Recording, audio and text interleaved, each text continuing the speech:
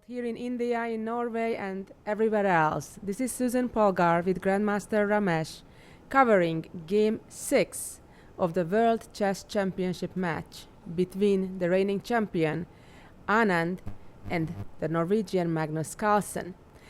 After the first 4 games ending in a draw, yesterday we had a very exciting game in Game 5 that Magnus Carlsen took the lead. Today it will be very interesting to see whether the wounded tiger of Madras will come back or Carlsen, the crocodile, will be able to hold his advantage. Hello viewers. Yeah, it's an exciting moment of the match where Carlsen has taken the lead by defeating Anand in the 5th round, and today and tomorrow in the 6th and the 7th round Anand will be having the white pieces, so it's a good chance for Anand to strike back. And on the screen we can see the results of the match. The first 4 games have ended in draws. The first 2 games were not quite exciting and short ones as well, but the 3rd and the 4th games were really exciting. It went all the way, but the result was still a draw. But the 5th one was completely different, isn't it, Susan? Indeed, the first 2 games ended both with repetition of moves, which is one of the types of ways to end a chess game in a draw, when one side forces the other to keep repeating the same moves, because otherwise he would lose the game. So Magnus Carlsen did not have a chance in either of those games to play further on for a win, and that's how those first 2 games ended in a draw indeed.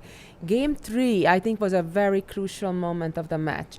The reigning champion, Viswanathan Anand, had a significant advantage and missed some very good chances to win. And I think psychologically that was a very interesting moment in that game. Later on, when finally Magnus Carlsen was out of trouble and the game was pretty much equal, and most grandmasters would have agreed in a draw. However, when Anand offered a draw in that game in an equal position, nevertheless Magnus Carlsen refused to draw and played on all the way till the bitter end. Even though the game still ended in a draw, I think he kind of took the momentum at that point psychologically. And conveyed some message probably to Anand that if he has got something in the position, he is going to go all the way. Indeed, I think it was a message without words, but with action. And then Game 4, Magnus managed to get his type of game again without queens on the board, and he was squeezing and trying to improve his tiny advantage, and he did improve it. However, he misplayed it at some point and let Anand off the hook. And then came the crucial Game 5 yesterday, where he played with not very ambitiously, very true to himself. He's not trying to play aggressively early in the game. He's not trying to get an opening advantage, which is very typical for most champions, most world champions, the typical traditional Soviet school of chess, Russian school of chess. It's usually more aggressive and more playing for an opening advantage. Not Magnus Carlsen, it's not his style. He simply is trying to get a playable game out of the opening, and that's what he got. He got not much out of the opening, if anything, right? Even though later he got a tiny advantage, Anand fought very well for the longest time. And very actively, and he got Indeed, he got out of defensible trouble. Position, And then at the very end of the time pressure, they had to make 40 moves in 2 hours for the first 40 moves.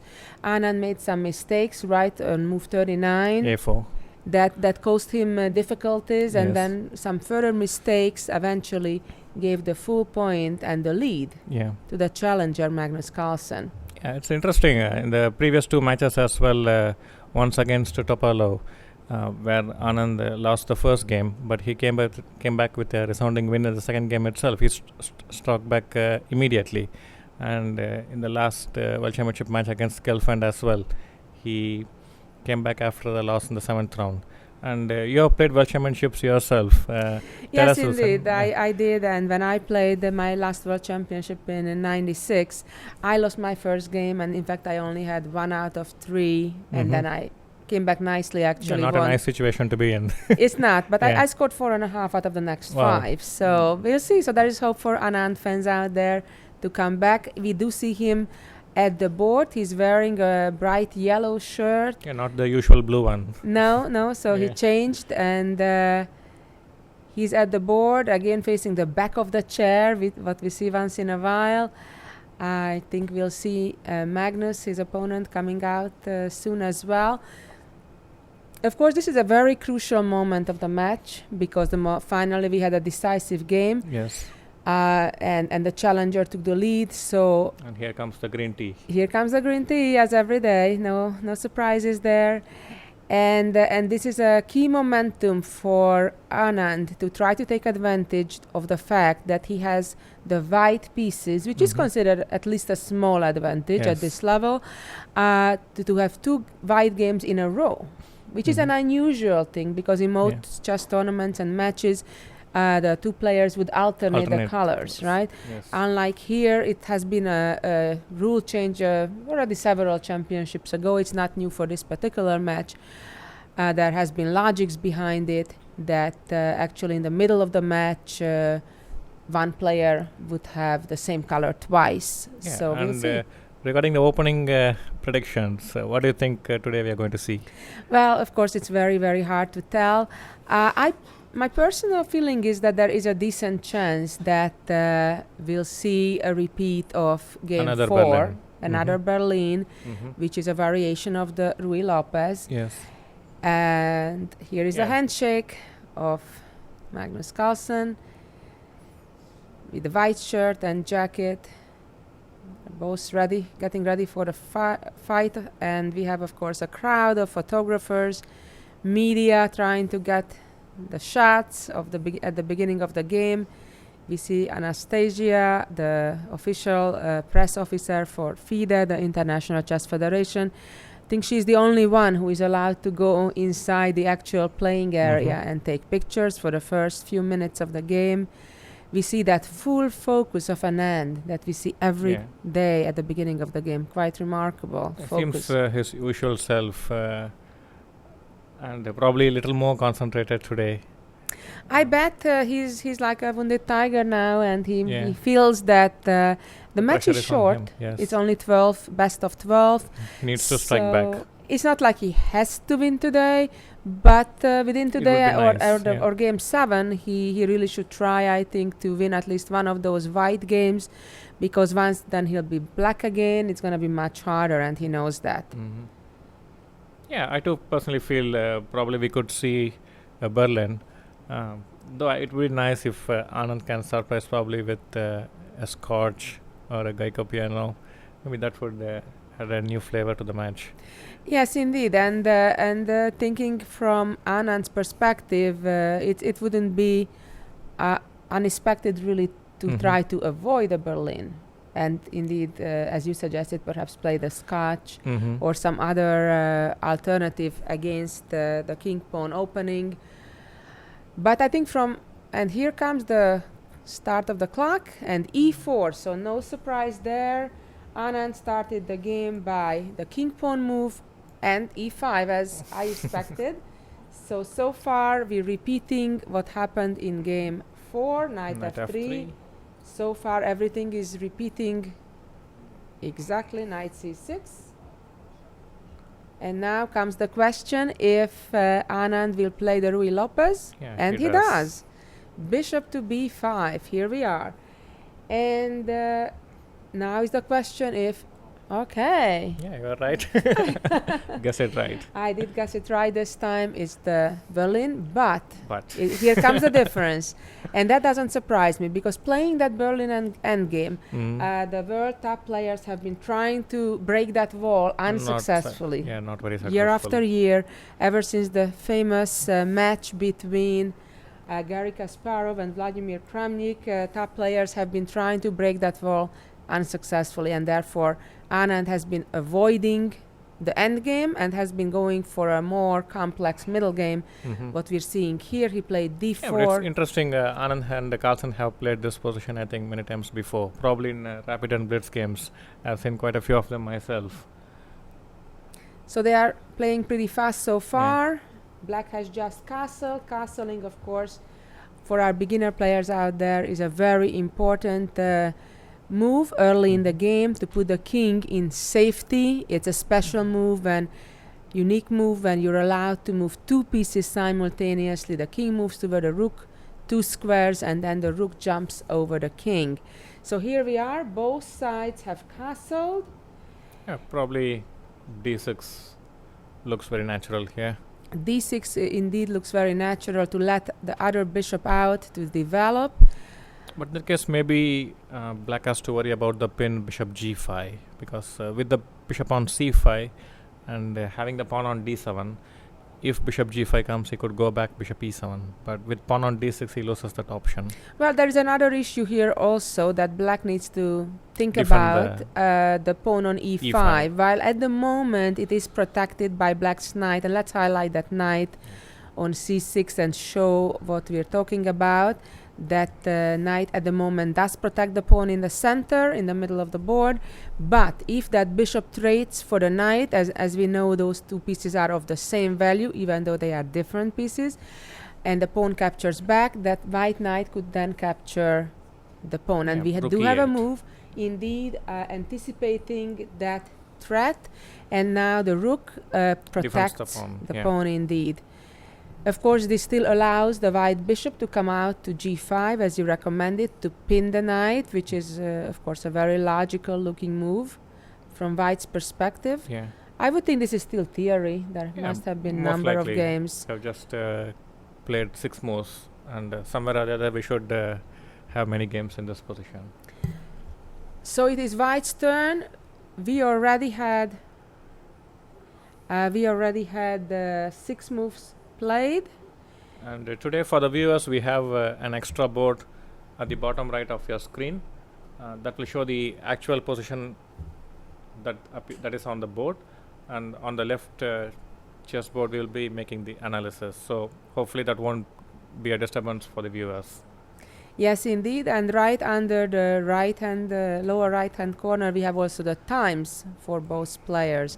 And Rook e1 has been played. Yet another move really quickly. This is, of course, still has been played. Rook e1, by the way, is not the most popular move. I'm look quickly in the database. I do see that knight bd2 or bishop g5 are more popular. In fact, Magnus Carlsen himself, as white, has played bishop to g5 in an earlier game. However, Anand Anand himself did play rook e1 against Aronyan earlier this year in April. So far we are following that game of Anand, and Carlsen played a6, which is the same move what Aronyan, the Armenian world number 2, has played. Anand they are Aronyan. Following Anand Aronyan. Aronyan is the world number 2 ranked player. Yeah, rook e1 looks like a smart waiting move, because it has to be played anyway, and with knight bd2 I lose my option to play bishop g5 in case of black playing early d6. So the bishop retreated from the attack of the pawn back to a4, and now it is Magnus's move. It's his turn to think. Aronyan in that particular game attacked the bishop again with the b pawn, chasing it further back. Let's see if Magnus is still following that game. Clearly they are still in their opening preparation. No wonder they are playing the moves so quickly. We only spent 5 minutes into the game. As we can see, the photographers are disappearing slowly but surely. Only the first 5 minutes of the game the photographers are allowed to take pictures, even though they are divided by a glass wall, soundproof glass wall from the players. Nevertheless, they had to stop making pictures at this point. So Magnus, even though he's clearly in his preparation, he's still trying perhaps to double check or recall for sure what was the move order. A common mistakes some players, inexperienced players, would make. They make the moves really quick in the early part of the game. They think, oh, I remember, it's my preparation, and accidentally they mix up the move orders. The move order. They make one move instead of the next one in a wrong order, and then they get in trouble. So obviously Magnus is trying to avoid that. Anand doesn't seem to be surprised. It seems like he has anticipated this to happen. There has been, of course, numerous other games in addition to the Anand-Aronyan game still in this line. Most games continue with b5. Other moves that have been tried is h6. A logical move, we can show that on the analysis board, to prevent the white bishop from coming to g5 and pinning the knight. As we said, the most popular move would be, instead of h6 with the pawn, to attack the bishop again. And then there has been other moves that's likely to happen. And alternatively, the other options were to play d6 with the pawn, or d5 even with the pawn. Oh, instead of b5 or instead of b5, right? This is still on move 8. That's where we're at the moment. so these are the options. These are the possible for 4 black. options that have been played before in the database that we can find. Yeah, of this b5 looks natural, and it doesn't lose time. Right. Like At the F6 same does. time, white no longer threatens to win a pawn with bishop takes knight. Yeah. So white doesn't really have a threat. So at the h6 could be a normal move. Yeah. So it has to be between b5 or h6, I think. b5 I think is more likely. One thing I'm just thinking here, that maybe white wants to play d4 and gain more presence and control of the center. So that may be an idea for white. Maybe d4, he can take ed4, cd4, for example. Okay, and we do have a move, and the move is b5, I think. b5. Yes, indeed it is. I can see on the live board b5. So no surprise, we're still here following the I game. normally tell my students in such positions, there's a choice between bishop b3 and bishop c2, and with the pawn on d7, it makes sense to go bishop b3, and with the pawn on d6, probably it makes more sense to go to c2. Okay, would you explain why is that? Yeah, with pawn on d7, if bishop b3, black immediately does not have knight a5. Normally, the rook will not be on e8 because the pawn on e5 will be hanging. But with the pawn on d6, if we play bishop b3, he could immediately strike with knight a5 and follow it up with c5. Correct. So, and if bishop b5, bishop b3, and then he plays d6, threatening knight a5, we could follow it up with a4. I So see. knight here a5 comes the becomes D6. bishop a2. The d6 you just mentioned just came, and that means we are still following that famous game that was played earlier this year in April between Anand with white against Aronyan. By the way, that game ended in Bishop a draw. g5, yes. Bishop g5, that's a new move. That's the new move. So Anand obviously in tried his to look for an preparation, yes. improvement over that game that he did not manage to win, only drew against Aronyan. So now we're not only that out of that game, we're no longer following that game. As far as I can tell, in my database at least that I see, nobody has ever played this particular move in this particular position. Yeah, so we now have a new position on the board. That's interesting. Yeah, the most obvious move here looks to be either h6 or bishop g4, and trying to get h6 and g5 to get out of the pin. Right. So a pin is a restrictive idea basically, because let's just show for our beginner players that a knight right now, even though it's allowed to move, it's certainly not recommended to move. Let's suppose if that knight would move to g4 to try to attack the pawn on f2 a second time. Let's just show it on the board so people new to chess can see that. Then the bishop can take the queen, and obviously the bishop is a lot more valuable, not less valuable piece than the queen. So that's a good deal for white, a very good deal for white. H6 would be a very logical move, trying to chase that pinning bishop away. But after that move, white could maintain still that pin by just moving back on that same diagonal to h4, still maintaining the pin. Now, the problem that black faces in such situations is that it's not easy to get out of the pin. For example, if the queen would move to d7, trying to get desperately out of the pin, white could trade the bishop for the knight, ruining the pawn structure in front of the king, opening up the g file. The knight, as you show with the arrow with knight h4 f5, could come and develop a very dangerous attack. Yeah. Generally, it's considered a bad sign if you have to move your g pawn in front of your king, moreover double it up on the f file. The same problem black would face if black would try to play knight e7 in this position. Again, there is a disconnect between the black queen and that knight on f6, and same problem in general.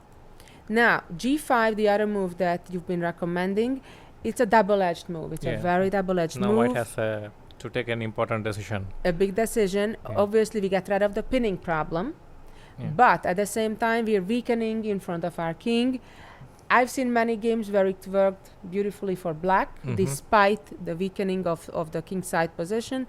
I've seen many other games where it backfired. Yeah. So it depends very much on the exact position. As we mentioned, we are out of book right now. Yeah. So I'm sure Anand has analyzed this. Yeah, probably here Right? bishop f6 is also interesting, trying to utilize the fact that we can try to get something out of this pin, and then it would be Bishop protects he needs to probably come here and try with d4. try something like this. Yeah, I don't know. I have my doubts about this choice. Or My maybe first we could, instinct would be to go back to h4 rather Mhm. and keep that pin, provoke the g5.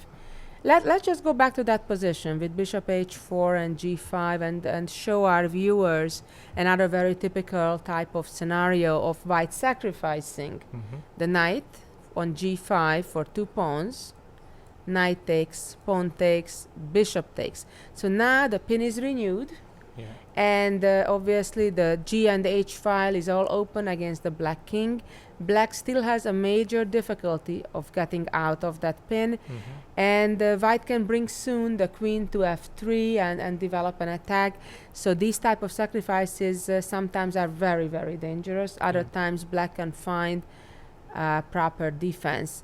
Yeah, I'm sure Anand would have looked at h6 carefully, because it is he who is initiating matters with bishop in new move bishop g5. So he must have had a very good look at h6.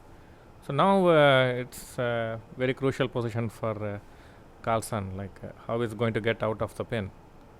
Yes, Not indeed. easy. So in addition to h6, do you have any other suggestions for black Maybe bishop here? e6, trying to exchange the white color bishop and put the rook on e6. And okay, let's play on the board bishop e6. Or even bishop g4, which will make the h6 g5. Make a counter sacrifice. pin, yeah? Yeah, make a counter pin and follow it up with h6 g5, so he does not get the option to take knight g5. Now this is a very crucial psychological moment in the game also, I think, because looking at Magnus Carlsen's face on the screen, we can see that he is thinking very hard. Yeah. Because he's out of his book. He's being surprised. He's Yes. been out prepared, so to say. And he needs to find whatever he thinks is best in this position, knowing that Okay. Anand has prepared this. For this, I think we have bishop d5. Bishop d5. This is a serious threat now. Very Yeah. well. The bishop would have to retreat, I guess, right? Yeah, so doesn't Bishop make sense. g4 Bishop doesn't g5 make doesn't sense. make sense. No, Yeah. no. And for bishop e6, maybe we get d4, d5. Yes, indeed. So this is a very serious moment in the game because Magnus needs to face not only the human preparation of Anand, but obviously Anand has used the help of the software, the engines that, of course, can be a huge aid in analysis, especially in complicated sharp positions, which this can be. Can you imagine the lines with h6, bishop h4, g5, yeah. and maybe even sacrificing, Yeah. you know, And especially to face it against one who probably has analyzed it with engines and seconds. It's a very tricky moment. Yeah. Very It's tricky not an easy moment. decision to take on the board. Not at all. But I'm not sure if he has many choices, actually. Yeah. That doesn't seem to be a good way to get out of the pin. Or maybe he could consider playing knight e7, but let's show that possibility with knight without playing e7. h6. Without The issue is that the bishop will take and open up the g file. Now, one idea for black would be in such situations to quickly play king to the corner, king h8, and then use the opened g file to your own advantage, with then coming with the rook to g8. But since the rook already has moved in this case to e8, the f7 pawn, which is highlighted with the red right now, would be under attack. So that's a little white problem. has possibilities to open up the center. So I think doesn't this is look not very good. Doesn't look good. No. So my guess would be h6 as my top recommendation, and then after bishop h4, of course, it's a big question what to do next. And even for h6, maybe we could consider bishop d5, Susan. We have an intermediate move over there. Let's show that idea. Maybe So if h6, Ramesh is suggesting bishop d5, attacking the knight. It's a common method to deal with a threat of the opponent, to ignore it and counterattack and create your own threats, as we've just shown it. However, after bishop d5, black, of course, by no means is obliged to capture that bishop, can rather just protect the knight with the bishop, and then the bishop is now under attack again. I think I'm not sure something like this d4 to create some complications. Maybe you can just go back bishop b6. Bishop can just move back, or black could even start some complications that way. Actually, I was thinking not to take the bishop on g5, but rather take the pawn on d4, and then if pawn captures back, to attack the bishop again with a pawn, then move bishop to b4, attacking the rook. That's on take e1. On f6. Or the bishop could, so I think that's not bad for black. It's very interesting to see that comparing this scenario with the Galfan match, who was Anand's last challenger last year in Moscow for the World Championship, that after the first 6 games ended in a draw, and Galfan beat Anand in game 8, came back also with a novelty and immediately striked back and equalized the match. So I wonder, will we see that same scenario repeat, deja vu? Yeah, Anand has done this before, so that's a good thing for the Indian fans, that he has stuck before twice in World Championship matches. Despite the pressure. Very much capable of it, and he's certainly up to a good start. I expect Magnus to spend a bit more time. He already spent... he needs to work out all these variations. 16 minutes, very tough decisions. Because after h6, all 3 moves look interesting. Bishop h4, bishop f6, and bishop d5. You know, it's a lot always... of variations need to be calculated. Yes, indeed. It's always kind of a tough decision in a match, when you know that your opponent, not just him himself, but his team, is heavily preparing, especially for opening lines that you already played in the match. So the first game in the match that Magnus had the black pieces, he chose the Caro-Kann. And then the second time in game 4, he chose this very same opening. So obviously Anand's team very well would anticipate that there is a chance that he may repeat the same. Because of the white pieces, he has been repeating Reti twice. And then only he moved to English. Exactly. So there's always a possibility he may repeat the Berlin. So it's always a big risk in a match to keep going for the same, because you give your opponent the opportunity to do a more in-depth preparation and potentially get stuck with something very unpleasant out of the opening. This particular novelty, a new move that we call in chess, bishop g5, I'm not sure if it has such a tremendous power, but certainly it's surprise some value. Practical problems, Indeed. And the fact that it puts Anand in a very familiar territory, in that most likely he have analyzed this position, this very position, for hours. Most likely. Maybe yesterday or this morning or even weeks before ago. The match, or both. Most likely both. That gives him a huge advantage, on one hand in self-confidence, gaining time on the clock, and puts opponent in an unfamiliar position. And puts some fear, I think, in the opponent, because he knows that he's not only playing Anand here, he's also playing Wounded Houdini tiger. Okay. and the entire team, Yeah. at least for the next few moves. Mm. So, what's typical in such situation is trying to, as soon as possible, get Anand out from his comfort zone, from his preparation, which is, of course, easier said than done. Yeah. But ideally, that should be the aim. So if Magnus manages to survive the next 5-6 moves, that will be most crucial. Yes. If Anand manages to get a advantage in the next 5-6 moves, that's his chance to come back and equalize the score. Yeah.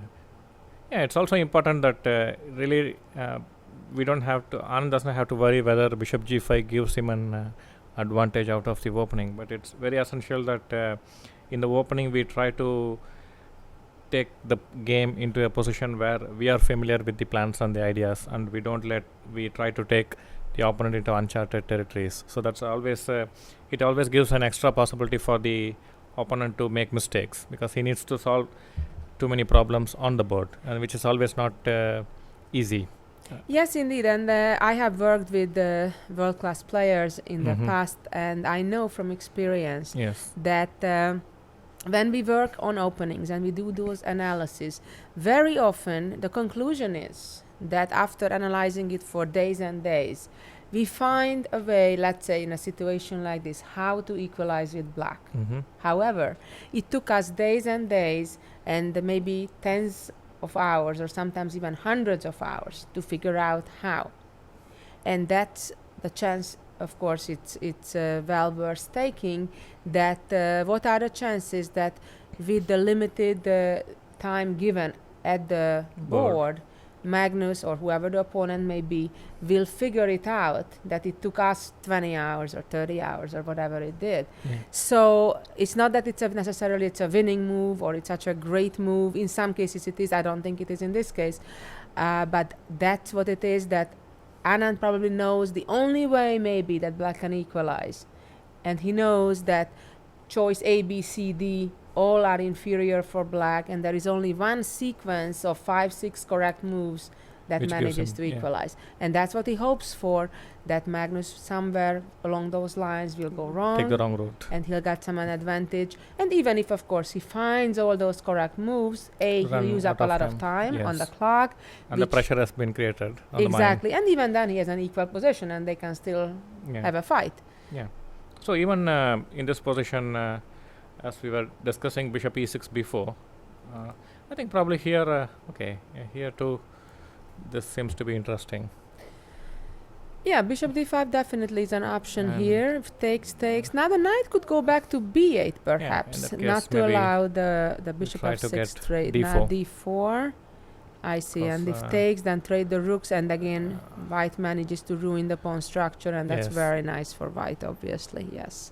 So this is quite interesting as well. So I think he needs to probably seriously consider the move h6 or queen e7 followed by bishop e6. But no, knight h4 and knight f5 would come with a tempo at the right time. Yes, it's very tricky for black. There are certainly some challenges and right here. time white could push d4 if it's going to be favorable for him. So black needs to consider moves like d4, bishop d5, a4. Yes. So a lot of possibilities here for white to give trouble to black. Right. So I think probably for the first time in the match, Carlsen is giving a very deep thought in the first few moves, first 10 moves I think of he the game. already spent about 20 minutes on this particular move, which is a lot, but he needs to do it because this is a very crucial moment. He can very easily walk in to very dangerous roads, to a home prep where Anand wouldn't even need to think, just to recall. Bishop e6. He played bishop e6. Okay, no h6, but immediately offering the exchange of the bishops, trying to simplify the position, and he, as usual, stood up from the board and went for a walk, perhaps get a drink in his rest area. And by the way, another typical custom of many players in World Championships is that generally in their resting area, they do have a TV screen, Mhm. obviously not watching movies, not listening to our commentaries, but they do have the live position, the live yes, board, on the the board. same one we do see on the right lower corner of our screen. And just simply, especially today's generation, they are so used to looking at things, on a screen Mhm. and looking at the position from that view rather than the 3D view in front of them at the board. So that's, I think, another reason why perhaps Magnus is running to his restroom so often, because in his generation is just has been born into the computer era, and perhaps is just as comfortable, if not more comfortable, looking at the position from that angle. So looking at the position right now, White has a number of choices. One would be to trade the bishops on e6, Mhm. which is really interesting, especially in view that if the rook captures, not trying to avoid doubling pawns, then White could push d4, attacking the bishop. And now if the bishop moves away, let's say if right away the bishop moves back, then White forks, attacking the knight and the rook at the same time, which would be obviously very bad for black. Trading the pawns would improve a bit, because then the bishop could move away to b4, at least to attack the white rook on e1. Yeah, no, But probably he could. White could obviously block that or even play d5 nevertheless. So in view of this, and take back probably with the knight, or take the rook simply. Yeah. So in view of this, probably black would have no choice but to take back with the pawn. Now this is a very interesting situation in that black had to double up his pawns on the e-file. And the fact that the rook is already on e8, it's a slight disadvantage for black, because most likely the rook will end up needing to go back to the f-file, which has opened up. As you showing with the arrows, the black queen could then, after the rook moves back next to the king, the queen could move next to the rook and move all the way out to g6, try to create some counterplay or attack over there. Yeah, probably he has the option to immediately do and something. gain some control of the center. Yeah, Yes, the problem indeed. here is the knight on b1. It's not doing its job here. Yeah, so this is an interesting option. So let's go back to the game position right here. So in addition to trading bishops, playing d4 is a reasonable option here for white as well.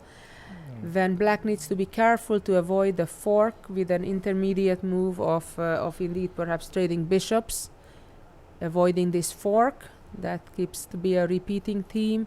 Rather make an intermediate move, trade the light squared bishops, and when white recaptures, then retreat the bishops. Then of course black is completely okay, at least as of not losing any piece. There is no more fork coming.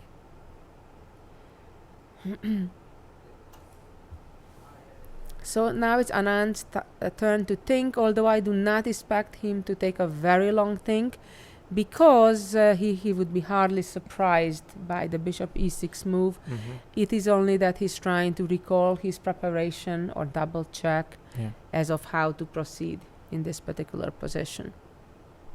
Yeah, I think in this game Anand's opening preparation has been at least psychologically successful. He has made Carlsen to get into a new position which is not probably so familiar with. Of course, he must have played this structure numerous times, but the particular position probably is new to him, and he had to have a deep thought to before he came to the conclusion that bishop e6 was the best move. So already he has made him think more than 20 minutes. So that's a small point in favor of Anand. And we do see Magnus back at the board, holding his head, understanding the seriousness of the situation. Probably is worried about something, because normally he doesn't seem to be sitting on the board That's while right. on this having a look at the position. Yes, he understands that there's a lot at stake, and normally we see a laid back Carlsen. Yes, yes. I think he's trying to predict what Anand will play next to save time and be prepared with his answer. Yeah, I like bishop d5 the more I see it. So I wonder what may be his idea Let's try to make that on our analysis board. Bishop d5 with the idea to pin the knight. Yeah, so probably he doesn't have a choice, because if queen d7, we are going to And knight get, h4. and the queen could. Perhaps another idea could be for black to play after bishop d5, take on d5 indeed, and then move the knight to e7. Yeah. So here And I was allow thinking, the bishop takes knight, and now the pawn on maybe d5 is under attack, and now retreat the bishop to b6. And Yeah, of I course think this is it's quite here- risky, yeah, but maybe white can even consider sacrificing pawn on d5 play knight h4, go and for try to attack. get the knight d2, knight e4, knight h4. Yeah, let's show a line like that. If like white plays knight to h4 to open up the diagonal for the white queen to come into the attack, and then immediately follow it up with knight f5 or queen g4. And at times he could even Bring the rook. bring the rook into So the let's say game. knight f5. And this probably allows knight f4. Yes. So knight f5 looks very threatening move, because it threatens with the queen coming to g4 and then to g7 to checkmate. Of course, black still has defensive moves here with knight Yeah, f4. and if or white could such. get the knight on the white squares, he could have a terrific compensation. Absolutely, least. absolutely. I think here I would prefer white. Or maybe we should consider this, but Looks really ugly from black's perspective. yeah, Having to try to win the those pawn, but isolated the pawns. yeah, even something like this should be very Yeah, dangerous. Very, very dangerous. So I think for all the Indian fans out there, it's a promising day so far. Anand is ahead on time, and perhaps he's slightly better also in position. It's very interesting that Anand is also having a deep thought here. One would have thought he might have seen this position quite in detail. Well, one thing we must remember is that even though the Berlin, which It's kind of Carlsen expected. chose, was not the only thing to expect. He also had to be ready for another repeat of the Caro-Kann, yeah. and potentially other opening choices that Magnus played in the past. So it's not like this was the only thing he had to review this morning. Yeah. So we definitely need to keep that in mind. And moreover, even within the Berlin and the 4d3, this is only one variation that he had to Maybe predict. other than bishop c5, he could have done various Absolutely, things. there are many other choices earlier in the game, within the first 9 moves, that Magnus could have played differently. So he had to be ready for a number of those different choices. So it's going to be interesting to see how long he will take to think on his next move. We're expecting either bishop exchange on e6, maybe bishop d5 as another alternative, or he may choose even something different. Knight bd2, maybe. I don't think because, so. After bishop b3, he may get the option of knight h4, knight f5. Yeah, but You never know. we never exchange know. the light square bishop so easily, then black could probably get easy play. Right. I like the idea of forcing black to double up the pawns on the e-file, although it's not such a clear-cut advantage as it may be in some other cases. Yeah, and talking about general things, I see that you have come with a new dress today, in Indian style. Yeah. Looks very nice. Thank you. Where did you get this? I actually got it 6 years ago when I was here in India, in Delhi at that So time. you've been to India before? Yes, I have. Actually, this is my 3rd visit, Ah. and it's always a pleasure to be back. People are always very warm and Yeah, kind. we're happy to have you here as well. Your childhood, you are the kind of Polka sisters are well known among all the chess players. For every Indian girl out there who plays chess, the Polka sisters are the role models. Thank you. So it's very comfortable, actually, I have to say. And I even got a sari, so I may wear that one of these days. Yeah, looking forward to it. Yeah, we call this the salwar kameez. It's quite a common dress among the Indian women. Yeah, it's especially extremely the- comfortable. yeah. So, and I don't have too many chances to wear it when I'm not in India. So I Yes. figured I better bring it and take advantage of it, and hopefully the local people will appreciate it. Yeah, we do, sure. And I also understand you went to inaugurate in a chess tournament today.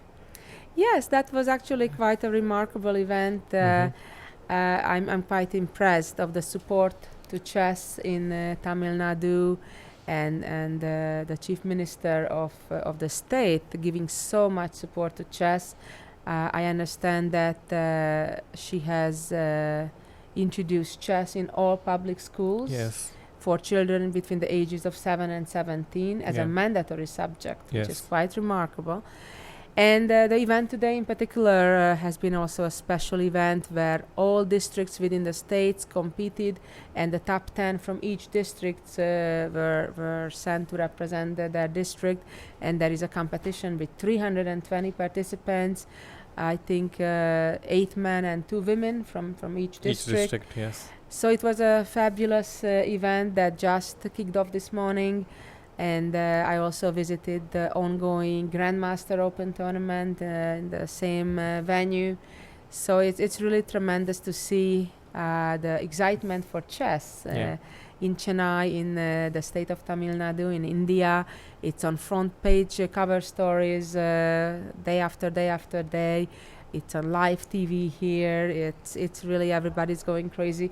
If you go on most main streets in Chennai, you would see the logo of the banners of yes. the match. It's Yeah, we absolutely have a move. fascinating. And the move is, and you guessed it right, a pretty solid move, which I'll be honest, I'm a bit surprised about. I would have thought that Anand has something more ambitious in mind. Yeah, this Honestly, looks, if I would be playing black in Magnus's place, it would be a big relief. yes. That no d4, no bishop bishop d5, E5. no bishop takes e6, nothing kind of concrete and energetic is coming, Mhm. just a normal developing move. So Yeah. I would say, whew, it's a relief. We'll see how the game from here on proceeds. Yeah, And Okay. immediately, immediate. without thinking, I think somebody of Magnus's caliber has that sense of danger. Like the previous move, he understood Mhm. it was a key moment. It was the time to spend the time, and here, or he already got the comfort. I think it's a big relief For when him, knight b d2 yes. came. That okay, now I can make a normal common sense move without needing to calculate very much, very deep. Mm. Okay, let's see where the bishop goes, and Yeah, then probably, yes. I'll think again. Yeah, so I think if black tries to take the bishop, maybe here the knight on d2 could come useful because we are attacking the bishop, and maybe the fact that he has not played h6 could come useful, but I don't know if this is really such a That doesn't look that scary, yeah, for maybe black, just knight I think. e7 here, right? and he Black could is swap fine. off the Mm-hmm. knight, so this doesn't seem so dangerous. But h6 is kind of a Very very natural. common, very natural Yeah. move. Obviously, it opens up for any future back rank problem, and also it makes the bishop choose, go back or maintain the pin, and usually it doesn't have much drawbacks. Mhm. So it's one of those moves that have more likely to have only advantages versus Yes. drawbacks. So why not just to make that move? Let white decide if to go back to e3 or to maintain the pin. Yeah, probably I was expecting a more forceful play instead of knight bd2. It looks like Little letting black, timid, isn't it? yeah, letting black off the hook slightly. Well, the question is if there was a hook, but Yes, yeah, that's a big if. You would have thought that given how fast Anand played and Yeah. we were following one of his own games, that he would have had an improvement. Mm-hmm. Maybe there was a hook if black indeed would have played more aggressively with h6 and g5. Yeah, And maybe indeed bishop e6 was that best move in the position. that Yeah. Anand feared, and perhaps Okay, has Magnus played found it. bishop h4. Bishop h4, very logical, maintaining that pin, provoking the g5 move. Mm-hmm. I wonder if it will come. I don't think so, but we'll see. Magnus now seems a whole lot more relaxed than he was 10-20 minutes ago, doesn't he? Yes, He looked like looks more relaxed now. But still the question remains how to get out of the get pin. out of the pin. So one Yes. probable way is to go back, but it looks A too little slow. Little slow, yeah. Probably white can strike Also, with it d4. gives up indeed control of the center, so I don't think that we'll see that. So if not for this, then he has to find a different way. Either it has to be g5. I think Or, black may not have much of a choice, actually, if I think of it, because indeed that pin can be very annoying. Yeah. And what else can black do other than either playing g5 or Mhm. playing a move like knight e7 and Mhm. allowing the trade And also white is ready to on play f6? a move like a4, and which would already threaten ab5, rook a8, queen a8, and bishop Then takes take- f6. Yes, And yes. if he plays rook b8, he would get an open file. exactly. Control of the file. So So it will be interesting to see if Magnus is ready to commit, because making a move like g5 is a very committal move. yeah. As we know, pawns are the only pieces that don't move backwards on a chessboard. So it's really, you have to be careful what pawn moves you make, especially when we still have all the pieces on the board and your king can get vulnerable when you Yes. make a move like g5, open up the squares. And it's in also front. psychologically important, like Anand is having an extra point over, Carlsen is having an extra point over Anand. So would he like to play such a risky move and complicate matters, or try to play a quiet game and try to draw the... Well, actually, it's a very interesting psychological momentum in the match, in that Anand's strength is to play more concrete positions, Yes, while Magnus' style is to play more static. and more quiet positions and games. And so far, Anand hasn't succeeded very much in forcing Magnus into his out of his comfort zone Mm-hmm. and playing committal moves like g5. But maybe this is the game where we are seeing that Magnus needs to play out of his normal comfort zone, and maybe the position simply requires him Yes. to play g5 either right now or maybe in a move or two to get out of that pin, or alternatively move the queen or such and allow that trade of the bishop for the knight. And again, the king won't have a secure, safe position. And he made a move. Interestingly, he did trade the bishops on b3. And now Anand can capture back with the pawn, opening the a file for his rook, or with the knight. I wouldn't consider the queen recapture. But the knight capture is very logical as well, because it kind of targets the black bishop then on c5. Yeah, if he has to play for gaining a time, then he tempo. needs to play. So one possible sequence is taking this and trying to put a4 with the idea With that the let's say idea. if now black makes an ignorant move like king h8, just argument's sake, then we trade and trade, pulling the queen away from the knight to again get that ruining of the pawn structure. And the knight h4 looks really, really nice for white. So black would certainly not make a Yeah, ignorant so- move like king yeah, h7, but for example, either rather give up the control of the a file and Mhm. allow white to have that control. Or what else could black do? Black Yeah, so could probably this is one position which white can aim for. So let's put the rook back. Let's get back to our game position and go back to look at other options for black after pawn takes back, which is Yeah, this gives the Not a bad possibility idea. for trying to play against the weakened white squares. And after this, I think g5 will be terribly mistake risky. and risky for on white black's part.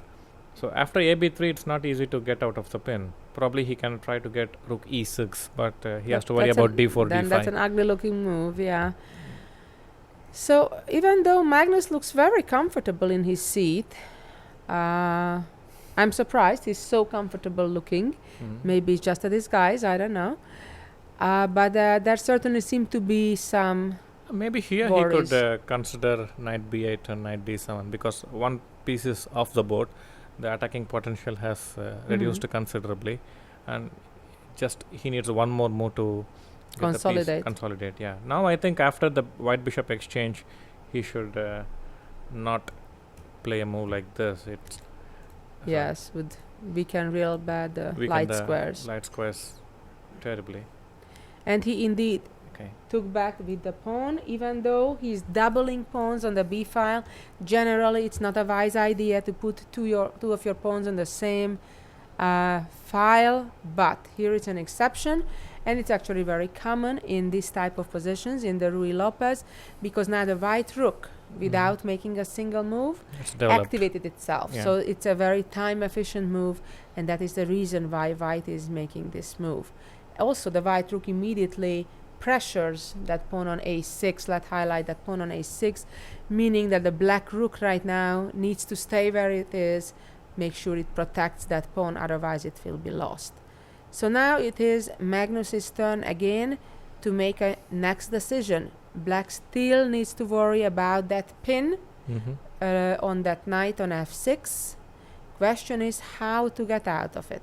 Yeah, one option probably is, as we were discussing before, to get this, and in case of Then d4 the just go problem back. is the d4 indeed. Yeah. But because of the knight's position, we are not able to create a double Not pawn. immediately, Yeah, no. so not immediately. So maybe we could consider something like this. Right, but that g5 can still become a player here. For example, if white would proceed with knight g3, which normally would be a natural follow-up, that then the bishop can be trapped, Well, perhaps. maybe he with- can consider sacrificing a piece here. Wow, that would be wild, right? If Yes. indeed we would see a sacrifice like that. I don't know, something like this. Quite interesting. Now, we've been talking a lot about how Magnus likes to play endgames and more simple, quiet positions, but of course that's not to say that he is not very good also in some other more dynamic or concrete positions. So it's interesting if will we see him needing to play one of those, or will he manage to somehow simplify things and get more the type of positions he's more comfortable with. Certainly, I would think that he would be happy not to lose today, to make a draw with the black pieces, consolidate his advantage before the day off, and give himself more time to prepare maybe a new opening or review at least a new opening. And we do Yeah, have we a move. And I think you guessed his move indeed, knight to b8, which is a very unusual move in chess, in that when you're happily developed and then you undevelop yourself, right? You move the knight back right where it came from. Obviously, we have a very concrete goal with it, to move the knight, rather reposition the knight to d7 when the two knights will be connected, so the queen can get finally out of that pin. As we mentioned earlier, the drawback of this idea is that it gives up the control of the d4 square, the center, d4 and e5 square. Black has lots of pieces on the back rank, so white now is very Can likely try to open the position. Open the position. Force things. White actually now has advantage in development, Yes. given that black has undeveloped. Yeah. Except for the So- queen, all the white pieces are well placed, Yes. or at least they are out of their original squares. Yes, indeed. So for all of you Anand fans, Indian fans, I think Anand is in good shape so far. He's off to a good start. He, I think, has at least a slight advantage, or at least an initiative. He has an advantage on the clock a bit, By chewing his nails. chewing his nails, but I think that only means that he is Senses, excited about the yes. situation. I think he likes the situation that he sees. Knowing Anand, I think he's quite happy so far, and he's trying to decide how to strike next. I would expect him to play d4 Yeah. quite shortly. He's up 8 minutes on the clock that we're seeing.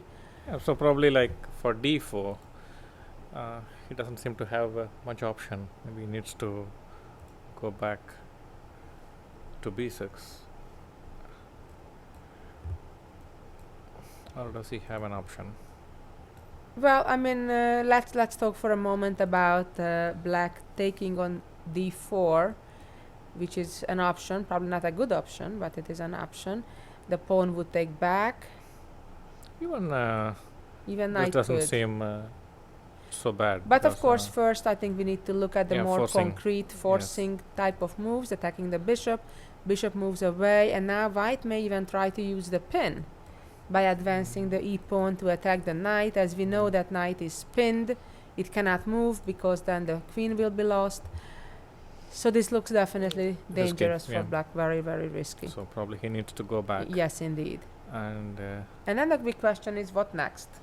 yeah, if the knight was not there, I would prefer to shift the rook, but because of the knight on f3, I don't have a good square to move the knight away. I need to look at other options. So knight f1 looks natural, trying to get it to d5 square. At the same time, we're also threatening to, for example, if a null move, then to do something like this. And then the pawn is hanging actually also on e5. Yeah. And here the d file may not be giving much counterplay for black, as there are no good entry points. Right, and white can of course also yeah. oppose that d file with one of the rooks Yeah. sometime soon. So he probably needs to play the move knight d7, and we have an option here to go knight e3 or knight g3, because this is also an interesting option because it has 3 squares. And So Magnus probably is this is coming and going. He came back to the board and just left again. Anand is still contemplating what to do. Yeah, maybe here knight g3 he could consider g6 if g5 is too risky. Yes. And then this kind of The looks knight is out kind of of place. restricted. Yeah, Yes, so in indeed. that sense, maybe we have to go knight e3, because if g6 now the bishop is not hemmed in.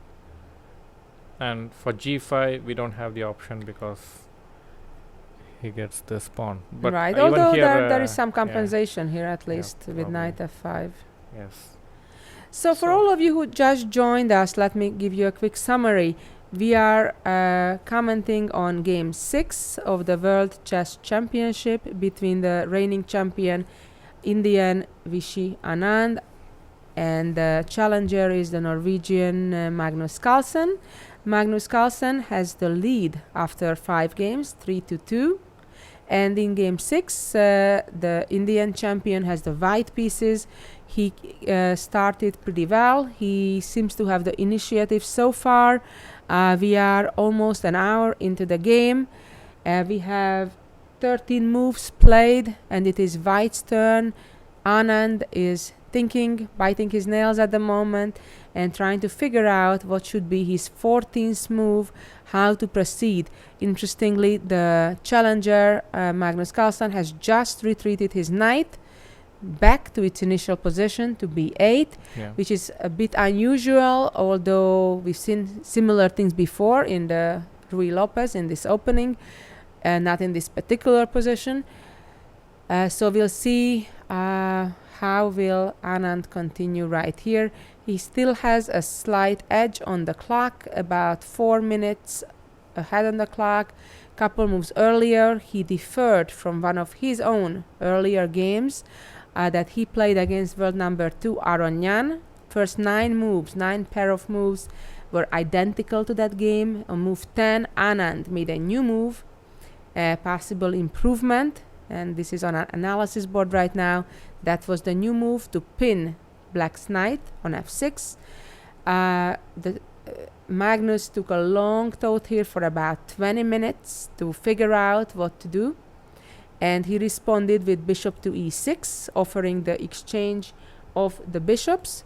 And here we were a bit surprised that Anand didn't follow up with something more energetic, more dynamic, possibly trading the bishops or playing bishop d5 or such, but instead he just developed his knight bd2. So now all the white pieces are developed, and at this moment Magnus played h6. kicking that pinning bishop away, but the bishop didn't go far. It went maintaining the pin to h4, and this is where Magnus traded the bishops on b3. Anand took back with the pawn and opening the a file, even though doubling the pawns. And this was the moment where Magnus felt that he needs to get out of that pin somehow. The problem is, if the black queen moves, let's say to d7 out of the pin, then white would have the opportunity to trade the bishop for a knight, ruin the pawn structure in front of the black king, and get a very dangerous attack going there against black's king. And that is why this was the very last move in the game. This is the actual position in the game. The black knight retreated to b8 to then go to d7 in front of the queen, connect the two knights, so then the queen can safely move out of the pin without allowing the ruining of the pawn structure on the king's side.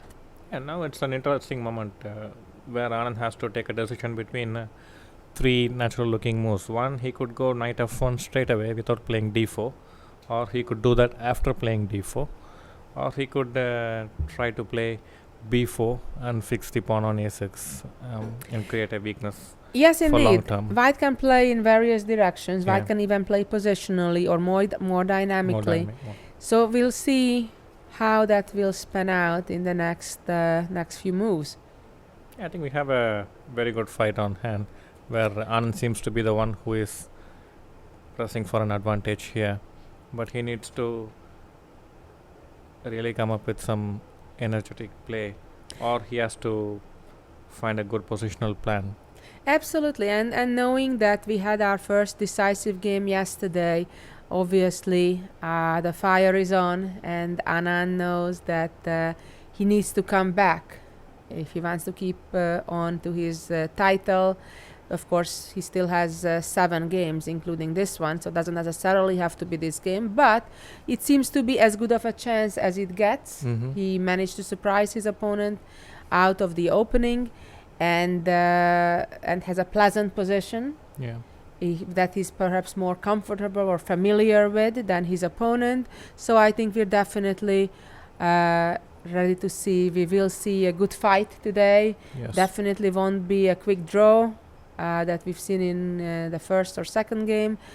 So I think all of you out there watching, you're watching history in the making. A fascinating game to come. Magnus still in the middle of trying to solve the problem of the pin. And here we have a move.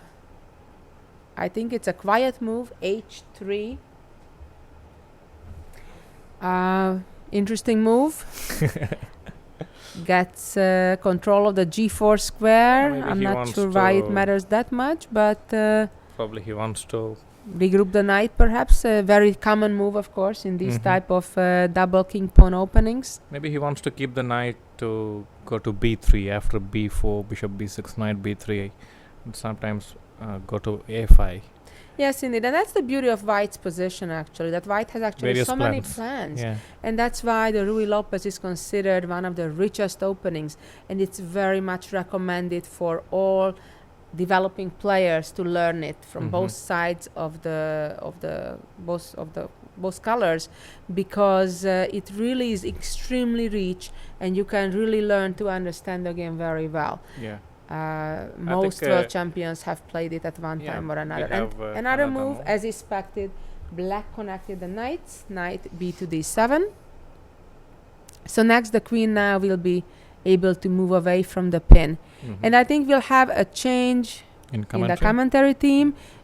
We'll have international master Lawrence Trent along with Indian Grandmaster Abhijit Gupta replacing us for the next hour, and we'll be back in about an hour.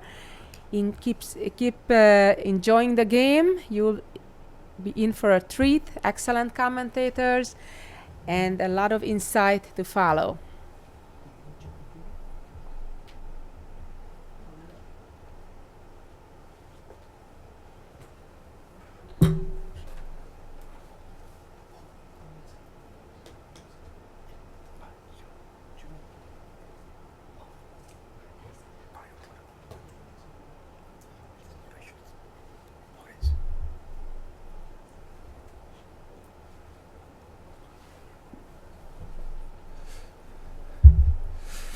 Okay, hello everybody, good afternoon. Welcome if you've just joined us. This is game 6 of the World Chess Championship here in Chennai. Hope everybody is well. And I'm joined once again by Grandmaster Abhijit Gupta. Yeah. Hello Abhijit. Hello, Lawrence. I hope Thank you're you so well. much for inviting me again. Well, it's not really me who's inviting you, but I tell you what, I'm glad you are here, Abhijit, because it's nice to have somebody as strong as yourself next to me, helping me really through these games. And we've joined the position at an interesting moment. It's basically the end of the opening, beginning of the middle game. What's your impression so far about what's going on in this particular position? Well, right now I think white is slightly better. I mean, it's typical of the structure with Rilo-based structure. You know, you have half open A file and you can maneuver your pieces, you know, with knight f1, knight g3. But though now I see that he has played h3, there are more likely chances that he would put his d2 knight to on b3 after b4 and probably try to put other knight to h2 and g4. So we have a game ahead. It won't be a quick draw, so that's for sure. Well, a lot of people, Abhijit, before the round were talking about the importance now of Vishy bouncing back, and we saw how last year in his match against Gelfand, he bounced back immediately, won the game immediately after he lost. Tell me, of course, I imagine you're rooting for Vishy, being a fellow countryman and friend perhaps, but tell me, if he doesn't win today, or even better, if he doesn't win today or the game after where he has another white, do you think that will be almost impossible then for him to win the championship? Or well, I would say it's definitely, it will get difficult. Let's say if he draws today and the day after, I mean it'll get more difficult. The game progresses, the match progresses in the later on. So but I would still bet on Anand, though he lost yesterday, but I would still put my money on Anand to win this championship. Wow, so you still think he's do you think he's favourite still? No, I don't think he's favourite, but just I feel like, you know, he's a fighter. He's always come back from these situations, not only one time but 2-3 times. So I think he's not a favourite, but he has all the potential and, you know, all the chances. I mean, he would create all the chances which he needs right now, you know. Okay, interesting. All right, so still a lot of believers then for Anand despite losing yesterday. And in fact, to return to the game today, we have had a move, and the move is knight to h2. So again, we started off well. So yeah, so we've got 1 out of 1 so far, but this was quite a self-obvious. I mean, it was self-evident that considering he played h3 and knight h2 was pretty natural. Right, because when you play h3 in these positions, it's not most of the time actually. It's to stop a bishop or knight move to g4, but clearly with no bishop there that is impossible. So the other plan was of course to put the knight on h2 so it can come to g4, and this pin might be slightly uncomfortable. Now ideally of course black would love to get out of the pin, Abhijit, by playing g5, but it feels like, but you know, once the light colors bishop are out of the board, it's always black doesn't really want to play g5 because you weakens. There's a big hole on f5, as we say, you know, and as Kasparov said once, like once you put your knight to f5, it's almost worth a pawn. Right. So I don't think Magnus is really trying to play g5, or he's even considering it. So we have a move. It's very anti-positional, isn't it, in this position? Okay, so we do have a move. He didn't play g5. But he played the move queen e7, which seems pretty natural. To maybe play queen e6 and try to get out from this pin on h4 d8 diagonal. So if white continues with the sort of logical move, knight g4, we're queen thinking e6. queen e6. And now white needs another good move. Well, white needs a couple of good moves. First of all, does queen f3 make sense here? But now you can always take out your knight. You can always play knight h7 maybe. Knight h7. And now your knight on g4 and bishop h4 are. And these are looking a bit silly, are they? Yeah. That's interesting. Okay, so So knight g4, queen e6. Maybe you could play knight e3, or maybe a move later. Let's say queen f3, knight h7, queen knight e3. And now knight e3, so rerouting the knight. Yeah. And it's eyeing up these squares.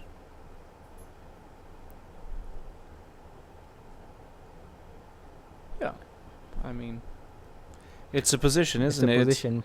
As But we I say, still prefer white here. you still prefer white. Yeah. Okay. Well, the current position is the one you can see on the board. For everybody who is wondering what the position on the bottom right is, well, that's the live board.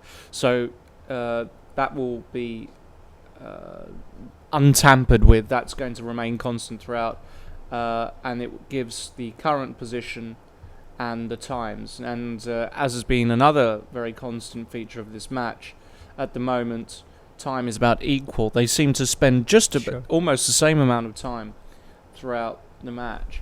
While we look at this position a bit more, my own personal view is that actually I think Vishy really needs to get something in the next two games. I really feel with two whites in a row, you know, if you don't get something, and okay, I'm going to be quite outspoken, I think if he loses one of these games, Then it's if going he to be goes really two difficult, behind, yeah. I think it's really tough. But if he gets a win, if he wins today, the momentum has shifted back. And I actually think he may even become small favourite if he wins today.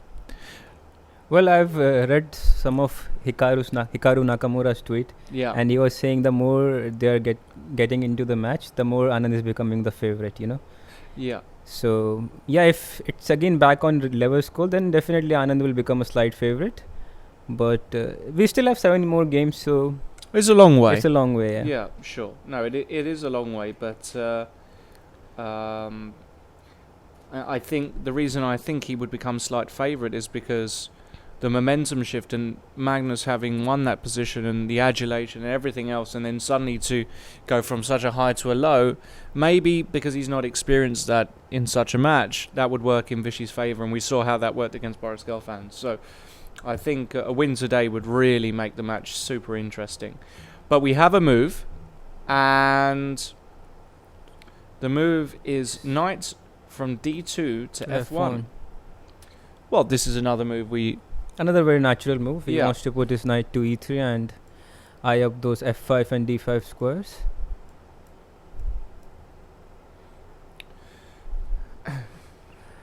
One thing I like about this position that white can go on and press this, you know, with no serious danger of losing. And Anand is one of the expert in this type of positions. Like, he has been playing Rai Lopez this sort of position almost all his life, and with Yeah. a pretty decent result actually. Sure.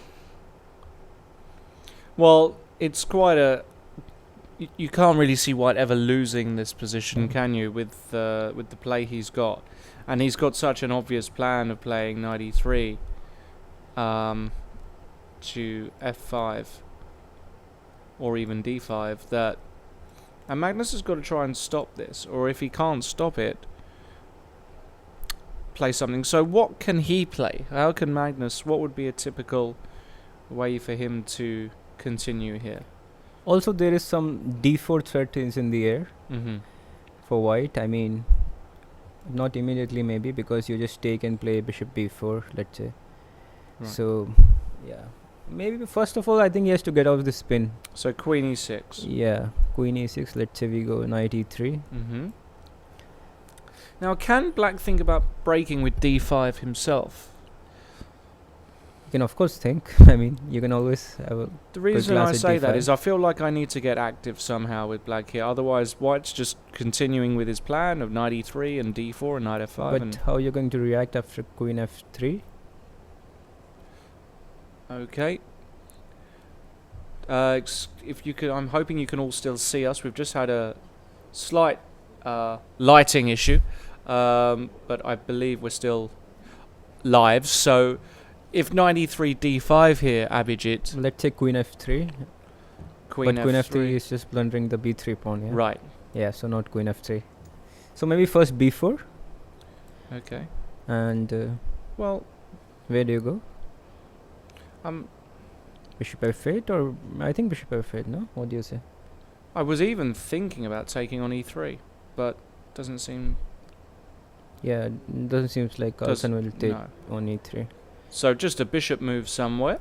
Okay, so no, let's... Here? I think he would go bishop You think f8 and he'll try to play g6 so that it... Okay, that's also very logical. Yeah, try to safeguard his king. So let's say now queen f3. Queen f3. And probably c6. Mm-hmm. But the only downside of c6 that now if I double on a5, This this pawn is a6 always- pawns become, you know, really hard to protect. So this position is actually unlike when we were analysing that ending yesterday, Abhijit, where we were looking for concrete variations. This is a lot more strategical, isn't it? This Yeah. is about general ideas of certain squares and Sure. play on the A file. And sometimes you don't need the exact move. It's more It's more about like which pieces you think are the best place for, let's say for white, like where you want to put your f1 knight, h2 knight, whether you want to double your rook on the a file, and the move order doesn't really matter so much if you're not blundering something like I just did with pawn on b3. Right. So it's going to be a long game again, I would say, and we have a game on. Yeah, absolutely. Well, we're only on move 16. Carlsen, he doesn't look too uncomfortable at the moment, but I would agree that I think this is Vishy's most promising opening with white in the tournament, so in the match rather, so far. I don't think he's played. So we have a move here. And we have a move. He's played bishop b6. He's played bishop b6, so this is something we didn't look at. So what's the idea of this one? Is he trying to give space for the knight to come to c5? That looks a bit strange. So what's his other idea of bishop so b6? Somehow he's trying to play against knight e3 first of all. So let's say what he does after so knight e3. what's the idea after knight e3? Yeah.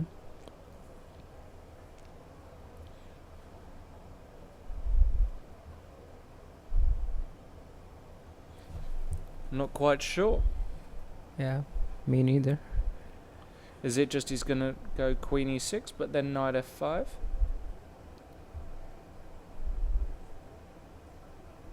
Slightly mysterious move, bishop b6.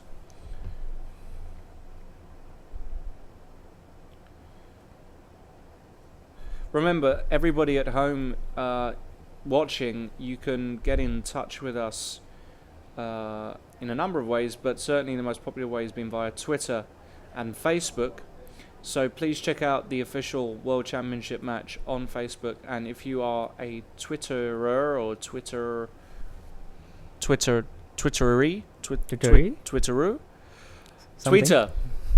If you're a Twitter. If you are a tweeter, please send us your tweets, and you can use hashtag Anand Carlsen and hashtag FWCM 2013. For all of you out at home who are wondering, what does FWCM mean? It means FIDE World Championship Match. It's a bit long, but that was the official one. But a lot of people are using hashtag Anand Carlsen.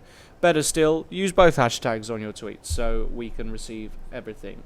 And we've had a huge response from people at home. I've even heard that it has crossed cricket. It has crossed Sachin's tweet. I mean, it was incredible. Yesterday we were getting such a large volume of tweets and also hits that the hashtags were trending higher than certain Sachin Tendulkar hashtags, which is quite incredible because it was so widely talked about, Sachin's retirement and last game.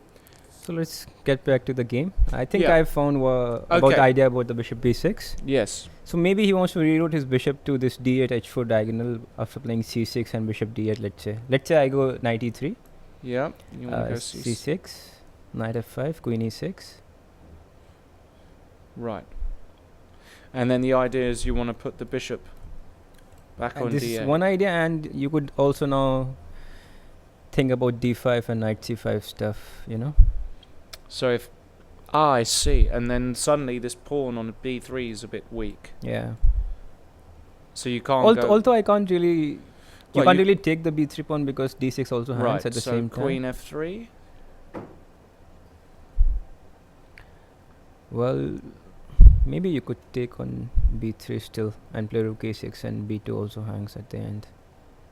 There's one line, and So let's say queen b3, knight d6, take it. rook e6, Now rook e6. and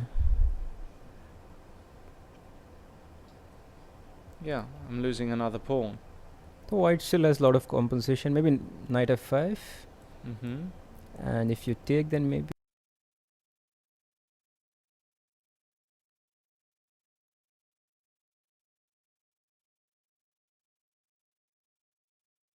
g3, Okay. yeah.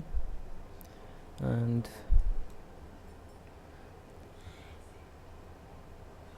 Yep. so I don't know, it Yeah. still looks pretty interesting. Let's say how to defend this pawn. Yeah. Okay. Let's And say then knight suddenly it's difficult to defend on g7. yeah. So let's go back. Maybe taking on b3 was not a good idea after all. So we're saying this is all pretty Okay, so logical knight e3 stuff. is the most logical Knight move e3 in certainly this is the most position.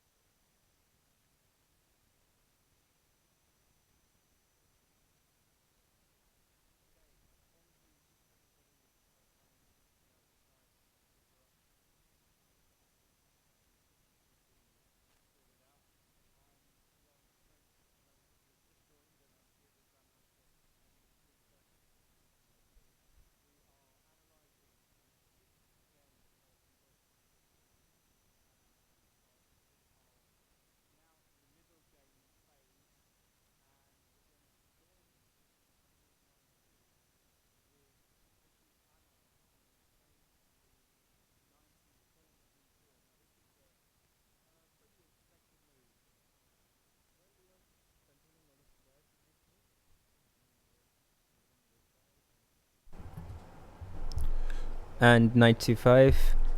Also, you can play queen f3 without, you don't have to worry about this queen b3 all the time. Yeah. And but I just see that Magnus has replied it with a5. So Okay, so we've had b4. So as you said, Abhijit, he was worried about this queen takes pawn move. yeah. So I mean, he was not really worried about it, but just to make sure, there are no such chances like that. And so Magnus now has played a5. So we've had an exchange of pawns and bishop takes. a5, not rook takes, but bishop takes. Yeah, because maybe if you take with the rook, maybe you can show them. Rook takes, take with the rook. Yeah. Bishop a5. Yeah. Queen a1. Yeah. And I think my queen will try to penetrate your queen side. Let's say bishop b6 and queen a6. Ah, I see. And that's a bit irritating. That's a bit irritating, yeah. Okay, so after b takes a5, Magnus has played bishop takes a5, yeah. And this is the position as it stands. So 20 moves. So we're halfway through the first time control. 20 moves each. And you still think White's a bit better here, or do you like the fact that Magnus has been able to play a5? What's your view on that? No, I think White is still slightly better just because of the fact that he has knight on f5 and his structure is of course better. Right. I mean, well, you can't really see from here that it's such a big difference in the structure, but you have played pawn onto h6. So I could always attack with queen f3, queen g3, and then you have this knight h6 and g7 is weakened. So these pawns are potential basically targets. Now White has to play for an attack, on the king side. Considering Magnus has already achieved his a5, so Vishy has to go for an attack now. And also now, I mean, once you move the bishop from this a5 e1 diagonal, and I could also seriously think about playing d4 myself with White. Or d4. Yeah. I mean, but you have to remove this bishop on a5. I mean, so it's going to be an interesting match. Is the move rook e3 an outrageous idea? Just because No, it's also very natural. I mean, to swing the rook to g3. rook to g3.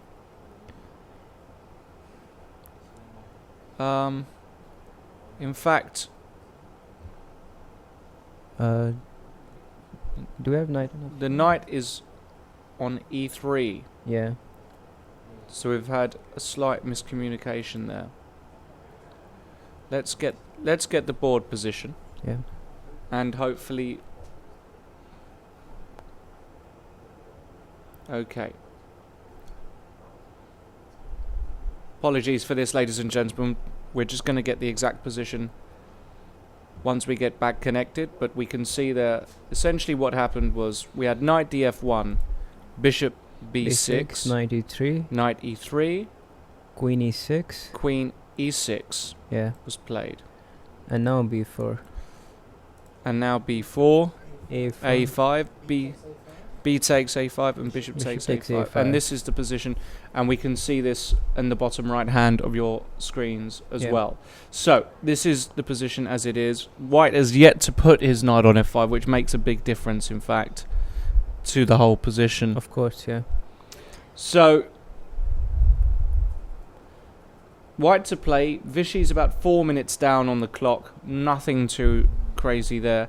So what if he is to get on with his idea then of playing knight f5? Does that, I mean, that's also knight f5, and I see another typical idea of this line to play knight h2 to g4.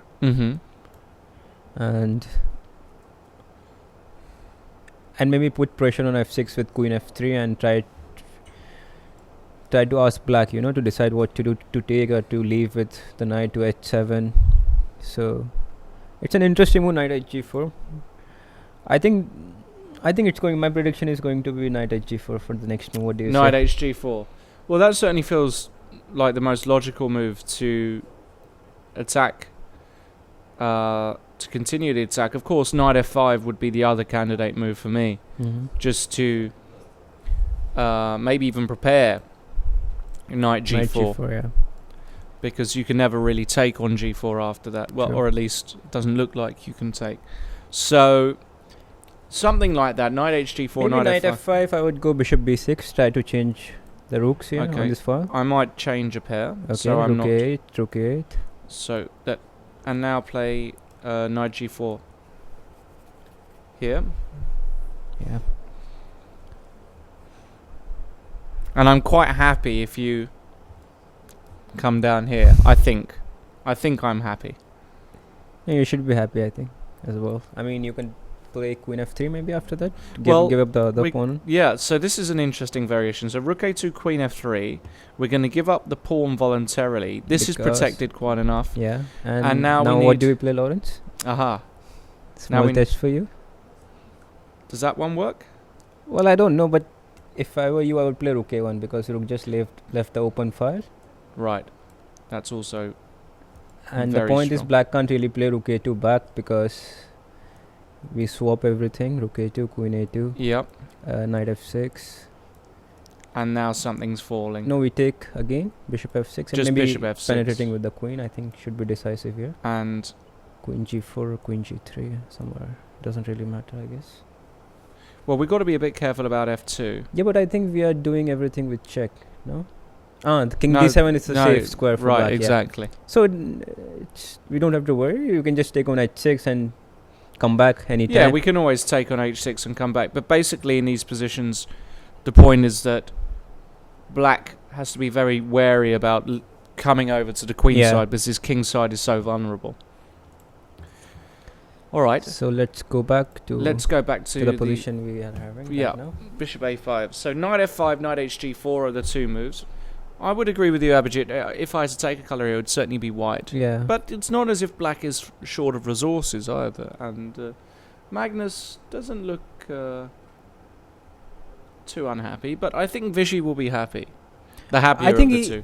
he got what he wanted from the opening. As you said, the first time with white pieces, he got what he wanted, and yeah, it looks slightly more pleasant for white than black. But it's not like it's decisive or something. But it's a slight pull, I would say. Yeah. But Vishy has to be accurate now. And one thing that has surprised me, Abhijit, in this match so far, if I'm honest, is I feel like Vishy has played in certain positions where a lot of players would be more aggressive. He's played a bit passively in a few Well, of if the you games. leave out yesterday's game, then I would say he has been more active of two of them, but yesterday game was a bit of a surprise for me as well because he is trying to get active all the time, and I just didn't see the real Vishy yesterday. Well, I think in the end game there were two moments, weren't there, Yeah. yesterday, where he could play rook a1 instead of rook c1 check, which Yeah. seemed to be a draw. And Al- also like he mentioned when he played rook d4, and there he was trying to be very active. I mean, he could Yeah. just play g4 and try to defend his pawns. Right. So yeah, he could play rook a1 instead of rook c1, but without computers, it's not very easy to play Sure. rook a1. I mean, it looks very natural because you seem to attacking the a3 pawn, but even after taking the a3 pawn, it's like you're not threatening anything. And as a human, you sort of think that e5 pawn is going to run away very soon. Right. No, it's always easier to comment on these things when you're not actually at the board. But, well, you're a professional player. Even I sometimes play in the odd tournament, so the difference of being actually there is, I can tell you, huge. So it's not easy at all. And well, I think Vishy here, I can't really see any other. I mean, Queen f3 would be another idea, perhaps here, similar sort of idea. Basically, what white wants is grouping of pieces on f5, g4, and queen f3, or rook e3, rook g3, eventually. And if we can do that successfully, then it will be checkmate black. Yeah. So it's route one stuff. It's sort of the idea is just to get to the black king now. He doesn't really want to mess around on the queen side, I don't think, because And as black, I am really not sure what I have to do here. I mean, there is one plan to go d5 in some positions. Yeah. Let's say you go knight f5 and I go d5.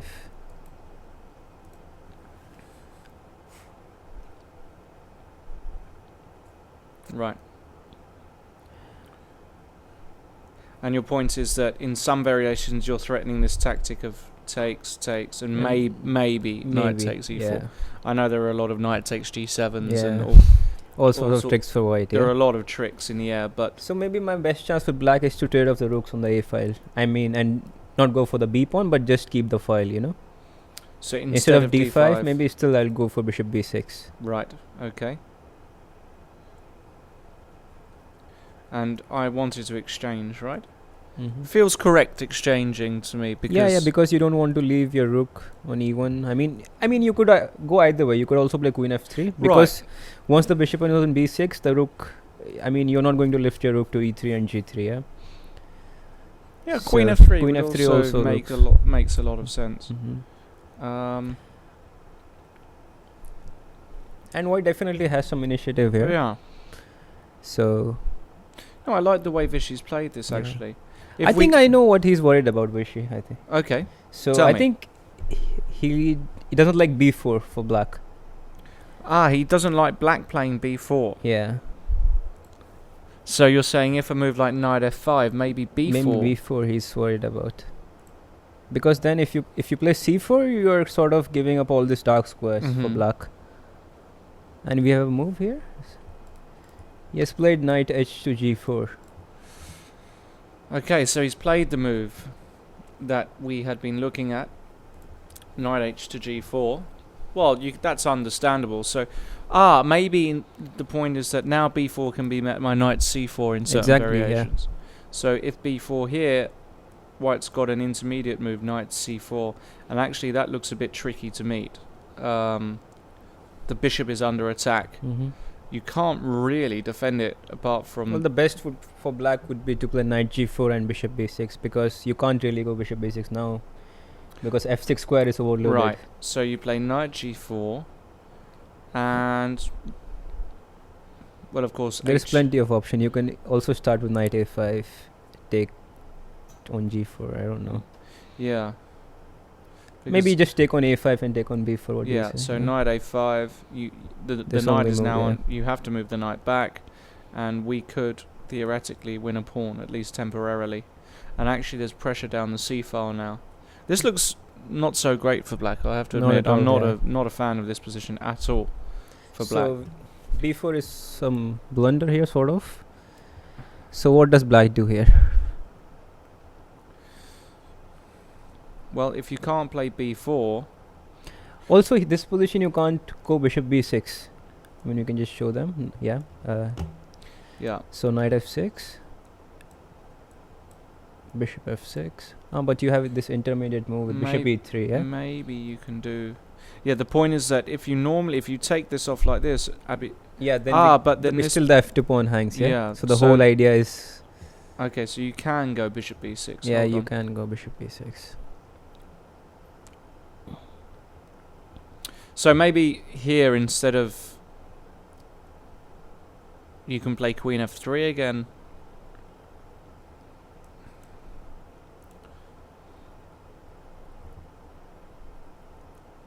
Oh, yeah. Well, it's a typical Rai Lopez position, one Yeah. thing for sure, and where white is trying to attack on the king side and black is trying to seek some counterplay on the queen side. Right. And But Magnus is quite good at defending these positions. If there's one thing he's good at, it's defending do you slightly know worse positions. which position he's bad at? Like which position should Vishy aim for in general? Well, he's played bishop b6, yeah. Okay. So right, so we've got that. I mean, there were only two moves, b4 or bishop b6, and b4 was just a blunder because of knight c4, so Right. it had to be bishop b6. Right. Well, no, obviously he's very good in just about every position, but I feel like he excels in the positions where he's either got absolutely nothing or Yeah. is even slightly worse. Now I feel he's very dangerous when there are no concrete threats and where Yeah. he can build up his position. Right, exactly. A bit So, like yeah. yesterday Yeah, in many of ways. course. Especially after in this middle game where there weren't perhaps so many concrete threats at certain points, but he managed to magic a win. Also in the, I think, game 4 it was, the Berlin. where it looked more or less equal, and he managed Right. to outplay him in the middle game. Right. So, bishop b6 has been played, move 20 reached. And now Vishy with 1 hour 4 minutes, and Magnus with 1 hour 13 minutes. So Magnus slightly up on the clock, but Vishy looks calm. Vishy looks relaxed. I think now black would like to change pieces here. And let's say if I go queen f3. you want to take on g4. Yeah, I want to take on I'm not sure whether I want to take on g4 or take on e3. And put the knight to b6 somewhat. I mean, you obviously will take with the knight, yeah? Well, yeah, I'm a bit Or with the worried. pawn. No, I think the thing is that if you take on e3, I liked this idea of taking back. So for a moment I can't remove my knight to d7 because Right, because this knight is... this knight is, yeah. feels like you're still Yeah. in a bit of a So maybe tangle. I can still play c6 and d5. Okay, so c6, I'm going to carry on, put the other knight to f5. Yeah. And you want to play d5? Yeah, but I don't see how to react after queen g3. Right, that's the point. Yeah, The so point is then that- there is no point of giving up this dark. Well, let's dark just square show this bishop. for everybody at home. This Yeah. would be a typical motif in the position where white threatens checkmate on g7, and there's only really one way to defend. And after knight h5, I think you can play queen g4, and you attack the defending piece. And the point is that if you bring the other knight in, you can just take that off, and that's the end of the game. True. You win a piece. So after queen g4, actually, you can't... g6 is more or less forced, yeah? Yeah, just to demonstrate Yeah. another variation, queen g6 looks like it protects everything, but that actually runs into knight e7 check, and that wins a whole exchange. Oh, actually, sorry, even this rook is on pre-on a8, so that simply... I was hoping you would see that. Yeah, eventually. that doesn't even work. So, this is just a winning position Yeah. for white. So, giving up this bishop on b6, I'm not a huge fan of, if I'm honest. So what would you do with black? Well, I you think I would look at moves like knight h7. Just because my argument with knight h7 would be that actually maybe I'm threatening to actually sort that's of a very good idea, you know, kick to these kick knights my away. knight with h5. And my claim is that these knights are getting in the way of each other. My only problem is that I'm wondering whether Knight you can d5, go yeah? knight d5 immediately. Oh, we have a move. And that might be the problem with this move. True. But this is all hearsay because it doesn't matter. We've had a move, and the move we've had... It's bishop f6.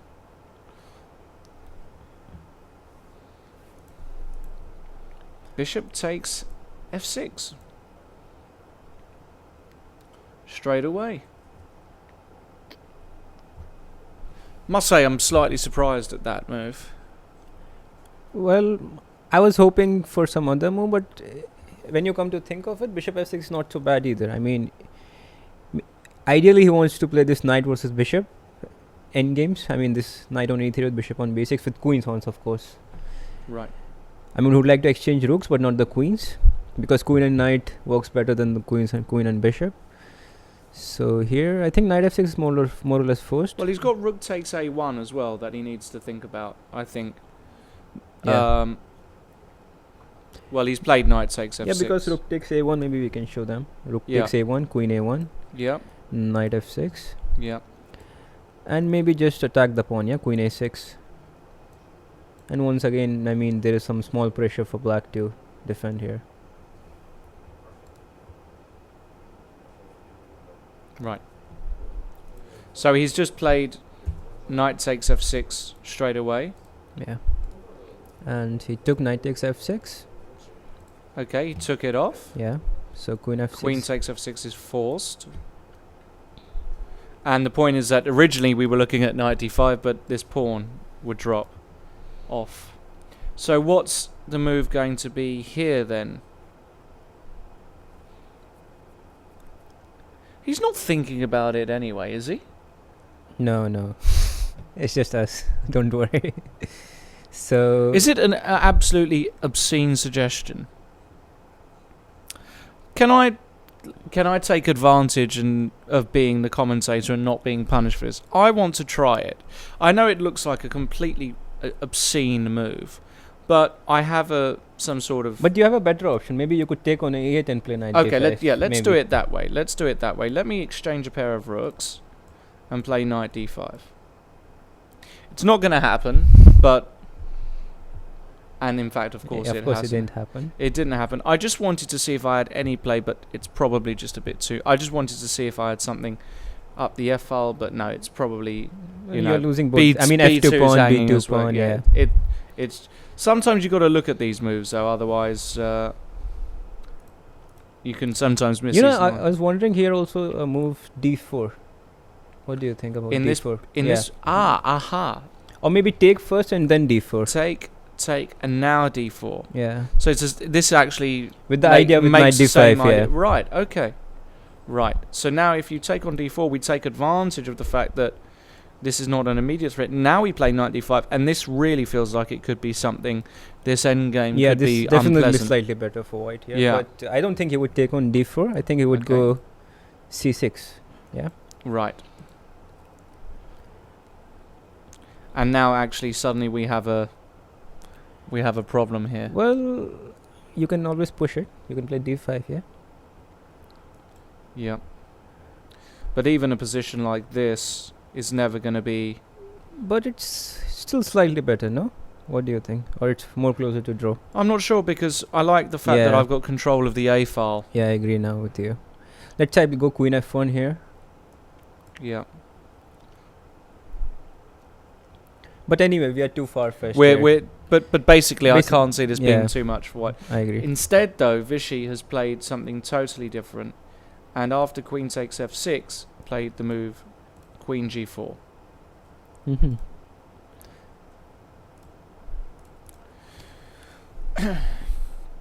Seems to be a good move, yeah? He's trying to come inside with queen d7. Aha, so his idea is that he wants to penetrate with the queen. That's quite a nice little idea there. And actually, Magnus, I think it's dawned on him something might be... But still, I don't think it's such a big deal, I think, for Magnus here. I mean, you could take on e3 firstly. Because you can't play queen e6 now, because then we have knight d5, yeah? Our usual motive in this position. So you're saying if we block this idea of coming to d7, now we go knight d5, and... Yeah. It's not very easy to find a move for black here, yeah? Yeah. That feels like a little something for white. So queen g4, so you like to take this knight off. And now it's forced to take with the pawn, yeah? Right, because just to show everybody, you can't take the rook off first, of course, because we have the intermediate move and mate in 4. So you have to take with the pawn, forced. But now white has an f-file to work with. But maybe now queen e6? And now queen e6.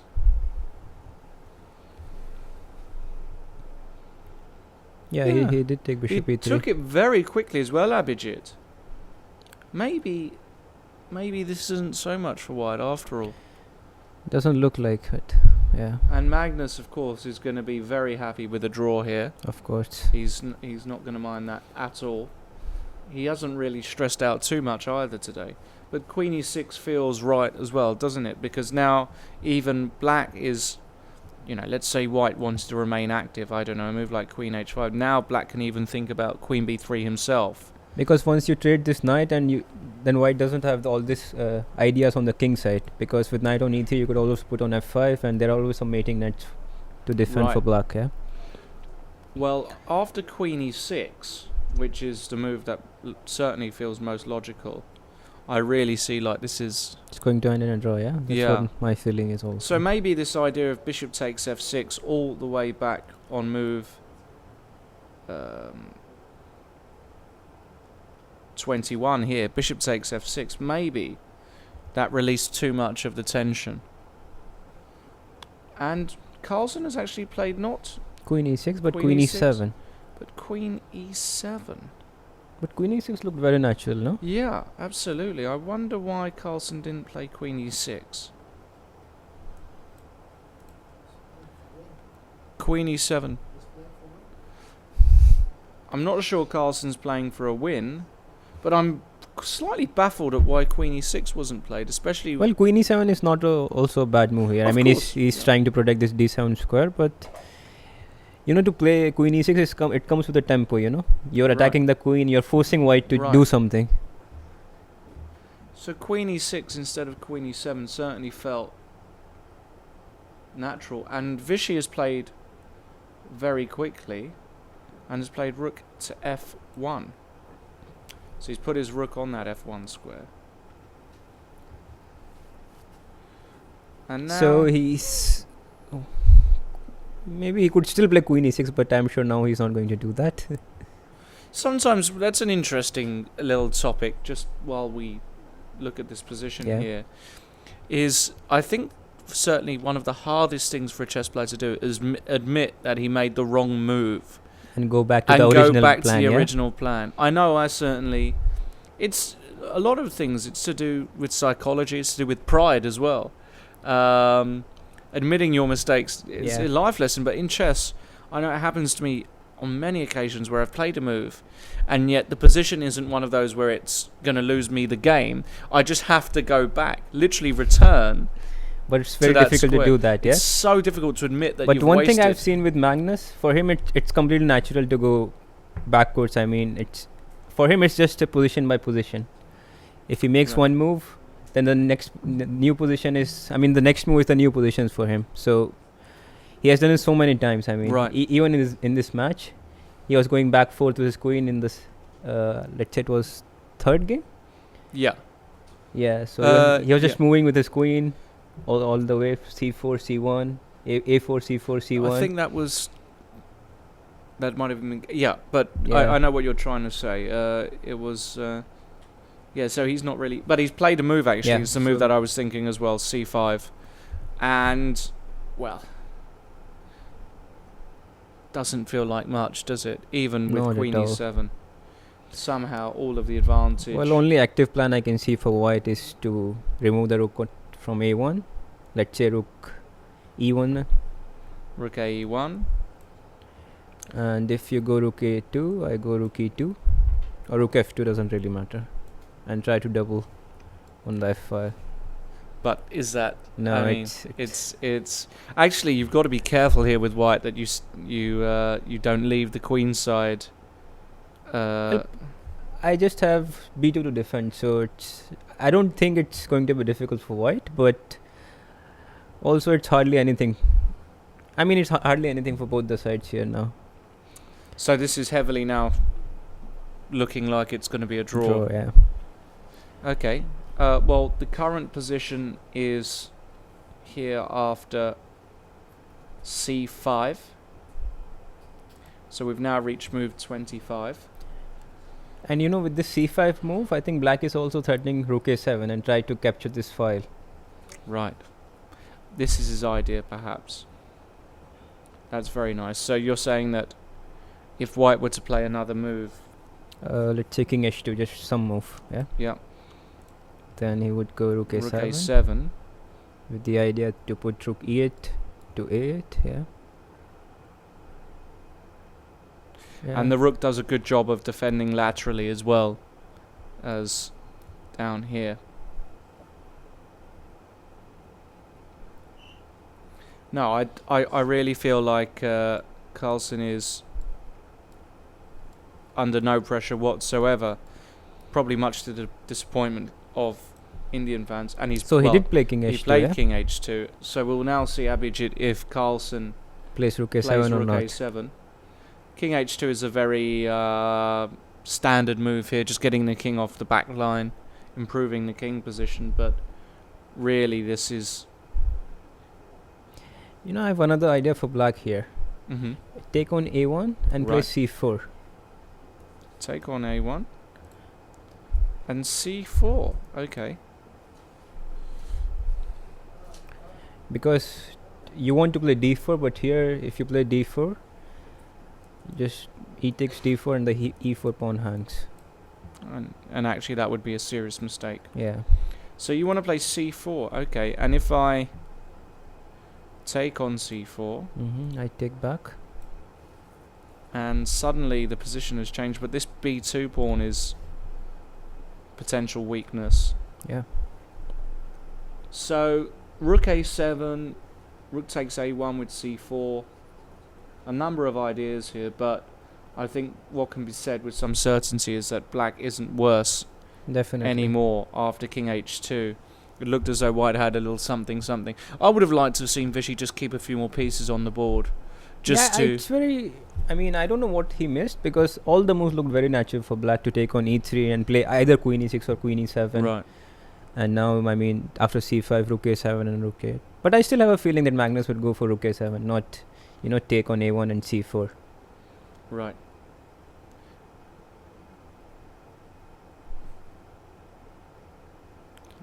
Okay, well... Maybe take on c4, a1 and c4 is not such a good idea after all. Maybe you could show them the... Okay, so what have you seen after c4 here? So I go d4 anyway. Right. Takes. Queen e4, takes.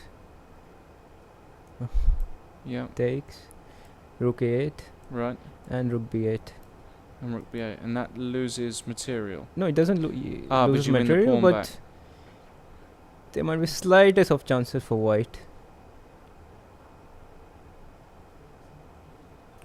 But he did play c4 immediately, yeah? He played c4 immediately. Okay, interesting. So he didn't give up control of the a file, he just went with c4. And the point is, if d4 now... Well, I played rook a1 because I didn't like c4, and because white could take on a8 now and then play d4, and we don't attack this e4 pawn. so you can take first. Okay. And But then again you you lose control of the a file, right? And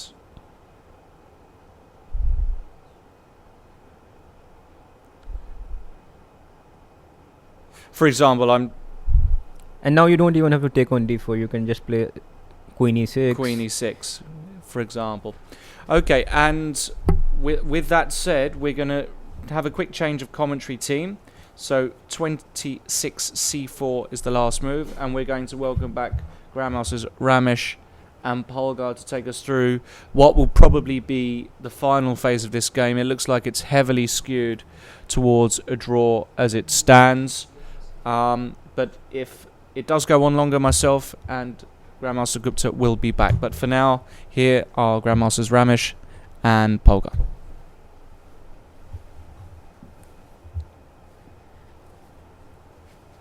And welcome everyone watching. This is Susan Polgar back with Grandmaster Ramesh. Hello, friends.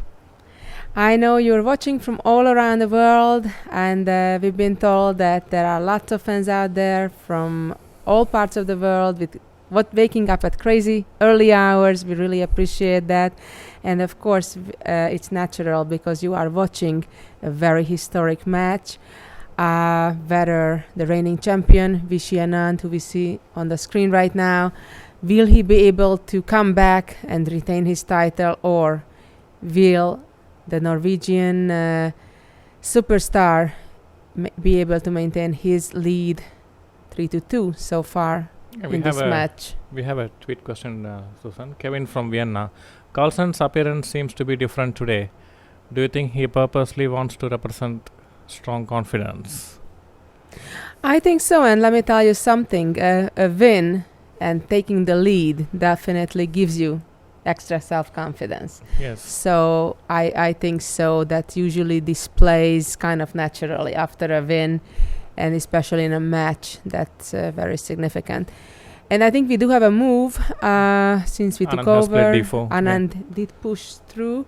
It's very interesting, of course. Tremendous has changed in the past hour. Yeah, since a lot has changed. Since we took a break and the other part of our commentary team took over. While when we were still here an hour ago, we were talking clearly about white White on the driver's seat. exactly being on Yeah. a driver's seat and having the initiative, while right now black has clearly equalized the position. I Maybe would even say. Exactly. no can- danger of if he goes for more. Exactly, we can even Yeah. go that far that it is Magnus's type of position, Yeah. even though it may be equal or close to it. He can push without any risk whatsoever. White has a theoretical weakness, at least, On in the E4. double pawns Yeah. on the E file. As you know, double pawns are somewhat inferior to having pawns on separate files. Like, for example, if you look at the 2 pawns on the king side near the white king, the G2 and the H3, those are considered regular connected pawns on separate files. However, if you look at white's pawns on the E file, they are one top of another, meaning that the one behind, the one on E3, cannot move because of the one in front of it. So that's a disadvantage. In some cases, we would refer to it as half a pawn. Almost. By the way, we've got a request to mention about the algebraic notation, and let me very quickly go through what it means. The chessboard is divided into 64 squares and 8 files and 8 ranks. The rook that we just picked up on the left corner, bottom left corner, is the A file and the first rank. That's the meeting of the A file and the first rank, and therefore we say that's A1. The white rook right now is on A1, and then the square next to A1 would be B1, the next to it, one next to it C1, and so on. Or moving upward, the rook, let's say the white rook capturing the black rook in the corner, would be the rook A1 captured on A8, or in this case the black rook captured the white rook on A1. So that's pretty much the algebraic notation. You simply read the letter and the number together, going from bottom left to bottom right, A through H, and the numbers from the, I guess, bottom to up, 1 through 8, just like you would be reading a map. Yeah. And Susan, we have many viewers, many visitors from many parts of the world. In fact, yesterday I met few chess enthusiasts who have come all the way from countries like Singapore, Malaysia, and many within India from the other states. Like we have quite a lot of chess enthusiasts from Bangalore, and they are all non-chess players, and they have come with their family just to watch this match in India. Well, So that's pretty remarkable, and that just shows as another proof how huge this match is, what impact it does for chess here in India and all around the world. I know that the numbers of people watching the live broadcast, as well as following the results, following online, broke all kinds of records, even compared to a famous cricket game that was going on, or still is going on this week. So it's absolutely remarkable for chess, and I'm hoping that many of you who perhaps watch chess for the first time, it will be just a beginning for following chess for many years to come. So going back to the game right now, it is Magnus Carlsen's move, black to move in the current position. We can see him thinking, pondering over his next move, what to do. He is kind of got very comfortable. Yes. Also, we can see on time he caught up. He's ahead on time, unlike earlier in the game when he was behind at one point, I think almost 20 minutes on the clock.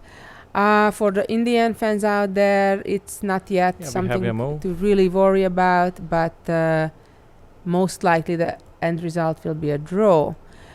Magnus just traded the rooks, the one exactly we used as a demonstration of how to read the algebraic notation, and immediately followed up with yet another move with the queen to b7. And that's a move that puts further pressure on the pawn on e4 with the idea to trade, in fact with a direct threat. To exchange the pawns on d4 as the yellow arrow points to it, opening the opening the e file for the rook to then capture the pawn in the middle of the board on e4. Yeah, Queen b7 seems to be a very useful square. It does many of the jobs at the same time. It takes control of the entry points for the rook on the a6, particularly the a6 square, and it immediately threatens ed4, trying to win the e4 pawn. And sometimes black can even consider playing a pawn break with b4. So Now, of certainly course, the initiative is in Carlsen's hand. right, although I think white can maybe push through right now, push the pawn from d4 to d5, and we can show that on our analysis board. And with that, of course, white prevented the exchange of the pawns on d4, and therefore the pawn on e4 becomes completely safe. Yeah.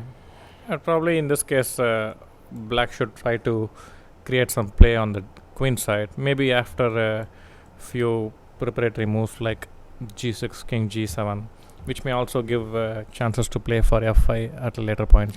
Right, although I'm not sure if we're not getting carried away a bit here from black's perspective. Yeah. Objectively, the position probably I think the position must be very close to equal. Yeah. But we've seen Magnus play on more drawish positions than this. Yes. So he seems very relaxed. Of course, he's in the lead, 3-2. So a draw kind of brings him just a step closer to winning the match and the championship. But there are 6 more games to go, so by no means he can relax or have the comfort of winning the match yet. Yeah. And in fact, even I can tell you, if the match would come down to that very last game and Magnus would maintain a 1-point lead, it's very, very hard, even in that situation, to make that draw when you really need it. Yeah, especially when you have a desperate opponent. Exactly. Who will be willing to take any risk. Yeah. So I think he just has to play chess, and he cannot have the mentality that I'll just offer a draw or accept a draw at a game just to get closer to it. I think he has that mentality in general, which he showed in game 3, which we talked about earlier, that even though the position seemed completely drawish and most people would have agreed to a draw, no, he refused the draw when Anand offered it and played on. So I think we can expect here as well to see I don't think a fight Anand keep going. Will be offering a draw here, especially after the draw refusal in the first round, because that was a clear indication from Carlsen that if there is something in the position, I will go for it. Exactly. And I think that's one of the reasons for Magnus's popularity, of this attitude of, I'm here to play chess. A, I don't want to win by preparation. B, I'm not going to offer draws after a short fight. I want to play it all out and let's see what happens.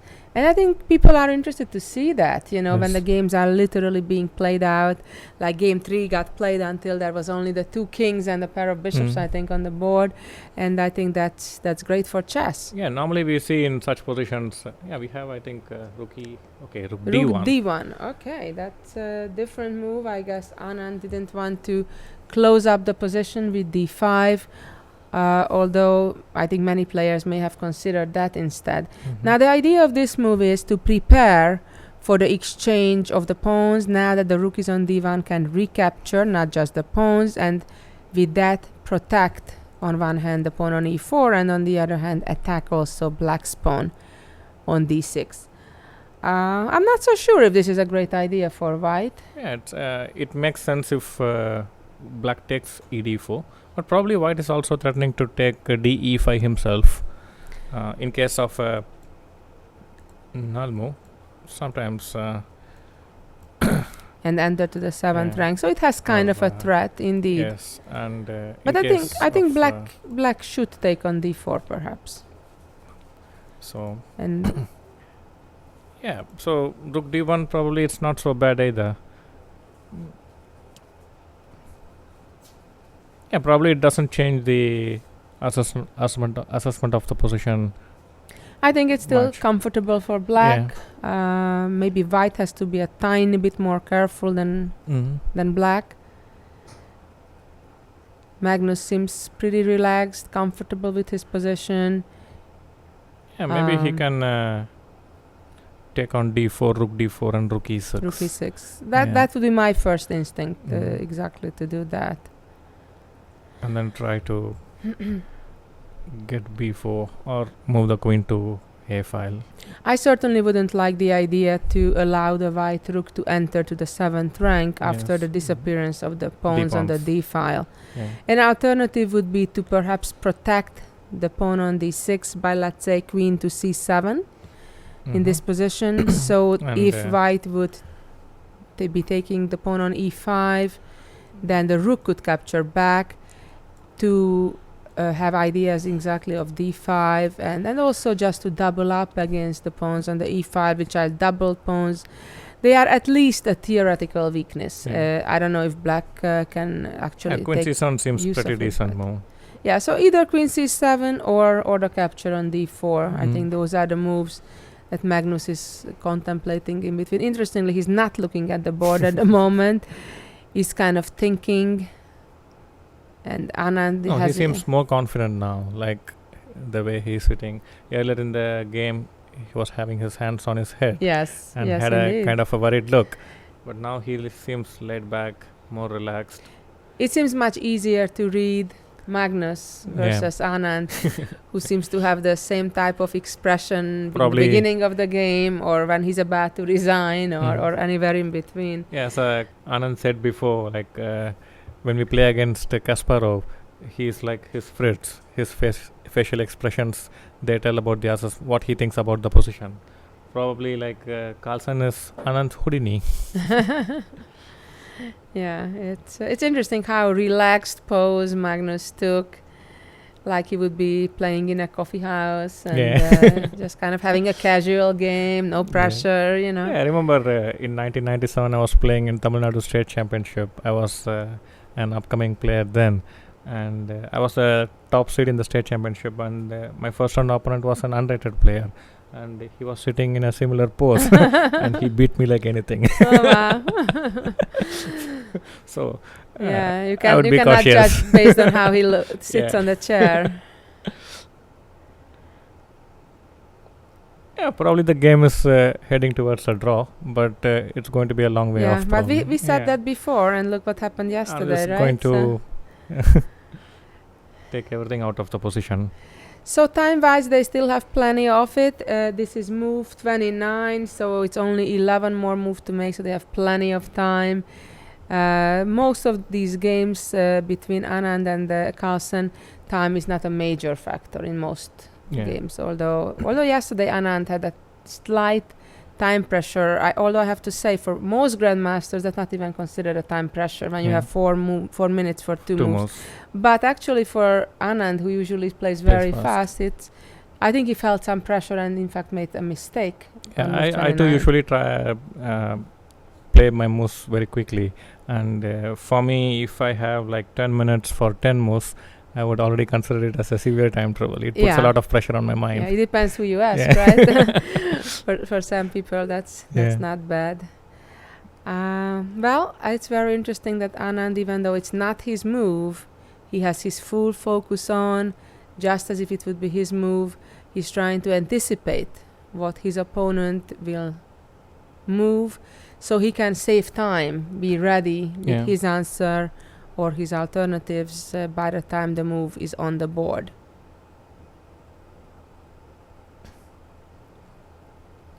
So it's interesting to know that not only we have, of course, millions and millions of viewers here in India who are following the match, but I know that Norway is also in a chess craze, and that people are watching the live broadcast there as well. And I know even some people are skipping work in order to not to miss a minute of this historic match. Norway is a relatively small nation in population, at least compared to India. And of course, for them, having such a major star as Magnus Carlsen doesn't happen every day. Yes. And everybody knows him there by first name. Yeah. As we Magnus.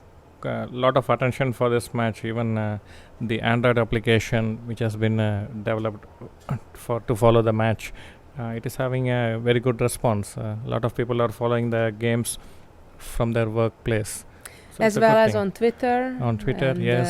And the official website. So we're very pleased for chess, and I think the future is bright for upcoming chess events, and the fact that chess is being broadcast live on television. Yes. That's fantastic, and I think it's great for all the viewers that it's not just that they get to see the moves after the game, but actually they get to see the action live, and they get to see the players, how they literally focus and move and take their jackets off and all that action, along with the explanation as well, of course, as the moves themselves. Yeah, a lot of young players, they have questions regarding like, is it an advisable thing to move around a lot during the game, or it is better to conserve energy by sitting on the board and walking? Yeah, we have a move.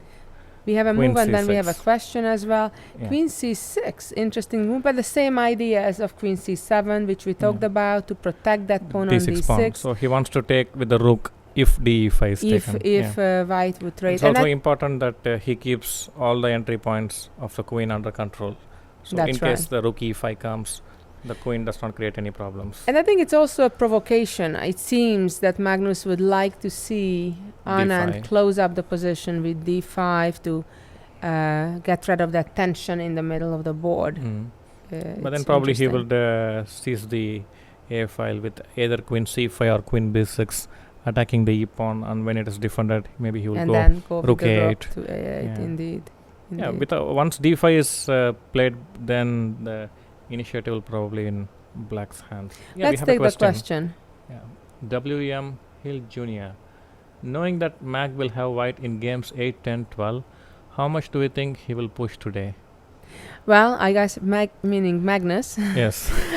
Yes, indeed. He'll have 3 more white games.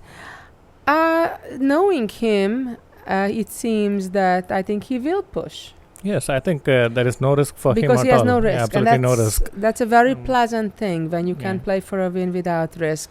And that's what most players are aiming for, to get a position where you can try to win and with almost no risk to lose. Yeah, some players were asking before the game, like, would Carlsen prefer to play for draw by choosing a opening like Petrov?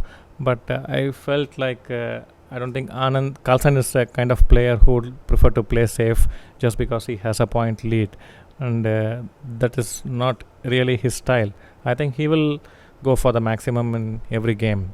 Yeah, and interestingly, I mean, his style actually is pretty solid in general, but what's Mhm. remarkable about it, that he actually squeezes the maximum out of these drawish looking positions, and that's actually his strengths. Mhm. That when most people would think it's a dead draw, that's when he gets into his comfort zone, and actually he won so many games of positions that are actually equal. It's not just Yes. looks like that it's equal, but they are Yeah. around equal.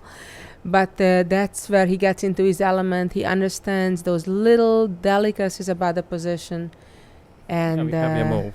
squeezes. Queen F5. So we have yet another move. Yeah, I was also considering maybe rook D2, idea queen D1, something like that, but not immediately, as the E4 pawn is hanging. Was another option. Yeah. I'm trying to understand the idea behind the move. It's maybe just a waiting move, not to commit with, not to take, not to push, just kind of keep holding. If black takes on D4, still the idea is for the rook to recapture, Yeah, it's difficult for both sides to make progress. make progress to improve the position of the pieces. So Well, I think if black wants to make progress, rook E7 and queen E8 maybe. that's an idea. Or I think maybe sooner or later we'll have to actually take on D4 to open up the E file, so the rook can also target those E pawns that are doubled up. Maybe like ED4, rook D4, queen, rook E5. I mean, Right.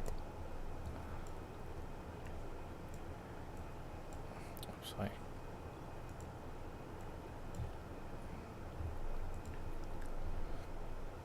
Yeah, I mean, but, even after that, it's hard yeah. to see how to make progress. Yeah. So, but kind of releases the pressure early.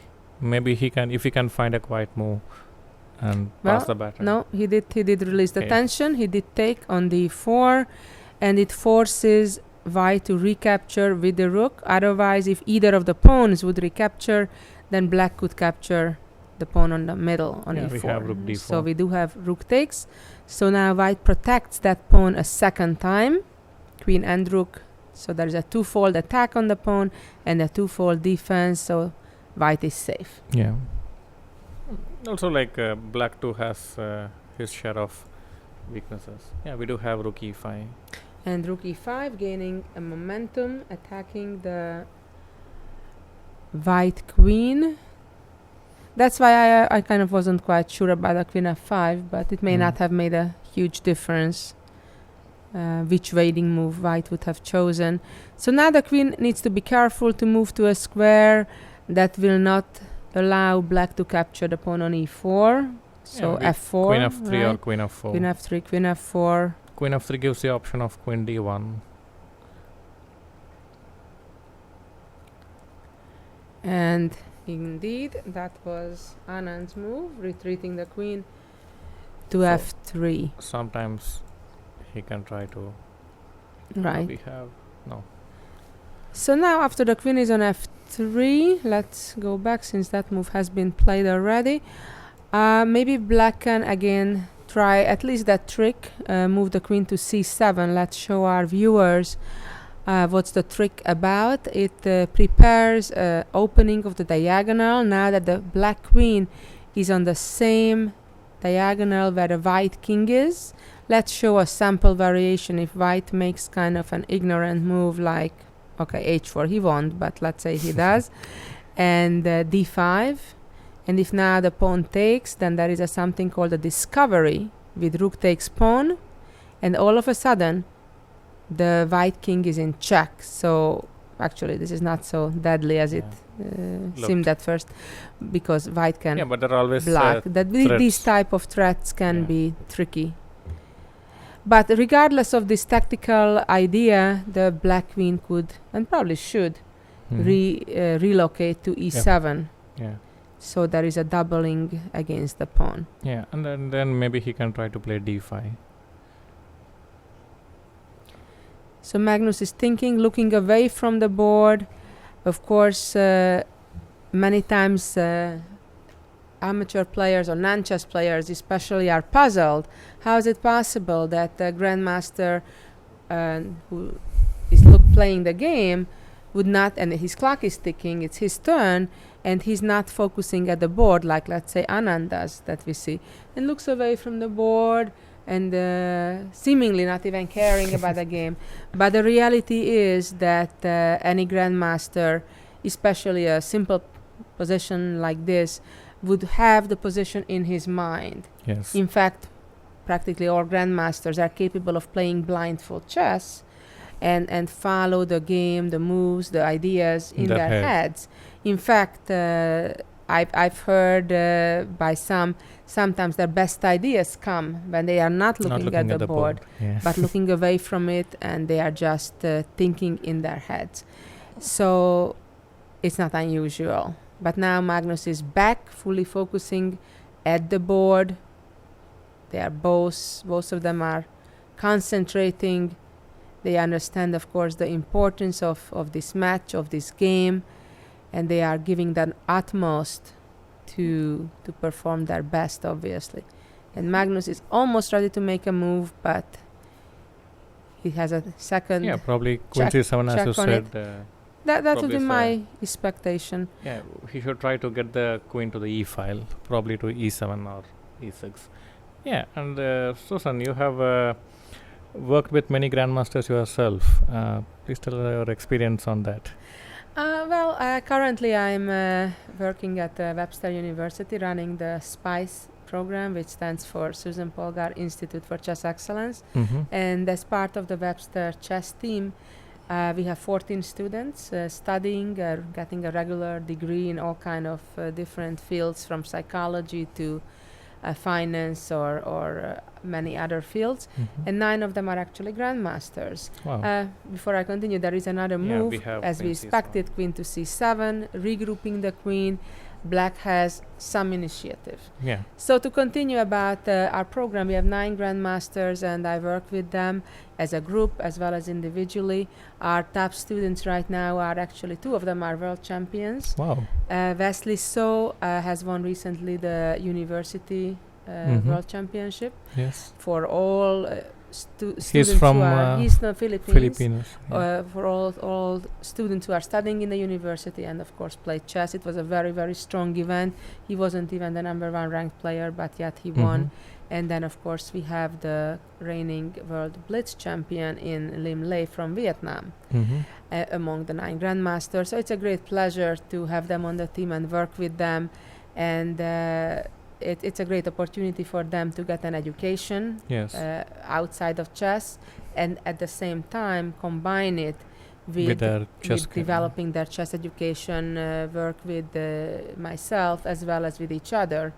It's a great opportunity that they all live on campus, so they are all neighbors. So basically, if they want to have an analysis partner or a blitz match or work together, they have that at all times, 24/7 indeed. And we have yet another move, a very logical move. When there are these type of potential dangers of discovery, as we were showing with the d5 move, it's very healthy to move the king out of that same diagonal where the queen was. And Magnus immediately moved practically also the queen to e7, as we were talking about the regrouping of the queen. Very pleasant for black because white has the double pawns. Yes, and maybe he could play g6, king g7, and then play d5. Right, right. Because so after rook d5, we have rook e4, and if ed5, we have rook e3, and the white king could suddenly be in some danger. Yeah, it's a pleasant position to play with black. He has absolutely no risk in playing for more. And in the SPICE indeed. program, what kind of preparation the players do at that level, at the 2600 and 2500 plus? Well, we work with various aspects of their games. When I meet with them privately, we try to go over their own games and learn from them, figure out what their weaknesses are, what their strengths are, improve and on their players weaknesses. at the level of 2600, they have weaknesses? Even 2700. Even We have, 2700, as I mentioned, the Wesley and Lim, they are both above 2700. Everybody has weaknesses. Even, I'm sorry to say, even Magnus and Anand, obviously they are relative to their own selves, they have weaknesses. Compared to most other players, they don't. But compared to their own selves, they have their strengths and weaknesses. Just like Magnus is extremely good in these type of positions, and compared to his own overall strengths, he's less good in maybe wild, crazy positions, or in openings, for example. Yeah, in the openings, And the same with Anand. He has his own strengths, and maybe Endgame isn't his strengths, for example. Opening preparation or more sharper positions, more dynamic play is more Anand's strengths. So I think it regardless how good you are, everybody has, compared to themselves, their strengths and weaknesses. So we try to establish what they are, because that's one of the big mistakes for young players or even good players, that they get too lost in their opening analysis and forget about the overall picture. Yeah, most of the children, they prefer to work on the openings, trying to get some advantage, remembering the moves. And especially for young players, that's a big mistake, I believe. It's really more important to improve your overall understanding of the game, your overall skills, your endgame skills, your strategy and tactical understanding. Yeah, and we do have yet another move. They are playing pretty fast. It's a pretty simple type of position without much calculation needed. It's a position that both sides can play at the moment, based on instincts and on understanding. Anand has now some active threats to activate the queen coming into c8, so probably I expect Magnus to make some preventive moves, maybe move the king to h7 to prevent or at least avoid that check coming on the 8th rank. That's a nice cheapo indeed, Okay. which we're not expecting Magnus to fall for. So the queen can still go to c8 after king h7, even though it won't be a check. So going back to preparation, so one thing we do is we analyze their games and figure out their strengths and weaknesses and then try to work on them. Like for example, if someone is not so efficient in endgames, we try to work on endgames, or if somebody is not as good in their calculations, I mean compared to their own level, I'm not saying so compared sorry for to- interrupting. When we are talking about strengths and weaknesses, how important it is to eliminate one's weakness, and here I mean when one should really start worrying about their weaknesses. Initially, should we try to get better in our strength areas, and then once we are very good in such some areas, then we start looking at our weaknesses and eliminate them, or we try to do both simultaneously? Well, I think you have to do both simultaneously. You have to find that right balance. As of let's say if you have a young player who Likes keeps to attack. likes to Okay. attack, but let's say keeps overlooking the opponent's tactics. For example, it's a very common problem that people like to attack themselves, but don't like to think for their opponents and their tricks and cheapos. So let's say for those players, it's really important to focus on tactics and also make a conscious effort when they play to think about the opponent's tactics at every single move. What does my opponent want to do? So whatever the actual weakness of somebody's strengths or somebody's play is, it's important to work on them regardless at their level, at all levels. So, and we yet have another move, as I predicted. Indeed, king went out of the potential check, preventing it. Yeah, it's a nice lesson for many of us. In such quiet position where the advantage is not much, both sides, they are trying to anticipate where the problem can come. They are trying to kind of play defensively, though not defensively, but trying to prevent the opponent from Preventively, yes. active counterplay.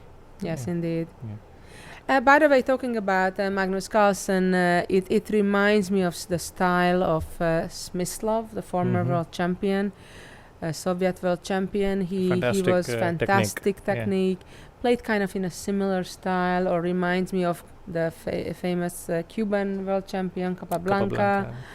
They were the ones who played in such style, or even the Swedish Karpov, Ulf of Andersson. course, and Ulf Andersson, the Swedish grandmaster, who was known that any chance he had, he would have going for an endgame, and indeed he would squeeze those drawish-looking positions, not as quite successfully as Magnus, but in his time he was in the top 10 in the world, and remarkably. That even against some of the best players in the world. Yeah, it's very important for managed to win. young players to have a very good study of these players' games, how they handle such positions, how calmly, and how they prevent counterplay for the opponent.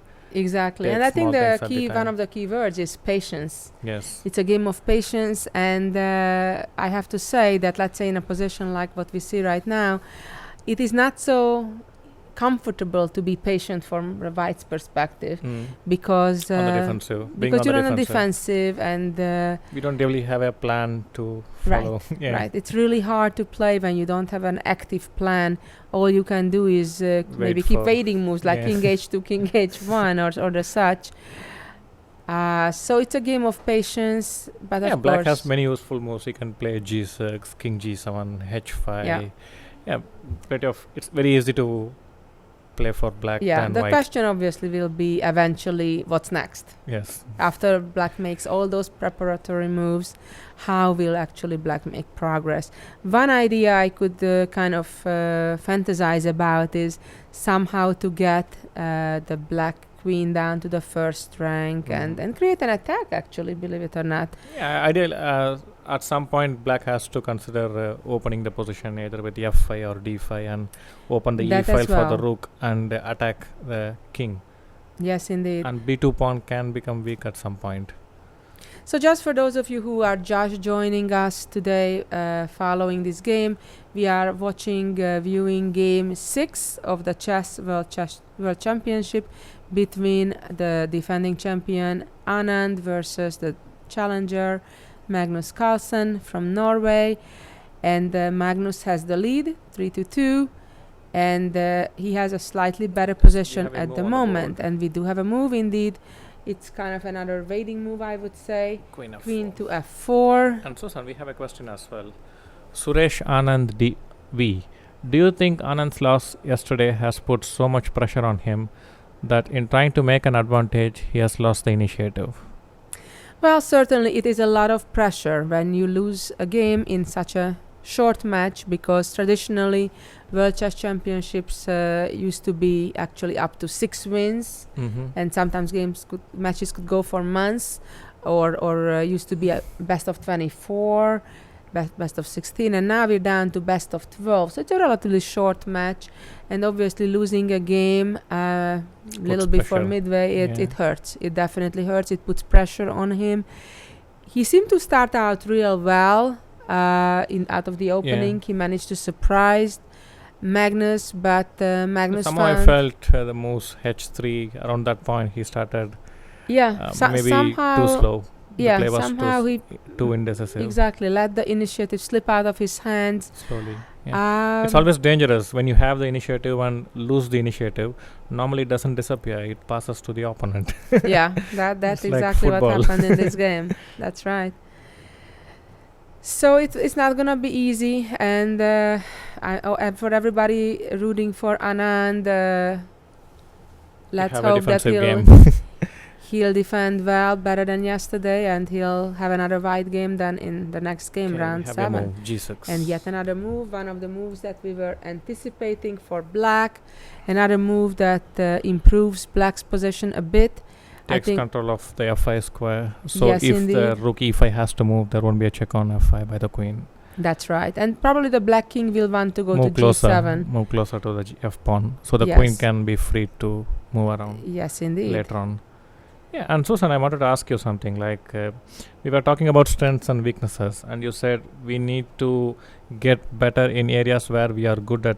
Like for example, some people like to play active chess aggressively, so they need to obviously work on their calculation and how to attack, and become very good in those areas. At the same time, if they focus too much on this area alone, there may be their strategic play could suffer. They may be weak in endgame. So you said you need to be a balance. That need to be a balance. But is it possible to eliminate our weaknesses, all our weaknesses? Well, I mean, eliminate is maybe a strong word, but improve at them definitely. And I think it is actually more important to work on improving on your weaknesses rather than furthering your strengths. While you should certainly do some of that too, but maybe 80-20. You should spend 80% of your time spending on chess, on developing on your weaknesses, improving, trying to get rid of those. For example, if you're weak on endgames or you don't know much of theoretical endgames, you should learn the endgames more. You should study games of Rubinstein. This like in rating measurement for which level player you would advise I think this? All levels. At all levels. Even like at 1200 or 1300? Even at 12 or 1300. You need to focus on removing or getting better in weak areas. Yes, because I think everybody compared to themselves has those areas, and after studying 5-10 of their games, I think any experienced coach could tell those repeating mistakes. Whether somebody loses patience, somebody just doesn't know the technical endgames, somebody miscalculates regularly, somebody doesn't find the right plans, or some other weakness. No, many young players also feel like when we work on one particular area, let's say I'm trying to improve my calculation, then I am not able to work on other areas. Like I cannot do as much work in my openings, and other areas get neglected. So is this something really we need to worry, or we just have to? Well, I really think it's important to identify the weaknesses and to start systematically working on them. As of working on openings, I think it's really important to not put too much focus on it. And I think Magnus is the best example of that. That even at this highest level that he plays, relative to his colleagues that play in the world elite, he's relatively weak in openings. relative to himself, or even relative to some other players of his the caliber. Yeah. and yet we see him being the world number 1 ranked player. So I think he's sure on his middle game and exactly. end game strengths. So I really, even before he came on the scene in the last few years and proving this, even before that, I have a always sorry said to interrupt. I have a question. Like, but isn't this contradictory? Like, on the one hand, we are supposed to work on our weaknesses. So why Carlsen did not work on his opening weakness all these years? White just played another King waiting H2. move, King H2. Yeah. And Magnus already So played can we say also King G7. Okay. So it's exactly the moves we were expecting. We'll see if there will be any action happening sometime soon. So going back to your question about eliminating his weakness, I think he is working on it. He is widening his opening choices, and he's making it deeper. I think his knowledge, he is working on it, definitely.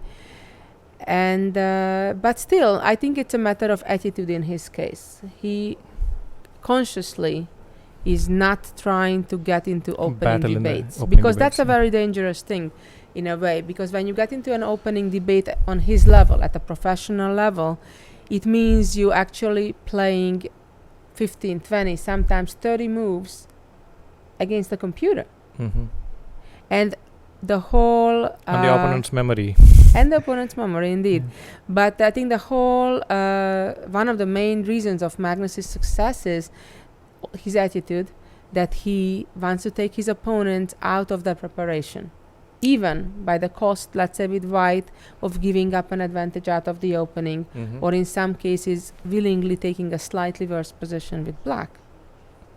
And he's so sure about his skills in middle game and end game. Yes, and I very strongly believe in that also, that's a skill also that if you learn once, it's not going to change. Opening evaluations but and isn't sessions it change. kind of we are trying to avoid an important area of chess preparation? But aren't we ignoring but one it kind of shouldn't be an preparation? important part of the preparation.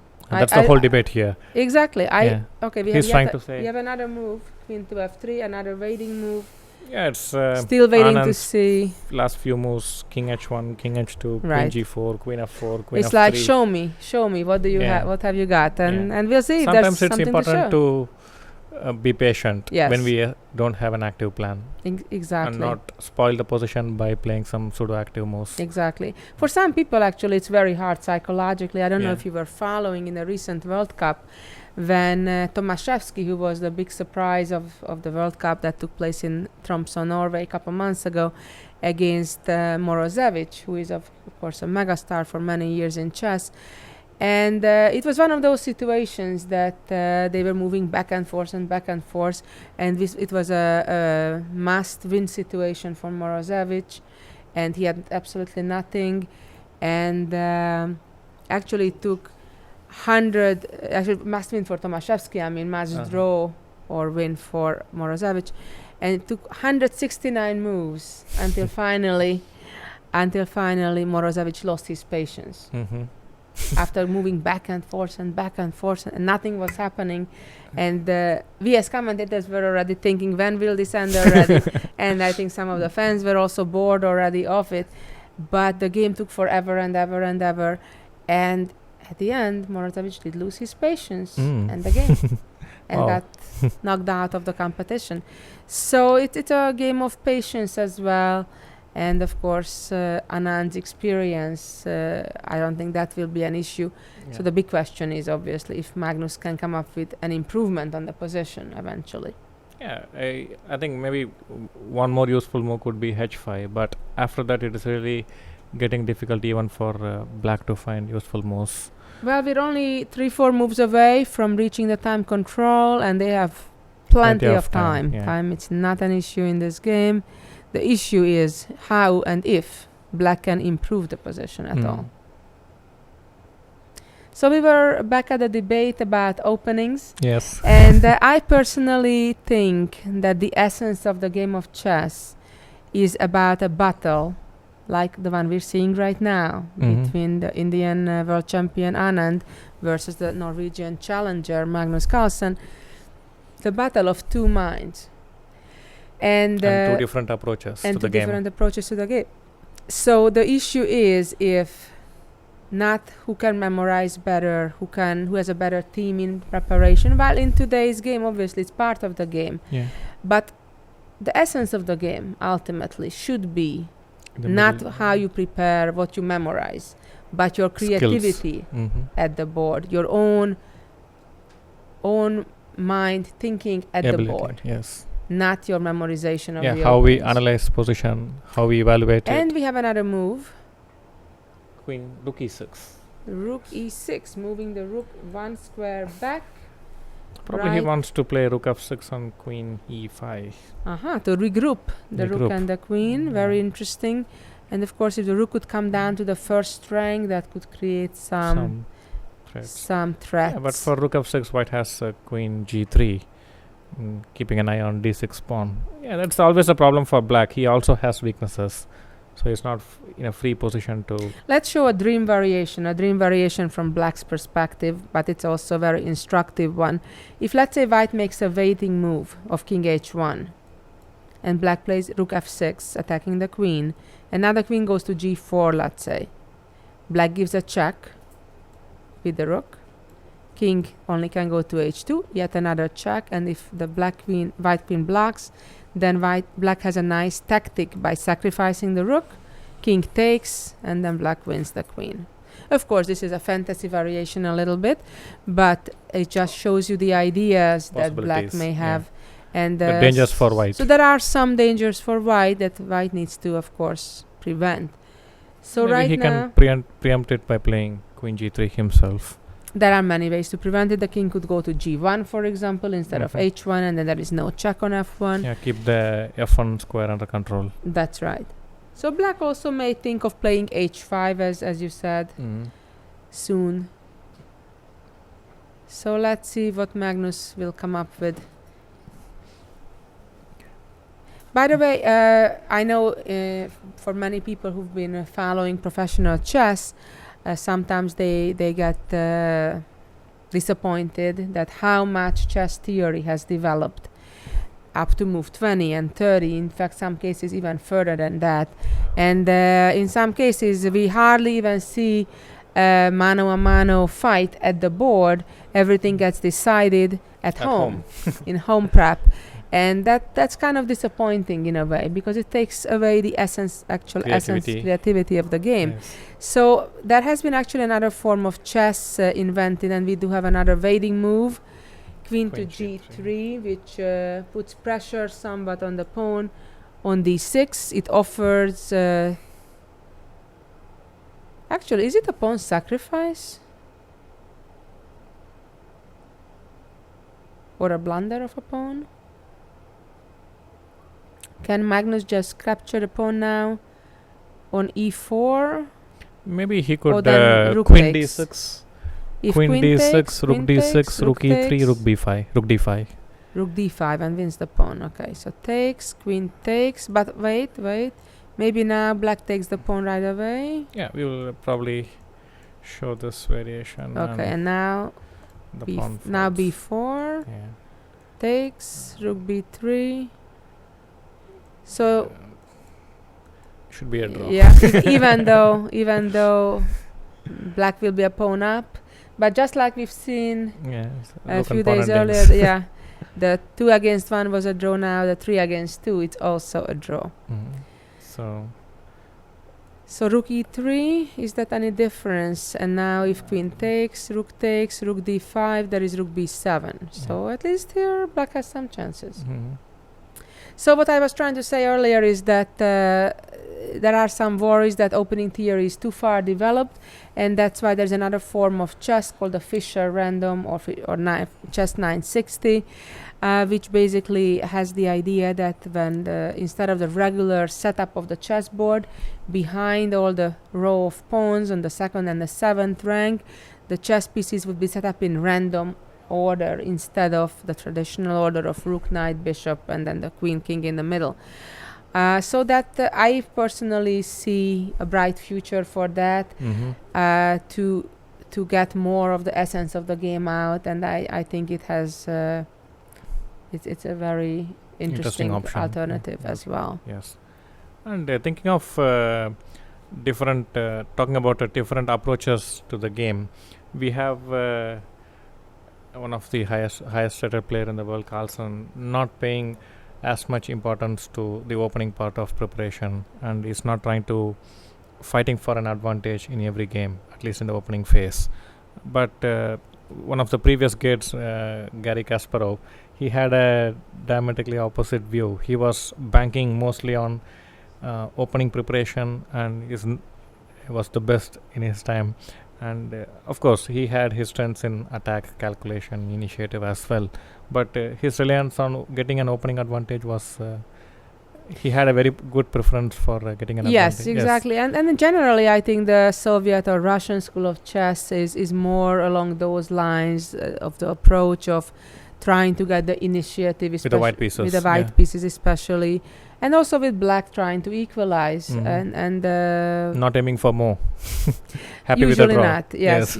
And so it's a very different approach. No, it had a big influence on our generation of Indian players as well, because we did not have our own system of chess. We had to get information from the Russian books, mostly Russian authors, and we have our generation players had a similar attitude to the game as well. When we had black pieces, we were quite happy with draw, and with white we try to play for an advantage. But I think with the computers and players like Carlsen, things have changed a lot.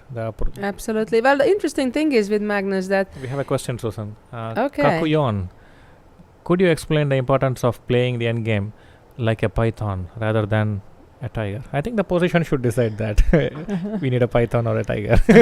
If the position has some calculation. Well, end games usually you need to be very patient and just make very delicate moves and understand the small differences between a pawn being one square further or more staying where it is. Not release the grip on the so opponent. So you rarely play it as a tiger, let's put it that way. Thinking of when we were talking about the Tomaszewski-Morozowicz game, I was reminded of a similar game, I think, between Luke McShane and Nigel Short in London Classic on the first round.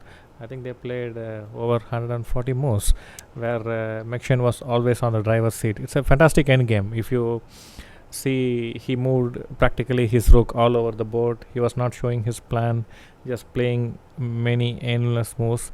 I would request the viewers to have a look at the game when they have time. It's a very interesting approach to endgame, where you don't try to force things, play quietly, and you know, one of the things that sometimes happens is that after you're being kind of tortured for hours and hours in a difficult position, or maybe not even that difficult, but on being on the defensive in any case, sometimes you start seeing shadows or ghosts, imagine ghosts that are actually not even there, and you kind of beat yourself. It's kind of a little bit, I think, what happened yesterday to Anand, in fact, that he had he fought very well. He basically kind of equalized, and then he thought he was lost when he was still completely fine. So that's kind of a psychological game as well. It's not just that's why you need to be actual threat. Have a good mental setup. You need to be very tough. Yes, you need to be very tough mentally. And how does one get tough? Is it by nature or by practice also it's possible? It's both. Obviously for some it comes more natural than to others. But I think, unfortunately, it's the only way to learn it sometimes is the hard way. You need to sometimes be on the defensive side and on the suffering side to learn, how to deal with that part, and also how to be on the other side, being patient and put your opponent in that difficult position. Yeah, but it also means that we should be ready for changing our ourselves, like our way of thinking, our preferences. Suppose I'm an active player who likes to play active chess and I don't like to defend passive positions, but some positions I need to do the job even if I don't like it, or if Yeah, you don't prefer to do it? I think it's partly a psychological issue, actually, because it's not like necessarily you're not that good at it. If you don't like it, it's just that you don't like it. So it's somehow you have to put it in the right perspective, that sometimes in life or in chess, we don't choose our circumstances, our options. So we need to learn to deal with them, and we need to be mentally prepared for them. Yeah, but sometimes many young players, they try to stick to their trends and they don't want to change their approach. They said, I don't like endgames, so I'm just going to avoid playing endgames in my games. Yeah, but that's a So dangerous thing. that's a dangerous approach. That's a dangerous approach. Yeah. Of course, we are like just hiding our weaknesses. exactly. It's but going to come out. with that said, it's probably wise to pick your opening choices, let's say, accordingly, where you have more chances to attack and play dynamic positions, if that's your Are strength. there any openings which you would recommend an active player to consider, and Well, openings for players who like to play positionally? Well, generally, when you're white and you like to play active positions, you would look to play e4 and Sicilians and as active positions as you can. Of course, it's easier said than done. Okay, we have a question. Irfan Moti, is there any chance white can win this position? Only if Carlsen Only if blunders. Carlsen makes a big mistake. It's not very likely. So we were saying that, so for white, if you're an attacking player, you would normally play e4. And of course, there are always some roadblocks, because there are some more positional players who will try to steer the position in that direction, like what we're seeing actually exactly in this match. Anand would like to play more dynamic positions, while Magnus is trying to steer the game into these type of positions, and it's an interesting battle.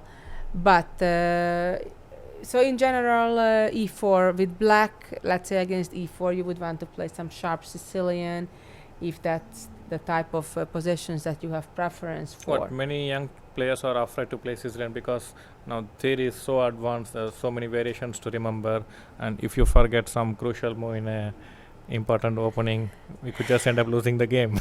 Well, that's So true. seems to be a lot of problems. I know life is not easy, Yeah. and that is one of the reasons why I'm actually a big fan of Fischer Random. That you avoid all those headaches, and you can just use your own creativity from move one, actually.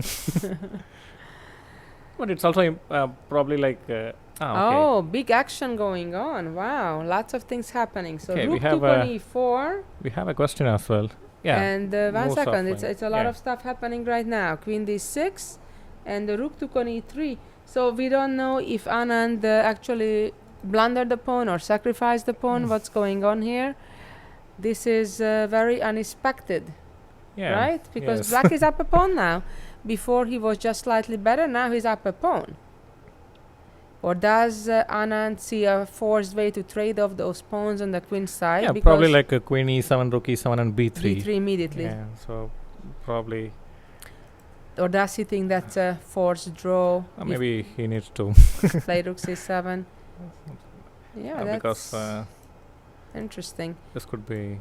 That's probably a draw. Although Maybe. that's Or maybe. I'm very to- surprised that Anand went for this, giving the Yeah. pawn up just like that. Yeah, if black can get the king, could be cut off. Maybe one of those Yeah, things that he lost maybe. patience.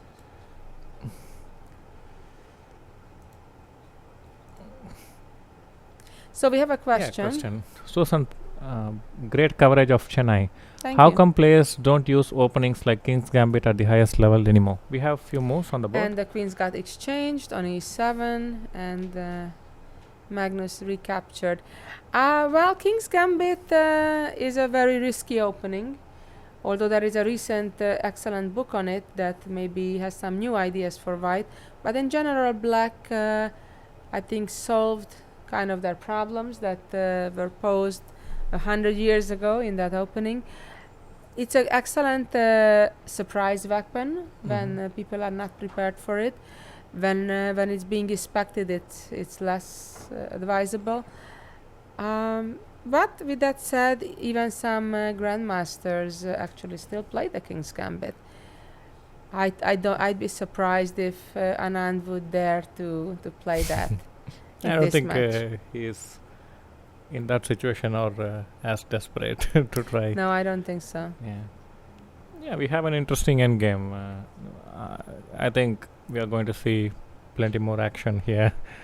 I think so. Black is up a pawn, and I think we'll have another change on our commentary team, and we'll have Lawrence and Grandmaster Gupta joining the coverage here. So we'll be back later. Yeah, bye for now. Bye for now. Don't go anywhere. Here comes Lawrence and Grandmaster Gupta.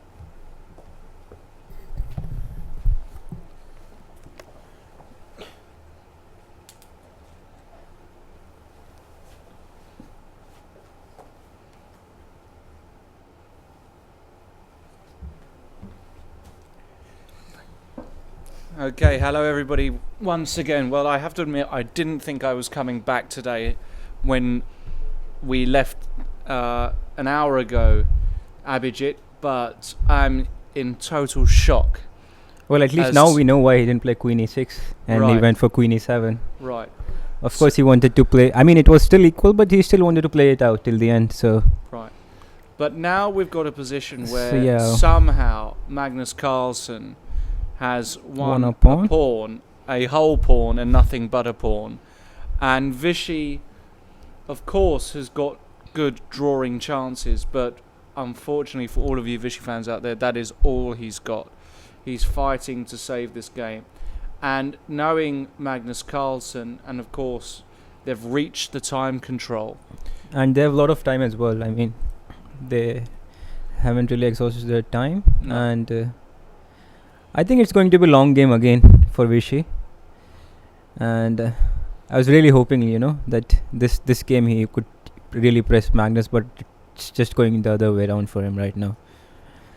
I fear for Vishy because, having lost yesterday, and now to have to go through another few hours of what can be called torture, because that's what it will be. Magnus, let's get it clear, everybody at home, Magnus has got an extra pawn. That is it. It's a pawn in an ending. But then again, it's a rook ending. It's a rook ending, so it's a bit more difficult. Let me put this question to you, to Abhijit. How many times out of 10 would Magnus Carlsen normally beat Viswanathan Anand in this position? Out of 10 games?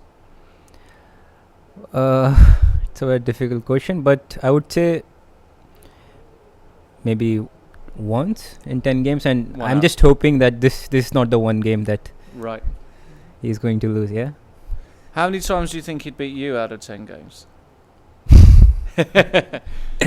Probably 5 times, I would say. Well, I know with me it'd be 10, so that's good news for everybody else. But no, seriously, I mean, I don't know how this has happened, if I'm totally honest, because the opening looked so pleasant. I think this bishop f6 idea already was maybe wrong, releasing the tension, and then only a few moves ago. And I didn't understand at some point he took on e5, which I didn't really understand. I mean, he could play d5. No, he allowed e takes d4. Yeah, I mean, I'm sorry. So he queen f5 here. This is on move 30. He allowed takes and rook e5, and now this rook just became my point was he didn't have to go to rook d1 and concede this a file. Right. And he could just play d5 and... in this position. Yeah. I didn't really see a way for black here. No, that was safe. But now we're in this position. Magnus got an hour and a half. Vishy about the same. Time really isn't the factor at all now because they've got so much time. It's just a case of whether Carlsen, with his incredible endgame technique, can actually win this position. And Vishy, well, I hope he's had his breakfast and his lunch, because basically Magnus has got no risk and can play for another 2 hours. And if you see his face, he looks certainly a little bit tense, no? Yeah, absolutely. Let's remember, everybody at home, please get in touch with us. I know you've been sending your tweets. Continue to do that using hashtags Anand Carlsen and FWCM 2013. Let's get to the to the actual position then, and you're actually a bit of an endgame specialist yourself. Well, I'm glad you put it that way. Not many so I'm people would glad see me an endgame specialist, but well, certainly, I think you've got a good grasp of this. Let's talk about, okay, Magnus Carlsen. If he has to play for a win here, what is the general plan, would you say? well, he would try to bring his king out. Let's say king f6, king e6. Okay, so we And get the king active. my idea is to move over to the queen side to c6, and then take out my rook, which is quite passive right now. Mm-hmm. But of course, Anand is not going to allow that. My guess is he would play rook d6, though I'm not really sure so much, because rook d6, black can play king f8 and king e7 and try to harass my rook. Right, so if rook d6 immediately, you're saying king King f8. f8 and probably king g3, king e7, Mm-hmm. and rook a6. Yeah. Mm-hmm. But the problem with this plan is black can always put his rook to d5. Yeah, rook d7, rook d5, and then try to do something. But yeah, I don't really see like how Magnus can really push here, because now I would play rook b6 once you remove rook from b7. Mm-hmm. And then again you have to play rook d5, and Can you come over this way now, maybe? yeah, but then Rook f6. rook f6, But then you've got to be careful. rook d2. Yeah. Yeah. Yeah, well, There there is- is some chance at least. Yeah, for him.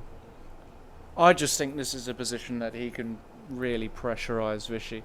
And it's so sad because it felt like Vishy was doing the I best thought the opening he got was what he had looked before, and it looked very pleasant for him to really, be, yeah. to put it mildly, actually. Absolutely. So, So they didn't make any moves, yeah? no. This is the position as it stands. So we've mentioned a black plan there. What about white? What's the key if you're in Vishy's position now, Abhijit? What do you think are the key?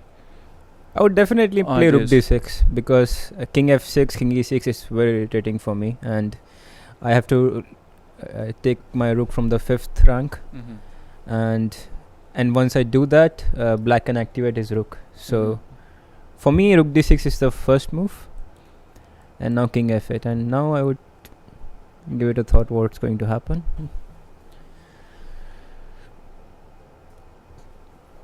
Probably king g3 I have to go anyway,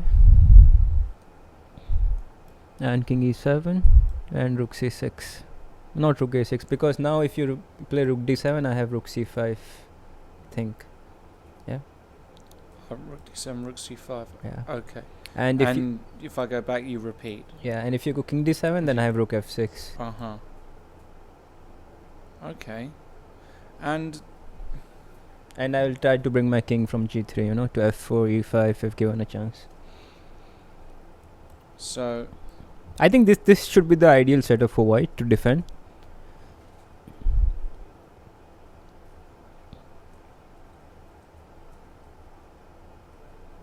okay, that looks like quite a tough setup to get through actually. So rook d6 looks like a good starting move in the current position, which is of course, excuse me. This is the position as it stands, move 41. I'm visually having a think here. Quick glance at Magnus, but what about the pawns on the king side here, Abhijit? I mean, is Magnus not going to try and establish this? Yeah, he might ideal? push h5, but not more than that, because then pawn becomes very weak if you push to h4, and if you touch your f pawn, then the rook d6 becomes even more powerful. Mm-hmm. Because then the king is completely cut off from this side, and it's going to be difficult for black to make progress. I think the only idea for black is to take his king from g7 and bring it to the center or the queen side.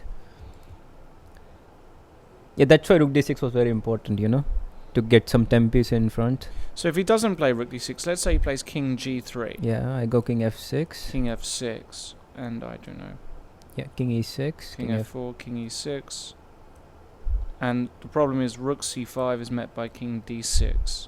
Mm-hmm. And suddenly, It's not over yet. I mean, you could play rook c8, sure. and black could go rook e7, but it's getting dangerous for white, definitely, you know.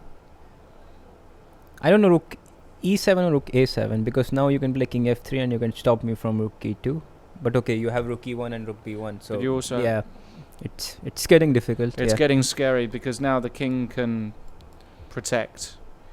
And black pawns are so far so far advanced Right. that you could give this king side pawn and just take the b2 pawn, and the c pawn will run really, really fast. Yeah. Right. So rook d6 then looks like the best move, doesn't it? At the moment, there's no real other way to improve the position for white. White basically has to form some sort of fortress where rook on b7 stays and white rook remains active. Yeah. The activity of the white rook Yeah. is crucial here, isn't it? Otherwise, Magnus is going to really get a significant advantage. But whatever the move is, I think it's going to be, Magnus is really going to push again. I agree. Because it is, he would probably lose this position through a horrible blunder. 1 in 500, something like that. Not even 500. Not even 500, maybe 1,000. 1 in 1,000. Magnus isn't going to lose this position ever, barring a complete blunder or miscalculation. Is he ever Here's a question for everybody. Does he ever want to push with b4? I don't think so, because what you do after b4, first of all, right now it's c4 is hanging all the time. Yes. And even if it's supported, let's say you get bc, you get position with b into c3, b into c3, and you manage to support your c4 pawn. The thing with white, he can just put rook to d4, and you can never release the black rook, Mm-hmm. So he doesn't want to play b4 ever, actually, in this sort of positions, unless b2 pawn is out of the board and you play b4, c3, some sort of tricks there. Right. So, Vishy's still thinking now. And Magnus, obviously, a lot of people comment on how relaxed he looks normally. Well, here he looks even more relaxed, rightly so, because he's only playing for 2 results. And that's a nice situation to be in, especially when you're black in a World Championship match. And when you are a point up, And when you're a point up, exactly. So, please send us your comments and thoughts to those hashtags that I mentioned before, Anand Carlsen and FWCM 2013. Yeah. We are going to put a few of them up on the screen, especially because in these types of positions where it can be quite a lot slower than the especially the opening amount of time they have. with the amount of time. We'd like to hear from you. So we'd like to...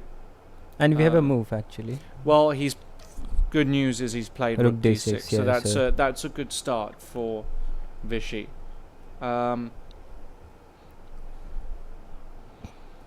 So now Magnus, I think he would play king f8. does it make any sense, Abhijit, to play with h5 and try and bring the king via h6 and g5? Yeah, but you don't have enough time for that, I think, because you play h5, king g3, king h6, and I have king f4.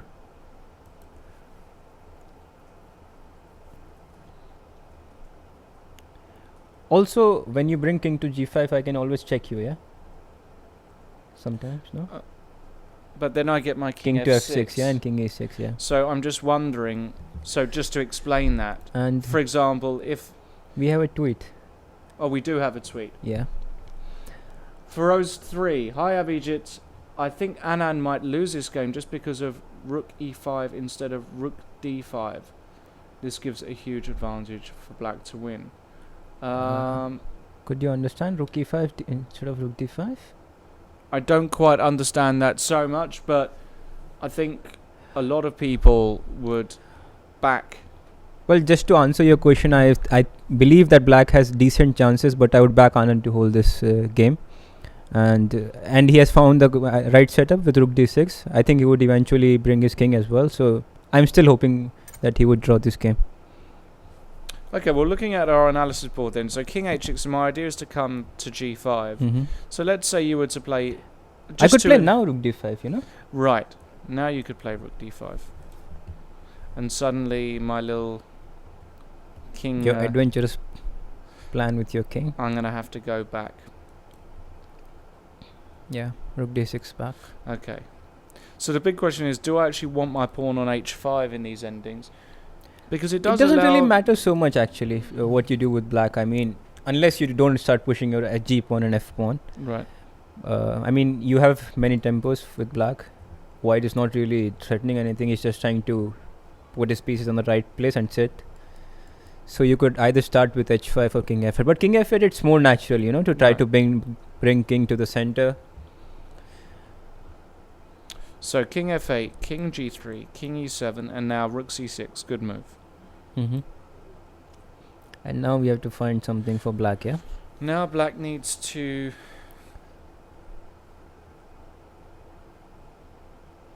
Maybe... What if... Let me suggest another plan. Sure. What if I walk my king round the back? Yeah. So, for example... Let's say king d7, yeah? King d7. Rook f6, king c8. Rook f6, king c8. And my idea is, I put my king on a7, and this frees up my rook to come to d7. But in the meantime, I also put my king to the queen side. Let's say king f3. Yep. King e3. And now rook d7. But I give rook b6 check, yeah? Here. Oh, you've always got the check. I mean, you could always go back, but... Okay, so I can't do that. So you go king a7. King a7, but now your king is really active. Yeah. You should be already be careful, you know? Yeah. With black. Yeah. You're right. So actually that doesn't quite work out. So let's put this position with king on e7. We have another tweet here. From Ricksearch08. All of a sudden Anand is losing his advantage. What's wrong with him? Again, one pawn down. Well, I mean, everybody's as surprised as you are that Anand, having the position he did earlier, is a pawn down. He's still got very good chances to hold this ending. But it's, you know, it's going to be torture for a while. And Magnus can play around, and he doesn't... Yeah, but I think I sort of understand why Anand gave up his e4 pawn. Mm-hmm. Because, let's quickly go back to that position. Right. So, around here. Yeah, so he played queen g3. See, black can slowly improve his position with rook f6, queen e5, h5, h4, and it's kind of very unpleasant to play with white, you know. And in such rook end games like what he got now, you know what you have to do.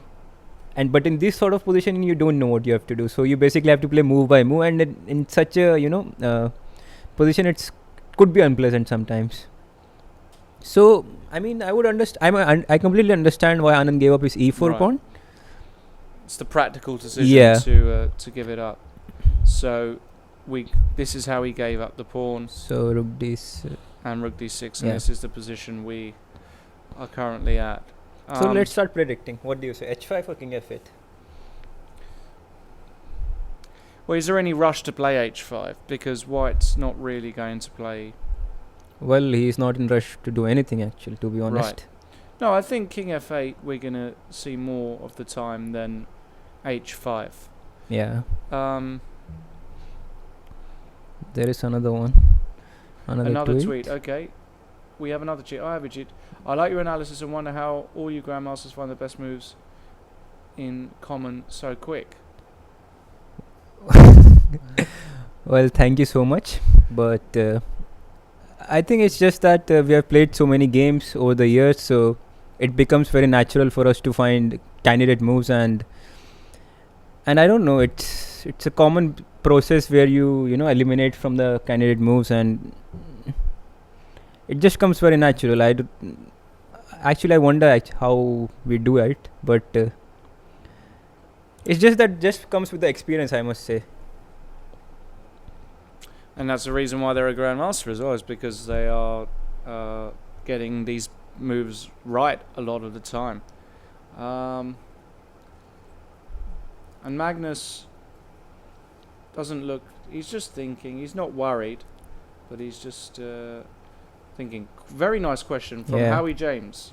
Why don't we see players like Mikhail Tal at the highest level anymore? Well, the first thing that you could argue is there anybody like Mikhail Tal anyway? I mean, people were seeing when Shiro was rising to the top, you know. Just to explain, He was very close to what Mikhail Tal was in his peak, you know. Absolutely. Well, for all of you who don't know, Mikhail Tal was world champion. I think it was 61 to 63, although I have to... And he was one of the youngest to do it. Yeah, he was I mean, at that point, he was the youngest. Right. And I think Kasparov broke his record. Yeah, and I then think Ponomariu. Kasparov was 22 and Tal was 24. I think it was 61 to 63. I'll have to double check those dates. But he was infamous for his attacking style and his combinative brilliance and his sacrificial It always style. comes, you know, when you go deeper into the chess and you know, like, even if you're sacrificing a piece, you have different compensations. Let's say sometimes pawn structure, sometimes some piece play, you know, and it all goes with how much you see chess, how much, you know, you study it. And Tal was one of the genius in that. He's played f6. Wow. So that's a move none of us actually saw. But just to answer the question about Tal, before we look at f6, one of the big reasons perhaps we don't see so much, or at least not quite the games, is because unfortunately nowadays, with so much play being analysed by the computers, especially in the openings, a lot of the positions and sacrifices that Tal used to make can be easily refuted, whereas back then, without the computer assistance, even though a lot of it was brilliant, a lot of it was, objectively speaking, unsound. So that's why it's a bit more Also, I've difficult. seen many players coming to the top, like Mamedyarov, Radjabov, you know, they had the similar style of Tal, but when they reached the top, all these big guys, you know, Anand, Kramnik, they know how to defend against those guys. So that's why they have to slowly shift their style and be more positional. Yeah, chess has evolved quite somewhat. But it would be lovely to... I mean, Tal for me was a role model. I love looking at his games. So I would love to see that romantic style come back. Who knows who, but certainly Carlsen and Tal. Well, recently Kramnik has been playing very romantic chess as well, yeah? Absolutely. Carlsen and Tal, they're opposite ends of the spectrum. Yeah. Totally Completely. different styles. Okay, back to the game. And f6 has been played by Carlsen. So I am always afraid of moving this f-pawn in these endings. But what's the idea here, Abhijit? I think he wants to play... No, not this one, King f7, King e7. I don't think he wants to do it anymore, because if you move to King e7, I just still play Rook c6, Rook a6. Yeah. I think he wants to play h5 now, your move, and g5. If white doesn't play g4, then g5, and try to bring king from g6, f5. So he's in a way he's forcing Anand to play g4. Maybe now or maybe some move later. So if Anand plays g4, but that also opens up the second rank. So for example, Rook e7. Yes. So Might be g4 might be a mistake right now. Yeah, because now your Rook b6, I can give a check Yep. and take the pawn, Exactly. and I keep everything. So you can't play g4, it seems. So I would anyway have to start with King g3, let's say, and he's creating some chances actually. So I don't know, g5, g5, King f3, King f3, h5. h5. But what about the king? Yeah, this is the one I'm worried about. King e4, yeah. But now we just play king g6, But King d5. King d5. But my question is, am I not getting some pawns I think passing? you could play Rook e7 also, yeah. Also Rook e7. Because we've got Rook e5 check as well Yeah. in certain positions. So maybe not King d5, maybe King d4. Okay. And now Rook e7, but it looks all shaky for white now, because let's say Rook e7. Rook e7. Okay. And if I try to attack this pawn, Rook d5, you go Rook e2, yeah. Rook b5, Rook g2, and now with Well, pawn black- g5, h5, it really looks scary for white. It's really fast, isn't it? So yeah, f6. So Yeah. f6. There is a reason why he's, well, number one. Yeah. Can you analyze King G3 instead of Rook D6? Well, King not G3, King F6. He gave some line, yeah. King F6, King 4, King A6. Maybe just you can show. so that him. was instead of F6, right? Yeah. Instead of Instead of Rook Rook D6, King D6. Okay, very quickly then. King G3, King F6, King Yeah. F4, King A6, King E6, King E4. King E4.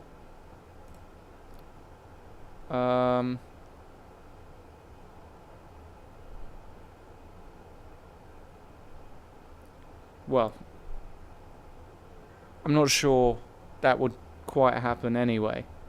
Yeah, but it sort of look interesting. No, why he didn't go here? It also makes sense for white. I mean, if the pawn endgame is not winning for black, then I don't see. Well, the big question is, Because the main idea for white in this sort of position is to remain active. Right. Once you remove your rook from d5 and your king is in the corner, then it becomes very easy for black. right. So now H5 is your suggestion. King D4, Rook D7. But what is there to analyze here? I'm not sure. Is this just winning? Because you can play King E6 and King D5, right? Yeah, Does- king b4. Yeah, I mean it's This is a bit far-fetched, everybody at home, so we'll be really quick. But king b4 and g5. Who is winning? CB. and we have to count, basically. Yeah, okay. I mean, It's it's, a it's, bit- too far It's fetched, too but far-fetched, it's but a good idea. It's an interesting idea, but it is very far-fetched. Or maybe he's just checking us, yeah? Yeah. This guy. Putting us on the spot. Yeah. Okay, but F6 is a really... The more I look at this move, Yeah. the more I... I think f6 is a very good move, and you can see Anand's face now. Yeah. He knows what's coming. I think I would play h4 here. What do you think? At least I would get one pair of pawns off. H4. Okay. Also, if you play g5, I have h5, I think. Right.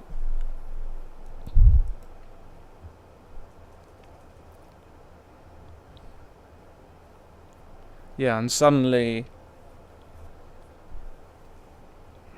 I'm okay, yeah? Right. So I probably have to go H5 myself. But then f6 doesn't make sense, yeah? So what am I doing against H4? I think... I don't know, actually, to be honest. There's another move. You could play... you start with king f7, and then slowly bring your rook to e7, and when you attack the b pawn, you have rook e5. Right? Right, so king F7. Let's say some move king g3. King... No. I meant rook e7. Rook E7 here. Yeah, because now if you attack the b5 pawn, you have rook e5. Let's say rook d5, rook e5. So otherwise I go rook e2, yeah? Oh, I see. So So that's... rook D5, rook E5 is your Yeah. idea. Okay. And if I check you, You're just helping me, yeah? King f5. I'm just helping you. Rook G7, king F5, etc. And Oh, we can continue the line with king f3, but yeah, h5. I mean, it's still very close to draw, but white has to work. There is still some work to be done. question. Following up on the discussion on tower, do you think engines are responsible for taking the life out of chess? Well, that's a big topic in general. But I think we can see from this match that classical chess isn't dead. After all, Carlsen has been just getting random positions out of the opening. Yeah. Sometimes good, sometimes bad. But whatever he's got, he's managed to still grind away. So I think... No, in a way, I feel it helps, young players mostly, because before... I mean, if you're watching this game at your home, I mean, you know what is right because of your supercomputers, and you can really understand what is going through these guys, these big guys, Anand and Carlsen's head, by just switching off on your supercomputer. So I feel in a way it's helping chess, because the lines we used to analyze, let's say 10 years back, 15 years back, it used to go on for a month, and now we can do it just in a couple of days, so it helps chess also. But does it ruin the creativity and the human element? I think a lot of people say that, now it's very difficult for a player to get something in the opening just because everybody is so well prepared in the opening and everybody has the same tools. Yeah, but you are a creative player yourself. What do you think? Me personally? Yeah. I think that's very generous to call me creative. Creative in a negative sense, maybe. No, come on. I've seen you analyze. You do not so bad, and well. Okay, back to the tweets. Yeah. Let's not talk about. Yeah. No, thank you, but no. I mean, it's a very topical discussion. I think we should probably have it another day because we can talk about that for hours. But no, there are two sides to the computer question. I know certainly Vishy feels it's enriched chess in many ways, and he's been one of the pioneers when it comes actually, when the supercomputer started, there used to be this advanced chess match, and right. Vishy used to win. I mean, almost all the matches with it. So definitely, he likes to use his computer, right, and he knows how to do it. Yeah. Right. So we have another tweet. Another tweet. What was the mistake done by Anand today? Looks like he's wrong again. Well, I'm not sure the critical mistake, because I'm not sure if there's been a critical mistake per se. I think he started going wrong from the move rook d1, like where he started allowing ed4 and. So move 29, rook d1. Yeah. Maybe. Yeah. So this because position. you can say he later on like d5 was, and there's nothing going on here. Yeah, I don't see. I mean, Black could still play for a while, like g6, h5, try to drive out with the queen, and then maybe get to the open file with rook a8. But I really don't see how Black can win this game. I mean, to be honest with you. So rook d1 might be the mistake. Of course, remember everybody that after the game, both players are obliged to go to the press conference, so we can hear from them there. If Vishy loses this game, well, don't expect a happy man at that press conference, and don't expect many long answers. He'll want to get in and out of there as quick as possible and go for a rest. But if he draws, I think he'll be slightly relieved, because he'll know the match is still on, and he knows that there's still some chances. Okay, we've had a move, and it's h4 again. It was h4, yeah. So this is the move we looked at before, and now you want your move. I wanted to play king f7, here, because I don't see any way for Black. I mean, other than king f7. So because g5 runs into h5, and and I won't want to do this rook e7 immediately, because because rook b6, and Black goes rook e5, and then you have this check rook b7. Right. So what you're saying is, instead of king if f7, you play rook e7 immediately, then then rook b6 is annoying, because after rook e5, rook b7 check, and then king is cut off, and there is no really danger for white here. And then the rook stays on b7 and plays with the king. Yeah. And this is really this close, is isn't it? Because this is actually just draw. I mean. Right. So king f7 is pretty much forced in that sense, because the king can now come to e6 if it's ever checked on the 7th rank. Okay, well, Vishy with an hour and 3 minutes, Magnus with an hour and 21 minutes, just checking lines. So let's try to analyze this position. Yeah. What happens? Is it a I really g4? feel. Yeah, I mean, it feels wrong because of rook e7 first of all. Yeah, rook e7, and I've got a huge threat. Yeah. No, actually, that's we have bad. another tweet. We have another tweet. So Anand versus Carlsen. It must be physically and mentally draining. At this level, do you get sleep aids, or is it illegal, Lawrence? Sleeping pills. Well,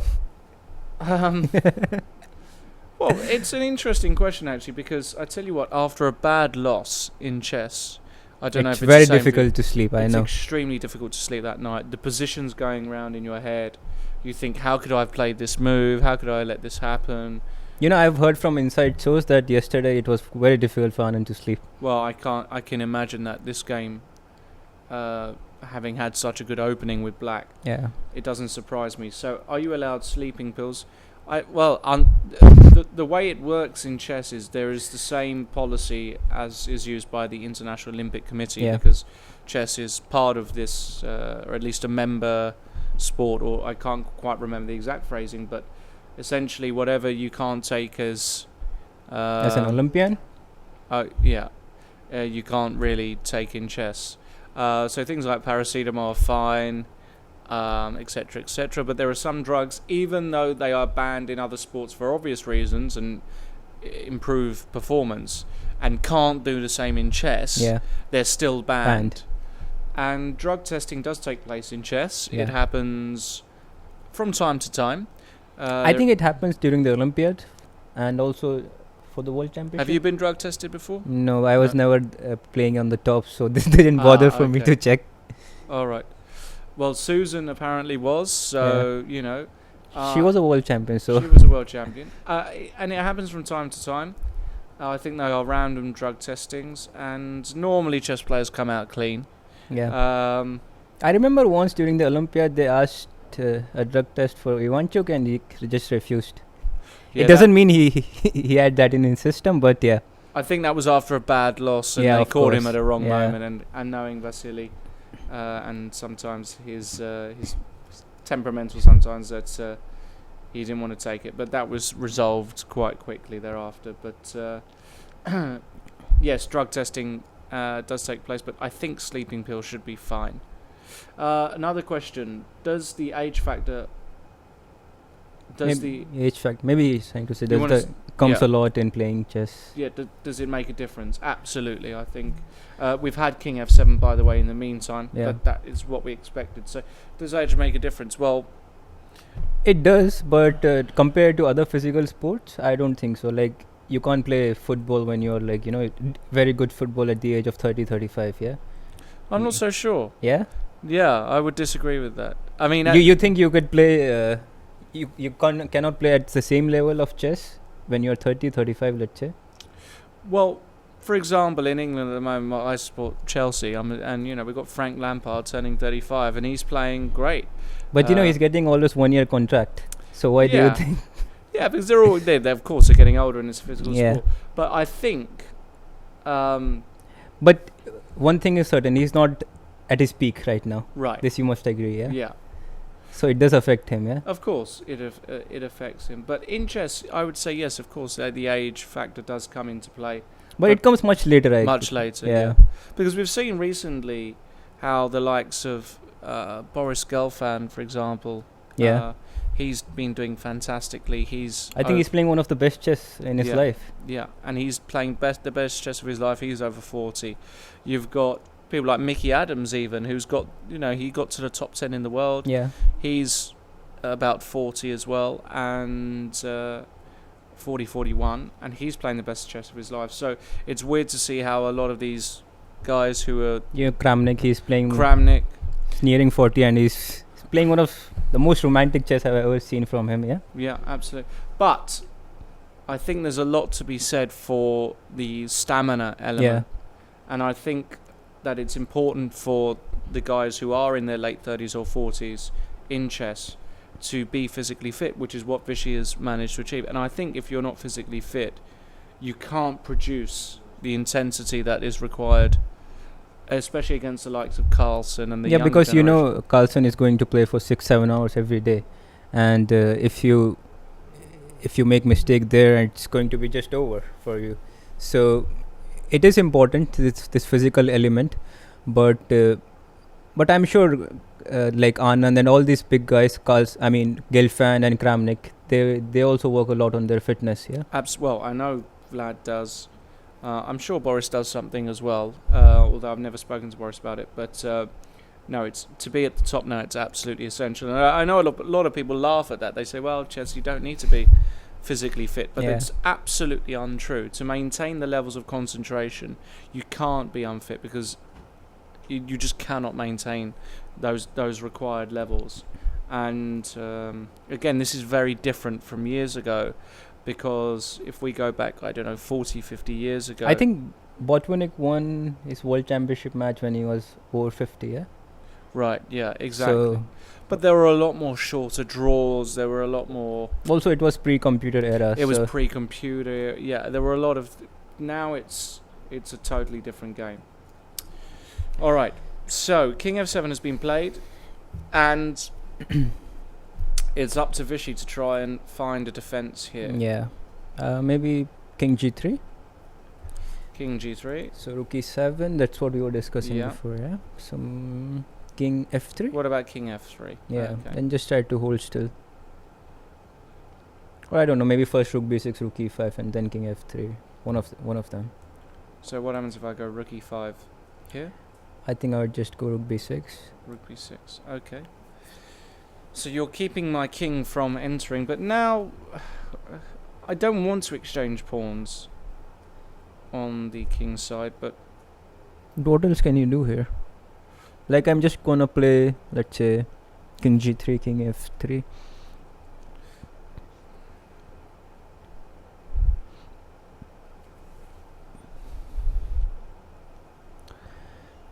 see, ideally what I'd like to do is play G5, but you always answer with H5, I think. I'm not really sure whether this position I would answer with H5. I mean, I could just take and play G4. I think I'm very safe over there. Okay. That's what my feeling is, but you may never know. But we've had a move. So... And... H5. Wow. An H5 by Vishy. So he's giving up another pawn. But this one, of course, if you take it... And you can take it, actually, well, to be honest. You can? Why not? Of course you can take it. Why not? A pawn's a pawn, Pawn right? is a pawn, yeah. I don't know what he was quite worried about, but he clearly feels that with this damaged structure, that he has more chances here. Probably he would put Rook on D5, and he's trying to say to Magnus, you know, your Rook is paralyzed now. And now King cannot come this side, to this E6. Right. Because you just lose both the pawns. Right. And you can't defend both pawns. Yeah. But if you come to G6 and defend and everything... then he's trying to say, you know, you can't improve your position further. Right. Just King G3, King F4. Or H4. So again, I mean, in this Rook endgames, this Rook activity is the main factor.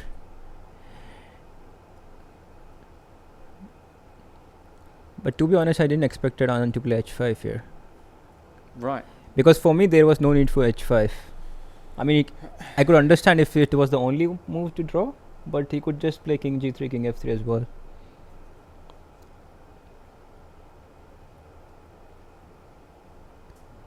What happens if black goes King E7? King E7. You move the rook. Where? Good question. G5? Or GH5? I think GH5. Yeah. GH5. And Rook D7. now you're putting your rook on D5. Is that your idea? Yeah. Also, I was not sure whether I should take on H5 or play G5 and then do the same, because your H5 pawn also might become weak later on.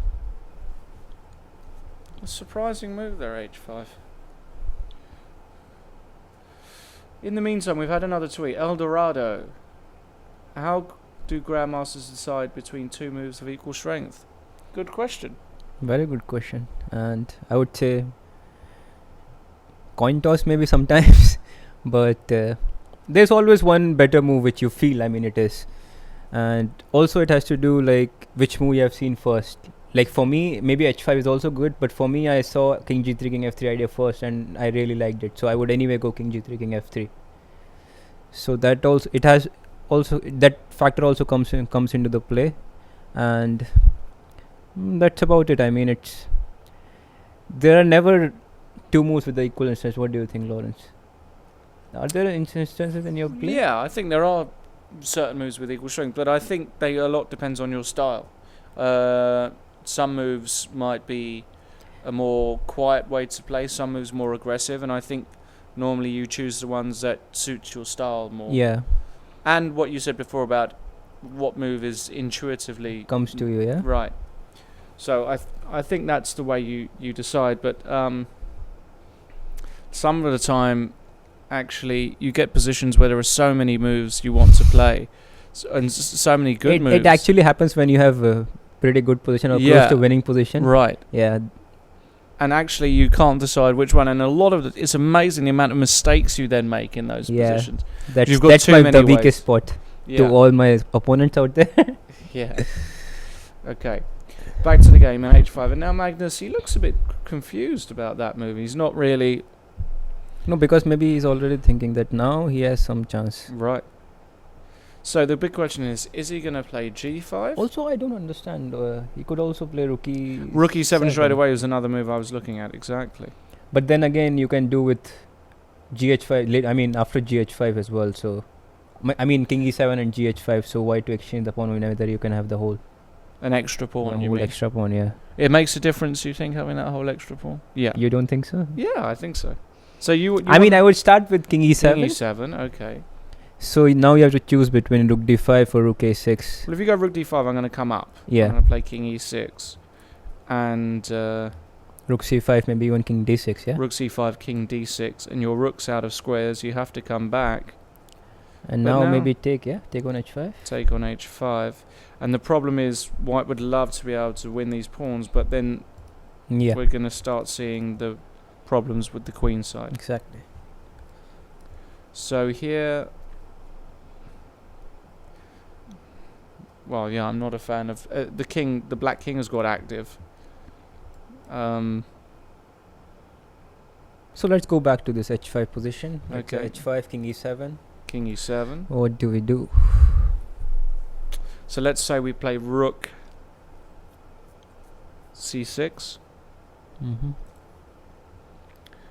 You're going to take on H5, right? Yeah. And after a move like King G3, you want to play Rook D7. Also maybe Rook C5, no? No. Rook Instead of King G3. Rook C5. No, my whole idea is to play against this Rook on B7. I just want to keep it there. Because once you get chance to put your Rook to D5, then it's going to be very difficult for White.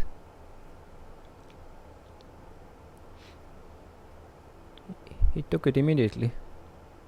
Well, does it make a huge difference? Well, but now Rook D5. Okay.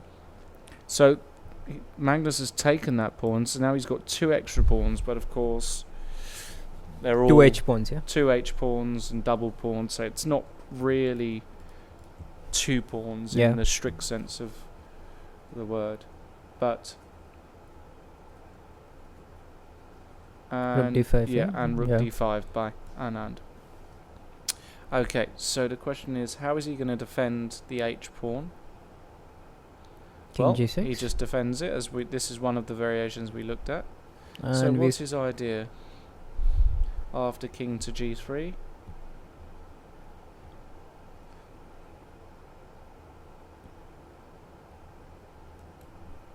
So if Anand plays King G3,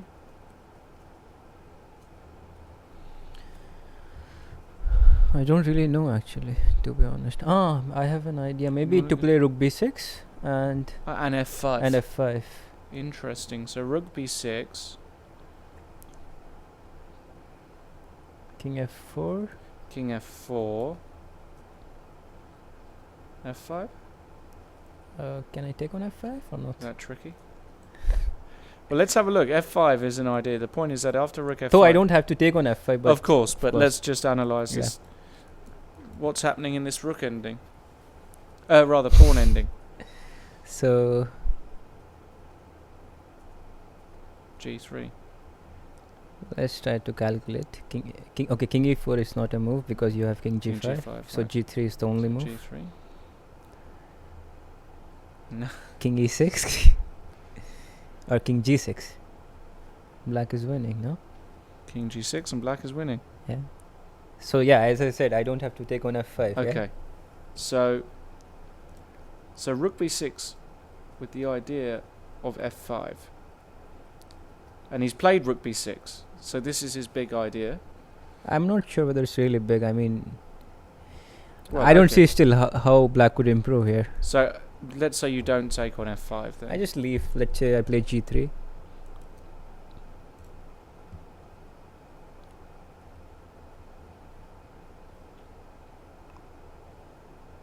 I really don't see how black would improve here, to be honest.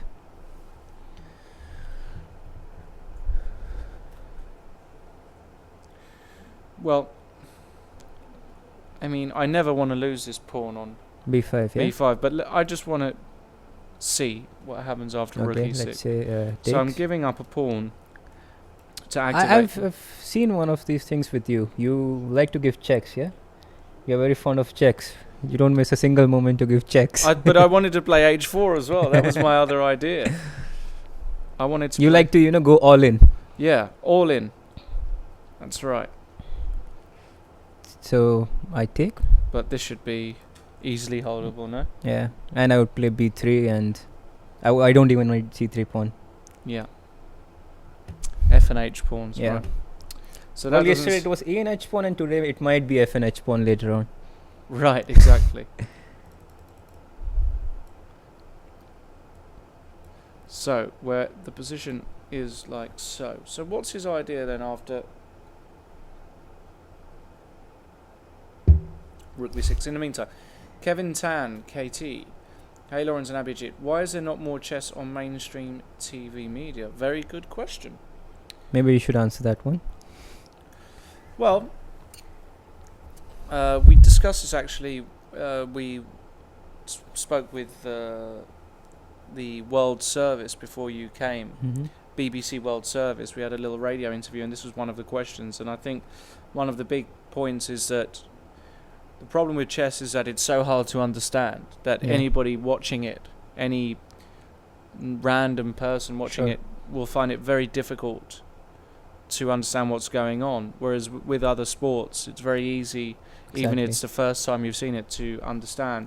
So I think for chess to really break on the TV, you need the correct format, the correct commentators to break the game down in very basic terms for the average or beginner player. And I also think that it's very difficult to put a game that lasts 6-7 hours on TV. And like when you're putting it on the TV, it's basically for the beginner level, and who just know the game of chess. I mean, just not to the serious extent, but they just like to enjoy the game. And Right. but do you think in near future is it possible to do it? Well, I think there are certain formats which could work. I definitely You believe. mean the faster format, the rapid Yeah. play or the blitz? I think the rapid play where both players have got half an hour Yeah. each, or 5 or 10 minutes Yeah. each. It's fast, it's furious, it's fun, and if you can grasp the basics of chess, you can Yeah. enjoy it. So I think there is room for it. I think the personalities are also important. I think the right people playing these games, people like Carlsen, the young players, Of course. would be great. So who knows? Hopefully one day. One day, yeah. But of course it's very tough. All right, back to the game then. And rook b6. So on Vichy, and he's got to He's make got a to move. decide, yeah, So what plan he's going to choose to. Okay, f5 also looks quite hasty. So Yeah. But what else is the question? maybe h4. h4. After all, you need this pawn, yeah. I mean, it's not doing anything on h5 anyway. So king And g4 maybe, yeah. King g4.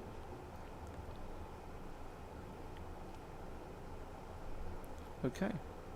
Well, we didn't see that. We just had a pass from Vichy. Not a literal pass, but a... Played rook c5. Maybe you were sort of afraid of h4. I mean, otherwise I don't really see why I didn't go here. Okay, rook c5 by Vichy. And now Magnus sporting jeans and Some black shoes, it looks like. Very smart. Wouldn't surprise me if he came in trainers one day. Yeah. I'm not sure if it's his G-Star Raw clothes. No, it doesn't look like. It doesn't look like it, no, because... Oh, the jeans could be, though. You never know. You never know, of course. Of course, for all of you who don't know, Magnus modelled for one of the top brands, G-Star Raw. And I assume that as part of the deal he got a few pairs of jeans and a jacket or two. So might be doing that. But look, he's just... Probably a bit more than a couple of jeans, yeah? Probably just a few. It's amazing, isn't it? He's playing the World Championship finals and he looks like he's just at home, you know, relaxing, as if he was playing a friend, forgetting that this is being watched by millions. But he's concentrating and he's focused here and he's trying to find a way, if there is a way. The question is, how do you improve your position as black? And Anand looks very confident. No? Yeah. I mean, from this side we can't really see whether he is, but... Yeah. So let's try with F5 again. King F4. King F4. And now I want to try H4. But if I take on F5? Yeah. I want to see. All in. All in again. Yeah. Okay, so takes King G4. And now I wanted to go... King E5 maybe? King E5, that's right. So I have to take on H4. And I assume that I'm coming here first.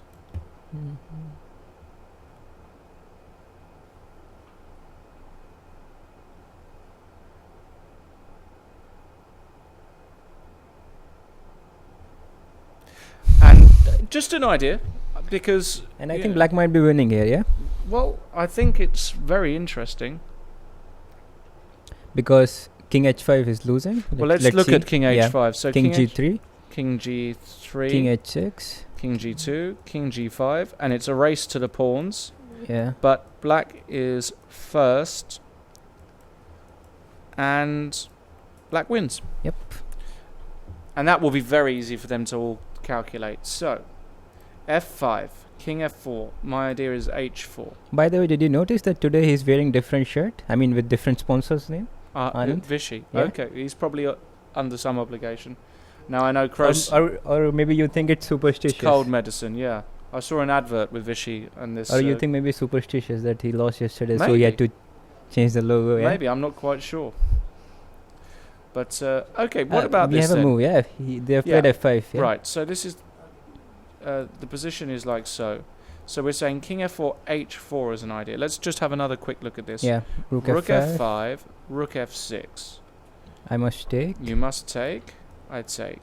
King G4, King E5, King H4, King F4. Now, is there anything else? You can play G4. But then you go King F3. And I go King H3, yeah? But Right. am I too late for King...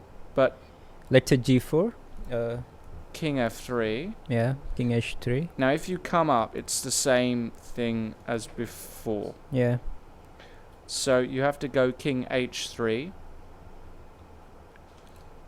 And after King H3, now I come in, and the variation I was analysing is we have all of this, and I queen with my C pawn. Long way, yeah.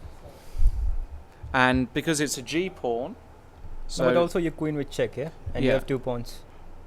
and it's 2 pawns, and this is a theoretically winning position. So that's interesting. So Vishy's got to be a bit careful about these pawn endings. Now, for the moment, we are going to take a break, Abhijit, and we are going to welcome back Grandmasters Ramesh and Polgar, who are going to dissect even more rook and pawn endings, much to the delight of everybody watching. So stay tuned, and I hope we'll be back, yeah? well, we may very well be back in an hour or so.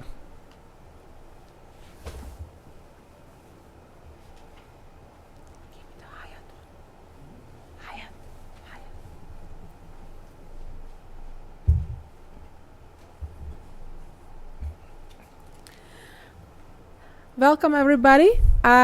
This is Susan Polgar with Grandmaster Ramesh. We Hello, are everyone. continuing with the live coverage from Chennai, India, the World Chess Championship between defending champion Viswanathan Anand and the challenger Magnus Carlsen. Magnus Carlsen has the lead 3-2, and in game 6 we have Magnus Carlsen with the black pieces, 2 extra pawns. However, there is a famous saying that all rook endgames are drawn. Yeah, we keep saying this every We day. keep saying this, but not all rook endgames are drawn. And we have seen that too. And this rook endgame is likely to be drawn with Mhm. correct play, Yeah. and that's of course not necessarily a given. Anand seems to be under a lot of pressure Mm-hmm. the last couple days.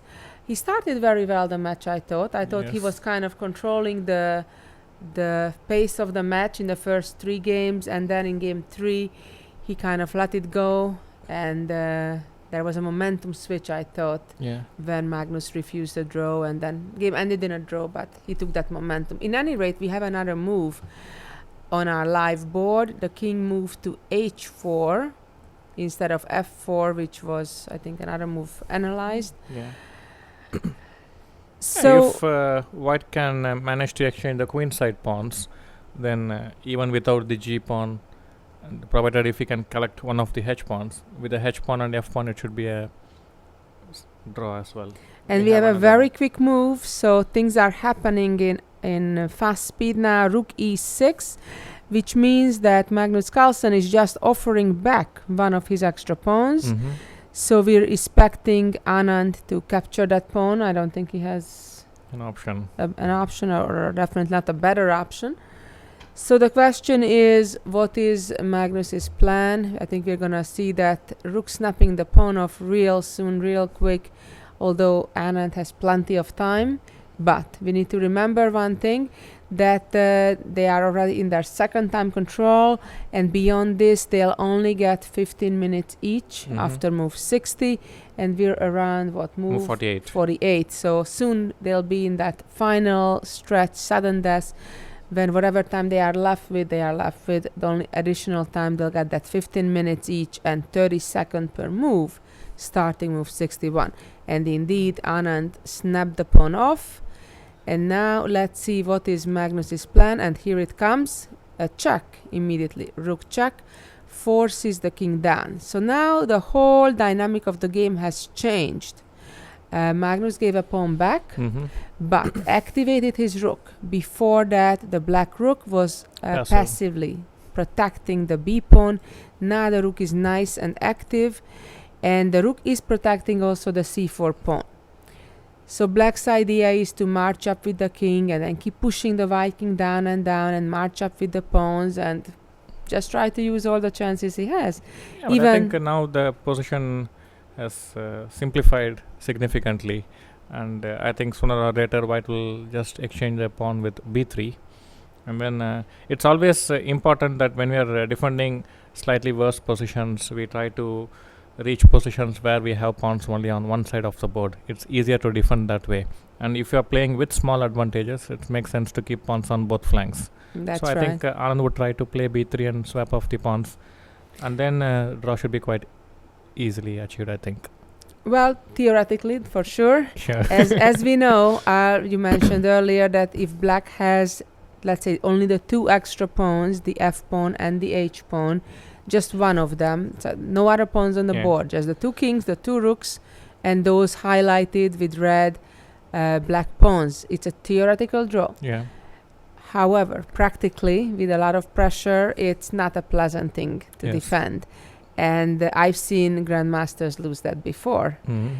So we'll see if Anand will even manage to get there or not. So he got out of the check, moved the king back to h3. So now we can expect, I think, black King to G5. move the king up. King g5. It's certainly not a pleasant thing from Anand's perspective to, let's say, trade all the pawns on the queen side and lose again a pawn Mhm. and be those 3 pawns against 1. even though it's probably a theoretical draw, but it's not a very Yeah, pleasant thing. A lot of defending has to be done, and it needs to be Indeed. accurate as well. Indeed. And indeed, king g5 happened in the game, so we're... And now he can straight away try to play b3, or maybe try to play rook b8 and chase the king, start That's giving right. checks from behind. Yeah, that's a very typical defensive method in rook endgames, especially to go as far as possible from the black king and then to give distant checks. Yes, and then the black king would not be safe without checks. pawn covers. Yeah, from behind. So right now it is Anand's turn. He's only down one pawn at this stage. He may try to simplify the situation to get rid of all the pawns on the queen's side by pushing his b pawn. And he does not Rook do that. He b8. did the other defensive idea of pulling the rook all the way up to b8 to be able to give checks, and when the checks run out, to attack perhaps Start attack the pawns. the pawns from Yeah. behind, from h8 in the corner, for example. Yeah, the problem for black is his pawns are the h pawns are doubled, and he would very much like to have the h5 pawn on g6. That's right. That would completely change the nature Yes, of as the we position. talked about that earlier, when white had the doubled e pawns, Yes. that's considered a disadvantage. It's better to have your pawns on all separate files rather than one on top of another, because then, like right now here, black's pawn on h6 cannot move. So they bother each other, they are in each other's way. And we have yet another move, h4, advancing that pawn. And it opens up a nice hide the hiding place for black's king. Just for our newer players watching our coverage, black now has a cute checkmate idea. If black could make two more moves, black could pull the rook down to e1 and then moving to the corner with the rook. That would be a nice checkmate. Of course, you can only make one move at a time, and then it's your opponent's turn. So you certainly cannot do that easily. So it's white's turn at the moment after h4, and we're expecting probably a check on g8. Yeah, it's What a do you possibility. Maybe we can give a check and come back rook f8.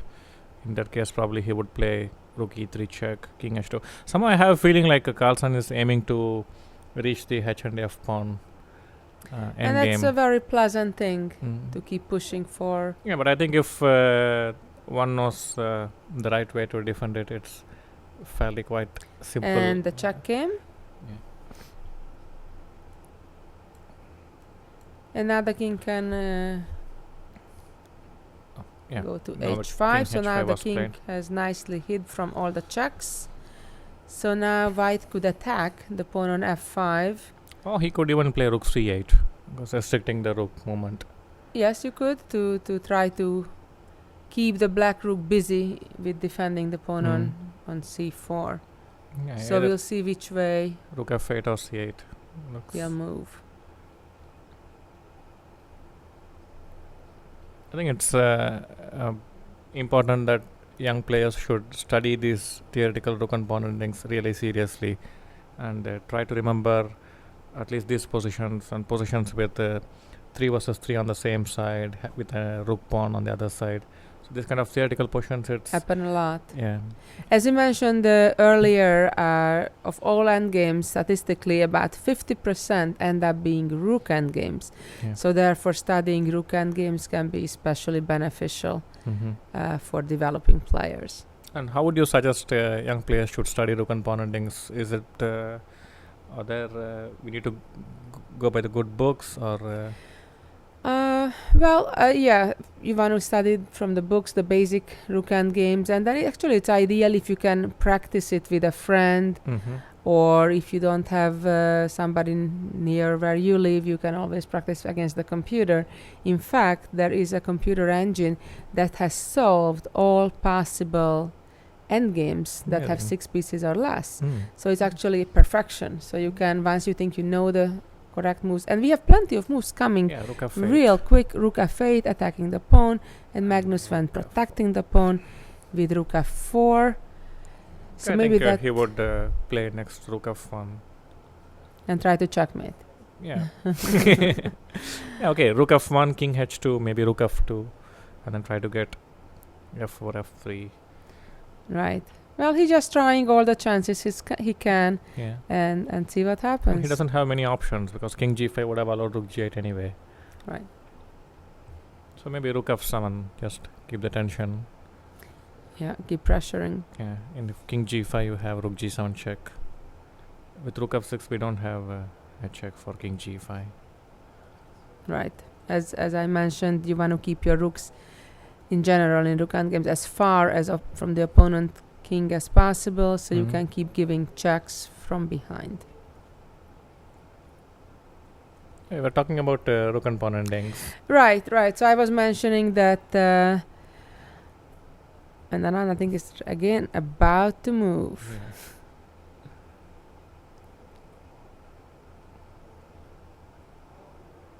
Still pondering. Yeah, rook f7 or rook Right, c8. so I was mentioning that the computer engines actually have solved all possible chess positions, whether rook endgames or other endgames that has only 6 pieces on the board. So here we still have more than 6 pieces, so this would be still requiring the engine to analyze. But any position that has only the 6 pieces left has been completely solved, like a calculator solved all mathematical additions or anything like that, or multiplications. And at this rate, do you think chess will be solved as well? Well, as far as I've been told by experts, that's very, very, very Unlikely. far away, because if you even just go to 7 or 8 pieces, it will take many fold the current power of computer Computers, capability, and then forget about rook 10 or C8 12 probably. pieces. Yeah, rook c8. Rook c8 keeps putting pressure on one of the black pawns each time, making sure the black rook cannot just easily move away and attack white pawns. Of course, the rook can move, and let's show that variation one more time. The black rook can move down to f1, and giving up on the pawn on c4, it would be a huge blunder to capture the pawn because of the checkmate in the corner. Obviously, after the rook coming down to f1, white could defend against the checkmate by moving the king down to h2, and then it's hard to see a better option for the black rook than going right back to f4. And then, of course, the white king can also go back to h3, and that means that black did not make any progress in the position.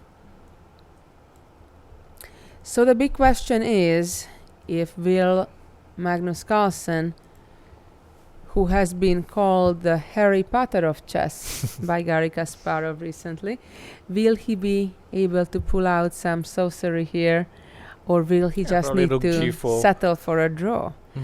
Rook g4 and king g5. Rook g4, a very logical move. Yeah, but I think we could just keep waiting with rook c7 and rook c8. Right, so it's a Because matter of patience a little bit for Anand.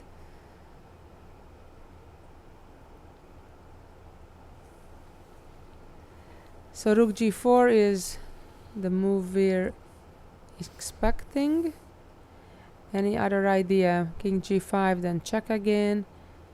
So it's really a hard thing in chess that oftentimes you're up a pawn, sometimes even 2, as Magnus has been earlier, and yet there is not sufficient way to improve your position and win the game. It's kind of a painful thing, but a reality in chess, and it's one of the dynamics that exists. So Anand is awaiting Magnus's move. This is now move I think it's more easier to play for white. Yes, it's pretty much given what Just keep white needs attacking to the weak do. pawns. Yeah. When the king comes out, keeps checking. Yes. So Black really needs to find a way where he can keep the pressure. if Anand finds the right defensive moves, he'll manage to survive this game. Okay. Rook g4. Rook g4. He actually made his own life more difficult than he had it to be, by giving the pawn up and giving more chances to Magnus than he had to. Probably he realized midway that from a position of strength, slowly it slipped out of his hand, and that's not a pleasant feeling while playing a game, and in such a crucial game. It probably led him to deteriorate his position further. Yes, indeed. And Magnus played the movie, anticipated rook g4. So now Anand has the opportunity to attack the f pawn for a change, alternating attacking this pawn, that pawn, or giving a check. But it's still not quite over. White doesn't have necessarily a forced way to draw the game. I think we should just in such positions probably see what black is trying to do, because if he's going to play rook g3 check, we have king h2 and he has to go back to rook g4. That's So right. we can eliminate that. The two h pawns cannot move, and black cannot move the f pawn either. So it has to be either shuffling back and forth with rook e4, rook f4, rook g4, in which case we can just play rook c7, rook c8 and wait. So the only possibility where black can improve is probably with king g5, and then we can see what next after king g5. Again, that doesn't seem to be a good plan. Right. So maybe white can just wait rook c7, rook c8 for king g5. I wonder if could black think about bringing the king all the way over to the queen side? Yeah, but then the f pawn or the h pawn could have problems. In such case, maybe we should try to play b3. Just go to rook b8 and Right. exchange the pawns. Well, let's say black plays, we can try to play it a little bit while Anand is thinking, play it out. King g5, let's say. So let's say rook, king g5. And you want the king. if check, king f4, and then king e3. And then I guess black would need to play rook f4, protect 3 of the pawns with the rook. You can go after the h6 pawn if you want, but then my idea was to go after Oh, maybe the let's say queen side pawns. at the right moment I just have to come and exchange the b pawn for the c pawn. Right. Yeah, so now something Yeah. like this, and now the king seems to be kind of misplaced, and the That's h true. pawn could fall. Yeah, I mean, again, with correct defense, and there is probably more than one of it, white should be able to hold this game. In other words, white would need to make a significant mistake to lose this game.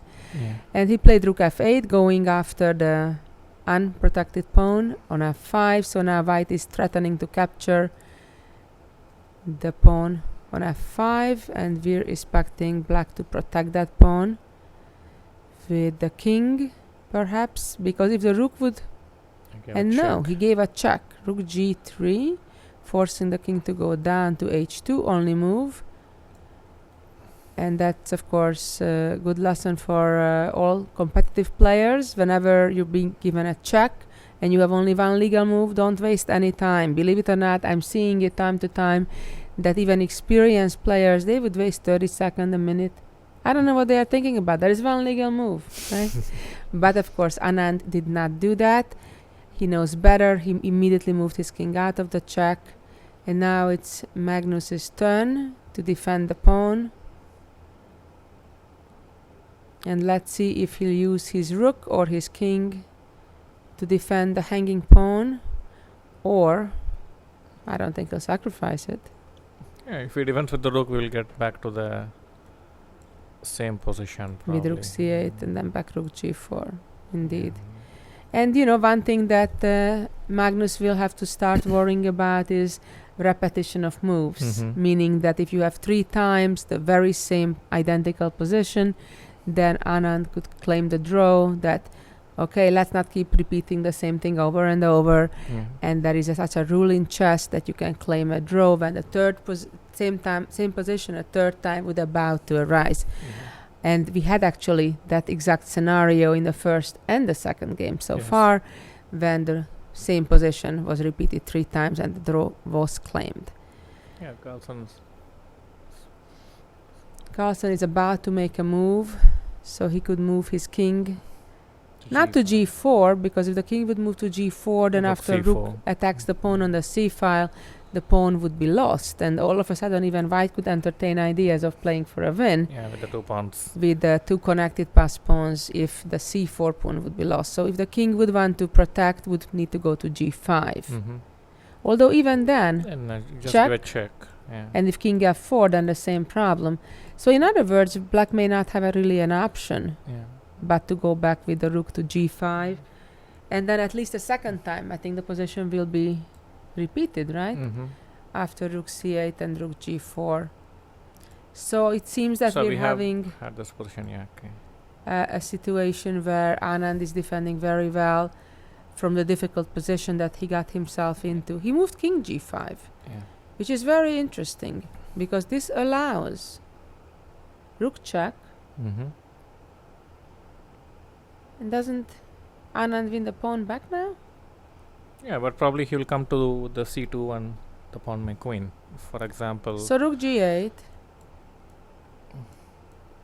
No, we're not taking the pawn. Okay. No, rook c8 now. Yeah, of course. And winning that pawn. Yeah. Or if the... Probably he'll go back king h5. But then on the other hand, I see. So he's trying to provoke Anand to win the pawn back, but that pawn endgame may be Yeah. actually winning for black. Yeah, because the 2 pawns on the queen side Are blocked by controlled one. One I see. essentially has an extra pawn on the other side. Right. So actually the king could also go to f6 right now. Or h5. Yeah, whichever pawn he abandons, we should attack the pawn, I think. So in Right. case of king f6, maybe just rook h8. Or maybe you can even give one more check with rook f8. Right. I think we are getting close to a draw here. I think the danger moment for Anand has passed. Yes. So time-wise, he has still 37 minutes, and this is move 57, so he only has 3 more moves to make to reach the time control. However, given that after this, he only gets 15 more minutes, he has to keep up the pace because this game can potentially still last a little while. Mm-hmm. So let's see where is Magnus moving to, and he's moving to f4. Wow. That's a big surprise, because now after rook c8, that's very puzzling. Turn of things. Even white could try. That's really interesting. So now white is winning back the pawn, so there will be material balance. Maybe it's coming for king e3 and king f2. But even after rook g2, But king h3. I'm really puzzled here. So rook c8. Let's make that move on our analysis board. Rook c8, king e3. We capture the pawn. And now the h4 pawn is also under attack. And if king f2, the problem for black is that it's a check. And then takes the pawn on h4. Maybe we take the other pawn. What's Because going on here?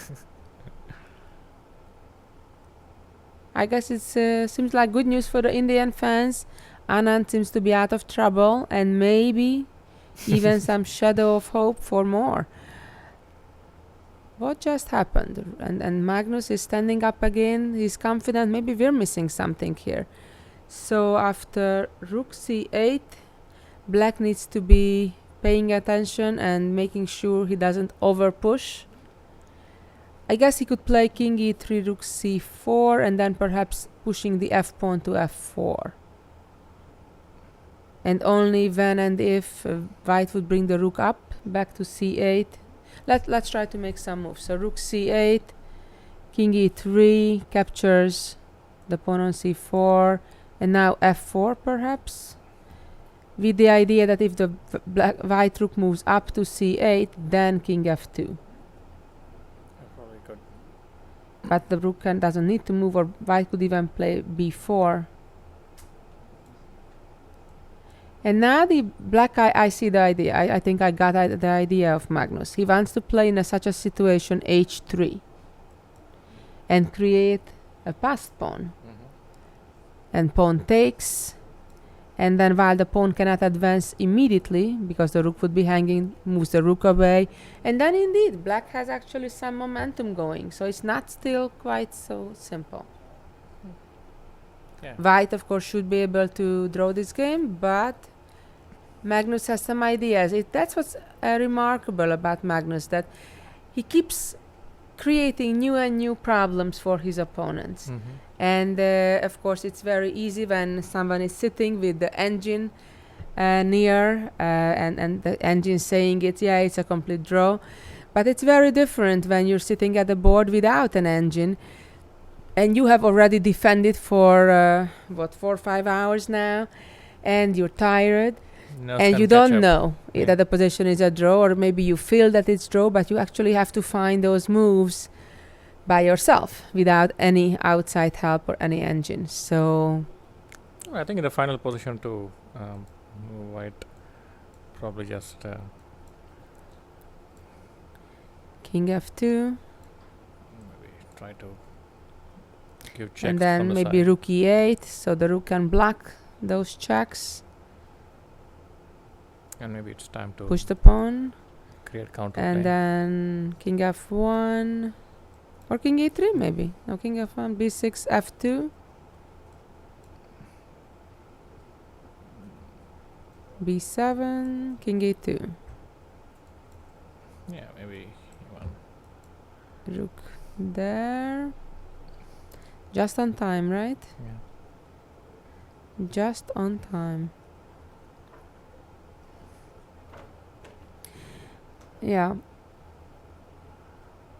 So let's see. If we go But back, it was surprising. Yeah, probably like black's activity should be sufficient to make a draw. you mean white's activity or black's activity? No, I think now Yeah. probably it's black who is. I don't think so. I think with this idea of h3, I think black is still has some initiative. Mm-hmm. So let's see what Anand will play. Does he have an alternative to rook c8? Maybe we are missing something. I don't know. I think he has to play rook c8. I think he's realizing now what I think we just realized, that this h3 idea and creating a pass pawn on the f file, Mhm. and then I think he's trying to calculate variations along the line that we just looked at and ended up in a draw. Mhm.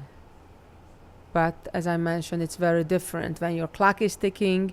A few hundreds of millions of people are watching you. You're playing in your hometown. It's a lot of pressure. It's very different than Yeah, but I think we have nothing at stake. We're just yes. having a great time. We're watching a historic game. But But Anand is very experienced. Of in this. course he has is. played many matches at this level.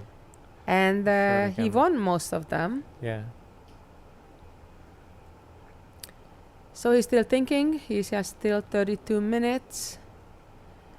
Rook c8 is, of course, a simple move, but he's trying to evaluate or calculate what happens after that. The only alternative I could think of is to play rook h8. Or maybe he is trying to play rook g3 and see if it can lead to a forced draw.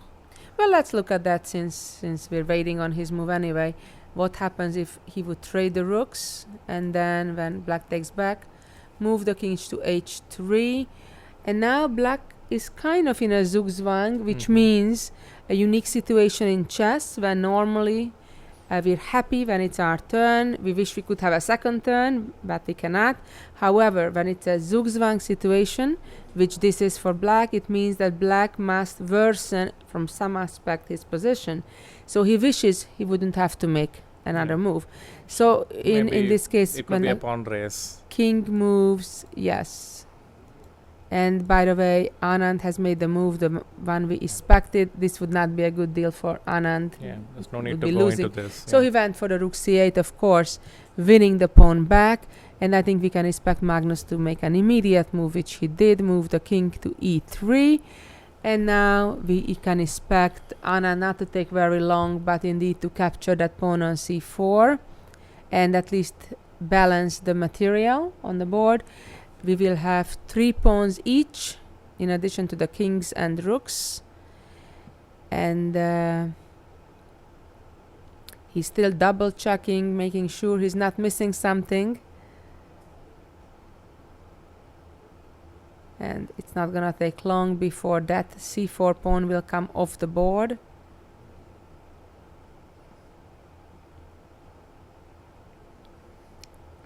Yeah, It's probably really- we should play f4 and Yeah, black has to H3, go for yeah. that idea that we discussed to create a passed pawn.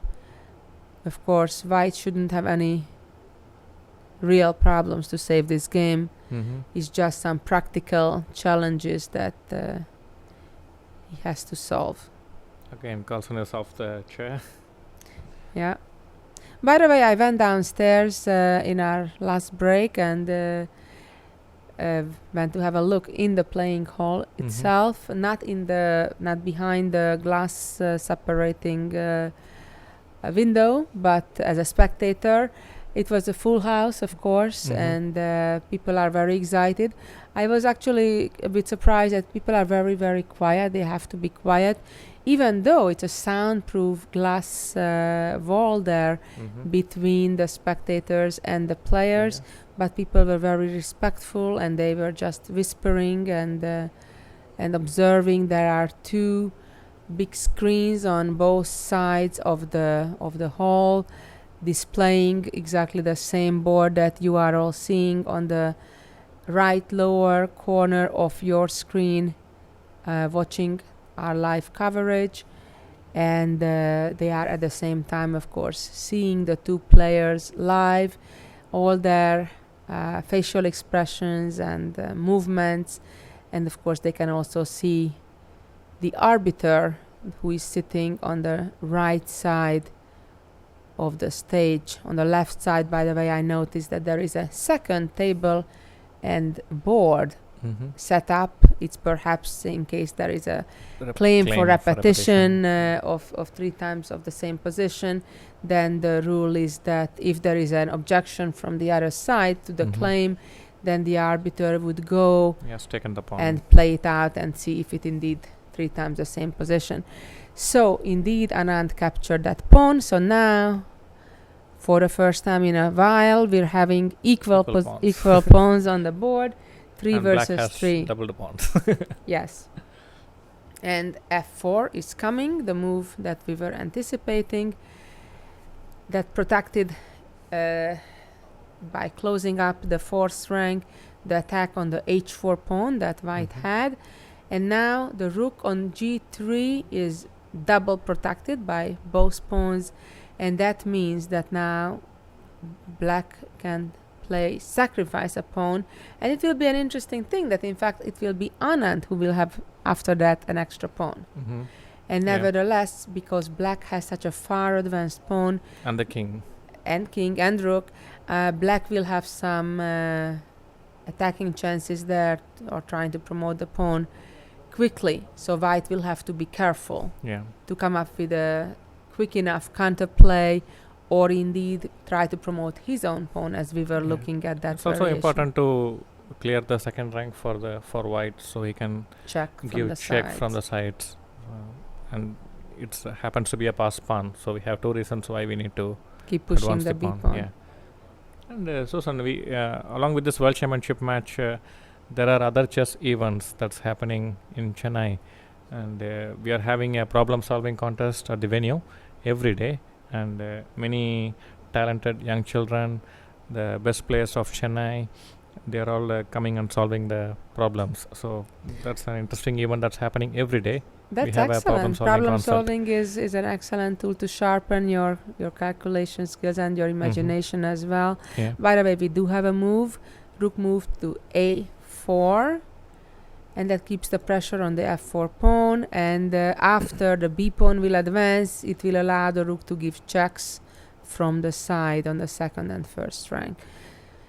So I would expect the pawn sacrifice now, and it's coming. Indeed, there is no other alternative for black to, I think, even save the game. So he has to go all out for trying to win, even in order to save the game. So Anand captured a pawn. So for the first time in this game, white is a pawn up, but black is banking on his far advanced pawn on f4.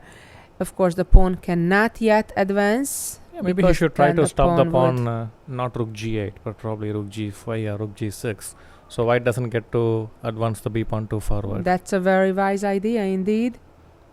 So maybe rook g5 or rook g6. Yeah, but rook g5, maybe you will get b4 and rook a5. So maybe rook g6. Rook g6 is a good compromise. And then probably we should try to advance the c pawn and b pawn. And black needs more moves, f3, f2, the rook coming to the e file. I think that will give time enough to advance 2 pawns, at least one of them to the 5th and 6th. In which case the pawns can hold themselves against the rook and king. Mm-hmm. Since the black king would be too far from the white pawns.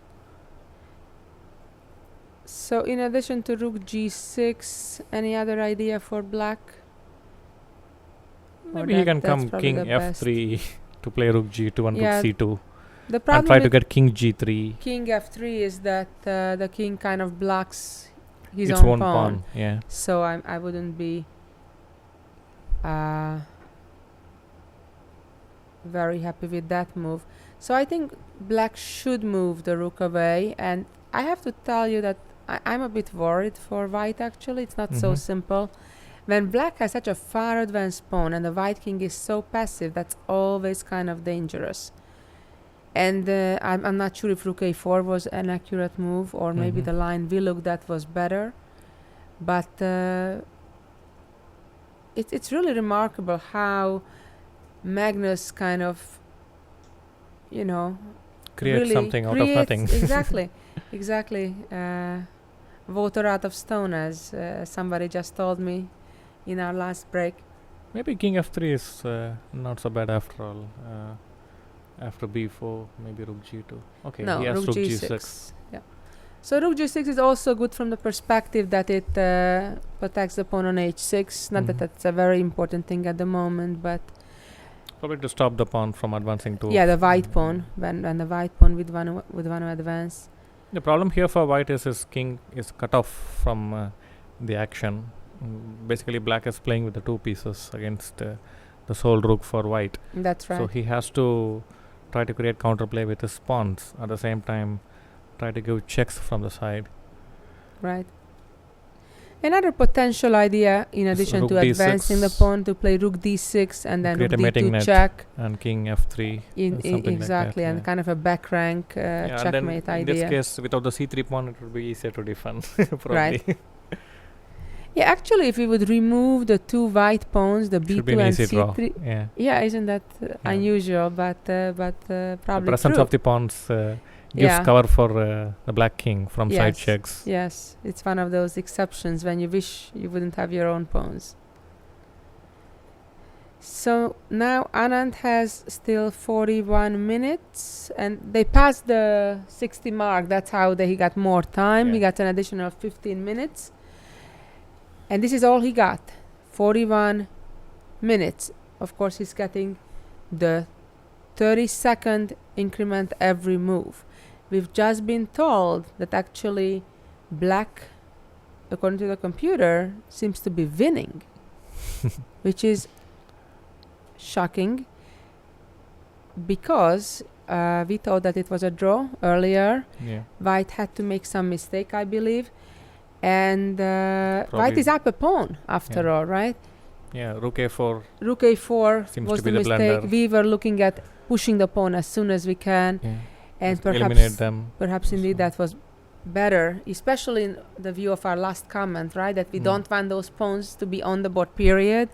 Of course, the also next best thing to that is that if those pawns still exist, but much further advanced. Yeah.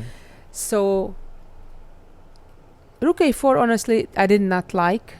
But he played it pretty quickly. Yeah.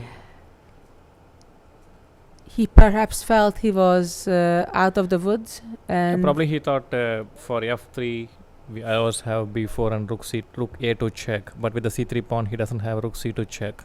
Probably that was his reasoning, but probably he missed this idea of rook d6, king f3, creating some mating threats, and the c3 pawn doesn't give him the option to give checks. It's really amazing that even though we're looking at endgames for the last couple days, but nevertheless there is so much action, so much drama, so much surprise, even in situations when it already seems that it's over, it's going to be a draw, and out of nowhere Magnus pulls a rabbit out of the hat, right?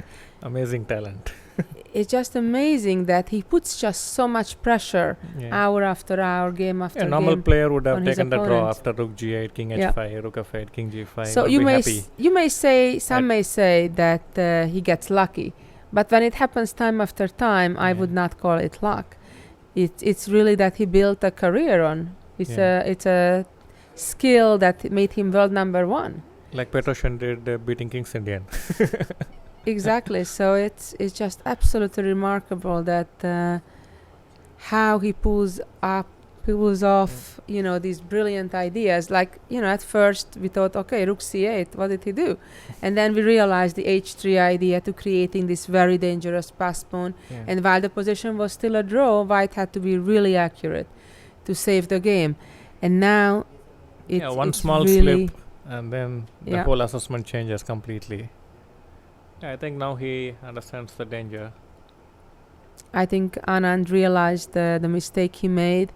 He's in disbelief that what did he do? What did Magnus pull? Magnus looks very confident in his chair.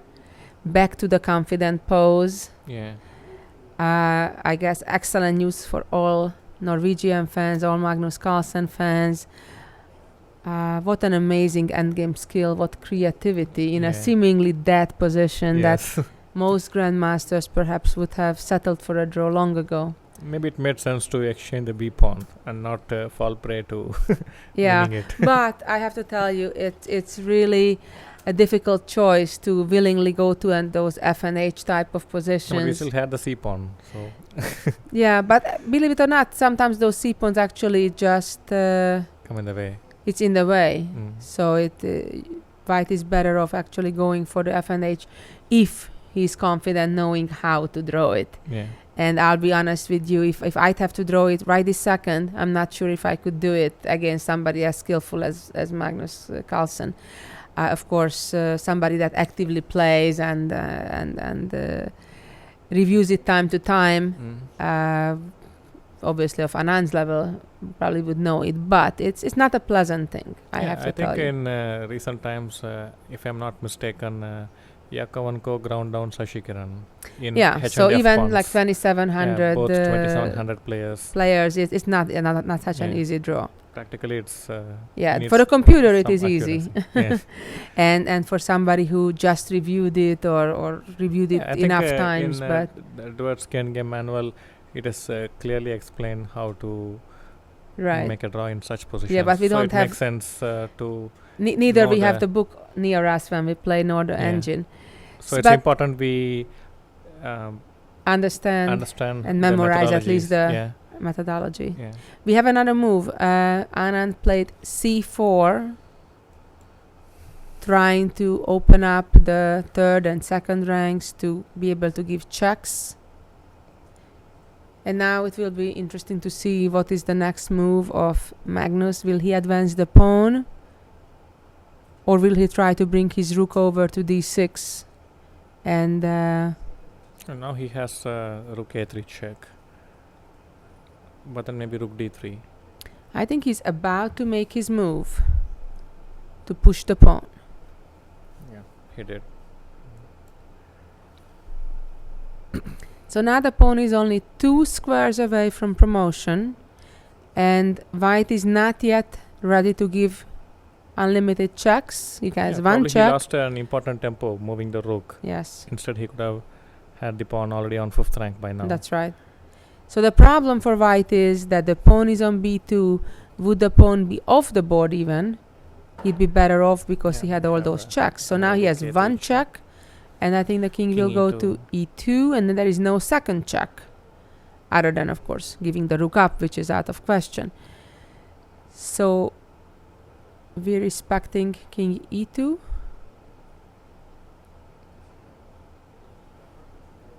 And then b4. white probably. can play b4, and then the pawn can F2. advance yet further. Rook And b3 then check. white is ready to give some more checks. So the question is, where will the king hide from those checks? Mhm. So king e2, b4. Maybe black will bring the rook to block those checks, Yeah, rook to the to d file, rook d6. d6. and then the checks can be blocked. Yeah, rook a2 check, rook d2. What a dramatic turnaround. We thought it was going to be a draw. It was a draw with correct play. Anand made a major mistake, lost a valuable tempo by playing rook a4. It's a sad news for all Anand fans, all Indian fans. But, it seems to be what's gonna happen. If Magnus wins this game, that's gonna be a huge lead Yeah, it would be very in the tough for score. Anand then. Will be very, very hard to come back. It will be a tremendous blow, perhaps to his self-confidence as well. Lose with white in such fashion, very, very disappointing. But in a way, it would also release some pressure for Anand. That's true. So he Then could he go can go all all out, out, yeah. go all out, Doesn't and care for the nuances. And we can have some very interesting games. so it's 3-2 right now to Magnus Carlsen's favor. If he'll win this game, it will be 4-2, meaning that he'll only need another 2.5 points to win the match. It's a best of 12, so once he reaches 6.5, the match is over. Yeah. But of course, it's premature to talk about those things. This game is still going. Things not likely, but may still turn around once more. It is So maybe King Magnus's turn right now. threatening to push the pawns. Maybe he has to play b4. And Rook rook d6. So when the check comes on a2, the black rook can block it. Yeah. And if white plays c5, probably still, or just f. No, f2. I don't think black can play. Oh yeah, you can. Yeah. And the check, then you still block. Yeah.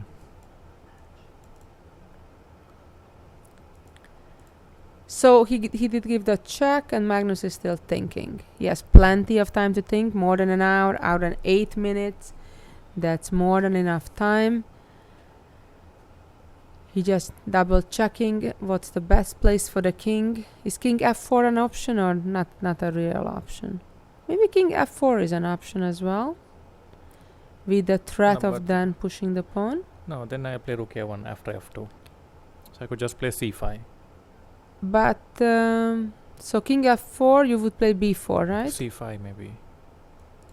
King f4, then c5, f2, rook down to a1, king f3.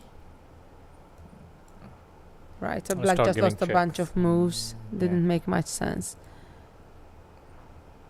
Although there is rook e6 at that point. Here? Right. Coming down to e1. Yeah, but the pawns could be far advanced.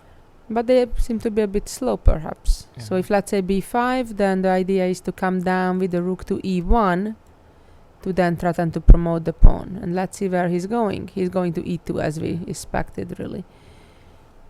King e2. So it seems that the score sheet is a big one. It fits 80 moves.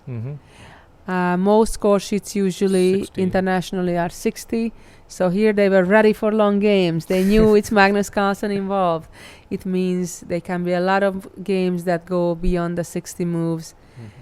And of course, in case they reach the 80 moves, they just got a second score sheet, and then they start filling out the moves with. Yeah, it will be interesting at the end of the Move one. match to see the average number of moves played in this match and compare with the other matches. Yeah, I think this indeed. could be one of the highest probably. Yeah, although in the early games of the First two match, games, yeah. they had some Yeah, he low played move b4. numbers. He did play the b4. Now we are The only expecting idea to keep giving checks. checks. Rook d6 probably. So now, I think if black wants to get away from all those checks, we'll need to use the rook to interpose. Probably play rook d6. Maybe he can play king g3 then. So let's see how black can actually If win this rook game, d6, if he can. maybe King g3. Yes, indeed. So let's go back to our current position and see how black should continue here. If f2, white's idea is to give lots of check as long as the rook can give checks. So f2, rook a2. King f3, rook a3. yeah, white seems to be fine here in this case. And here comes the move. He did play f2, so we definitely will see a check without thinking. There is no other move. So where will the king go? Where will the king hide? And the king went to f3. So now if it was black's turn, black would move the rook to the e file. So therefore yet another check is coming. So where is he hiding from the checks? King f4. Now the pawn is threatening to promote, so the rook will come down to the first rank. Oh. The typical idea of trying to deflect the rook certainly doesn't work right away. He didn't go down, he went up all the way to a8 to use the idea of the skewer. So if now black promotes the pawn to a queen, then let's show that to our viewers. If the pawn promotes to a queen, then the rook checks and then wins the newly born queen. However, instead, one option that black has to promote the pawn to a knight. And that would be with a check. And then, of course, black wouldn't have the time to give that check with the rook because white would be in check himself. So the king would be forced to move out of the check. And that feels like probably a win for black. And no, he has a different idea. Rook g1 simply. But what was happening And it's to game rook over. A1? And it's game over. Anand just resigned. What was the idea after rook a1?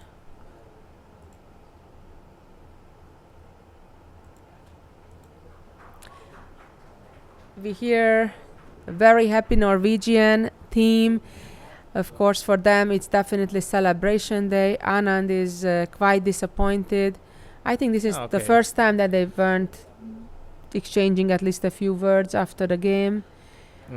Definitely very, very disappointing for Anand, because I think at this point it's extremely hard to come back unless he'll get, I would almost say unless he'll get lucky at some point in the next few games.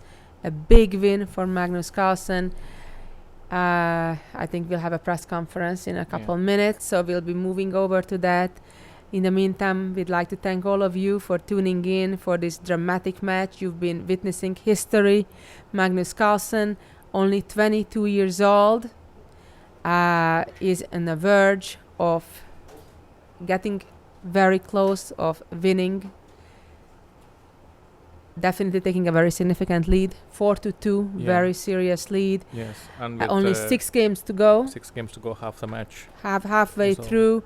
He needs only 2.5 more points to win the World Chess Championship. It's big. It's big. However, we've seen in the candidates match, he was in a winning position, and yet at the end he almost didn't make it here. He almost.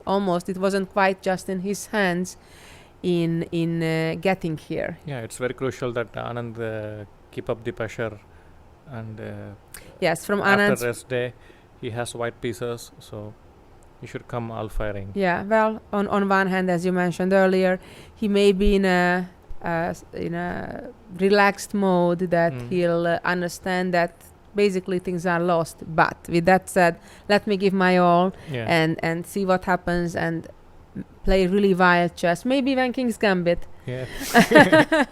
Or a Scotch. And really get really Magnus out of his element, even if he's taking huge significant chances, because at this point there's nothing to lose.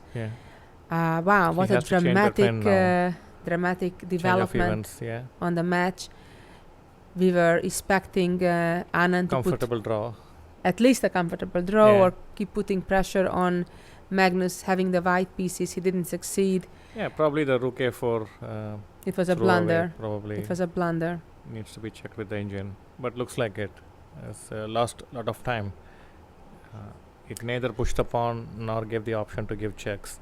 Yes, indeed. It's probably that one crucial tempo made all the difference. You know, for all of you. And here we have the press conference. Anand is the first one to arrive. Very disappointed, Anand. We can tell he's really, really disappointed. We can all understand that and feel for him.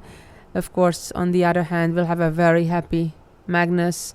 So we'll have a rest day tomorrow. Rest day tomorrow. Game 7, the second half will commence the day after tomorrow.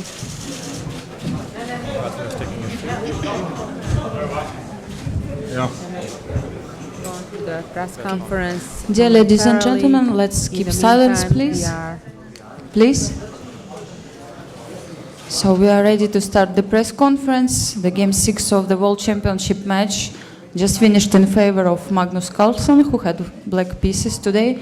And it was a long game, so I would like to ask players to give some comments. Can we please keep silence? Thank you. Thank you. So please, Magnus, maybe you can start also today. Yeah, I thought I got a pretty solid position out of the opening. Then at some point, well, I was a little bit better, but nothing much going on, and he either sacrificed or blundered a pawn.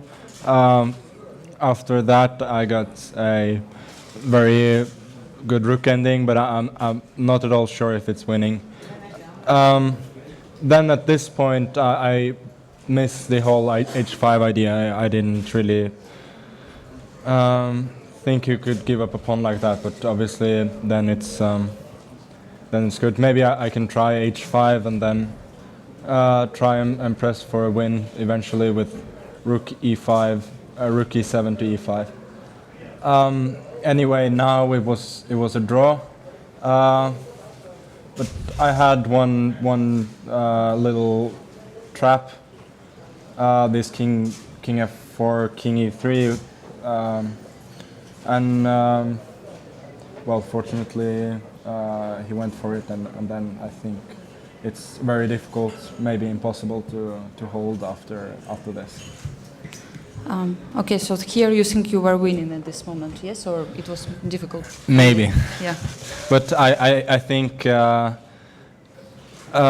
because without these pawns it would be a dead draw, but these pawns seriously inhibit the rook, and h3, f3 is coming very fast. Mm-hmm. Question to Viswanathan Anand, also to give comments, and where do you think you lost your track in this position, in this game? Well, I think Magnus pretty much summed it up well. It's just here, I gave this check, and then actually I thought he was going to go for somehow rook g4 and a similar idea, but then I'm okay. But I just blundered into f4. And this is lost, of course. I mean, here, I guess rook c8 is just a draw. Yeah, exactly. Rook c8 is just a draw. And in the position, actually, you showed here, was it kind of possible? Yes, here. No, here it's lost already. It's lost. But did you consider this before, just to try running with your pawns also, or it's No, but completely lost? It's way too slow. Mm-hmm. I mean, Okay, and just h3 is coming in. yes, and speaking about the opening, let's say with white pieces, what do you think you lost this moment to fight for advantage? Well, I mean, Magnus' maneuver with his knight was quite good. And somehow, then I started wondering what to do. And then I thought after queen g4 I could get, I mean, with the major pieces, get a fairly solid position. But then, I don't know, you one mistake after another, and then it goes. Yeah, okay, thank you for your comments. And do we have questions to players? Yes, please. How is your mood now after 2 successive victories? No, it's good. I mean, today I got a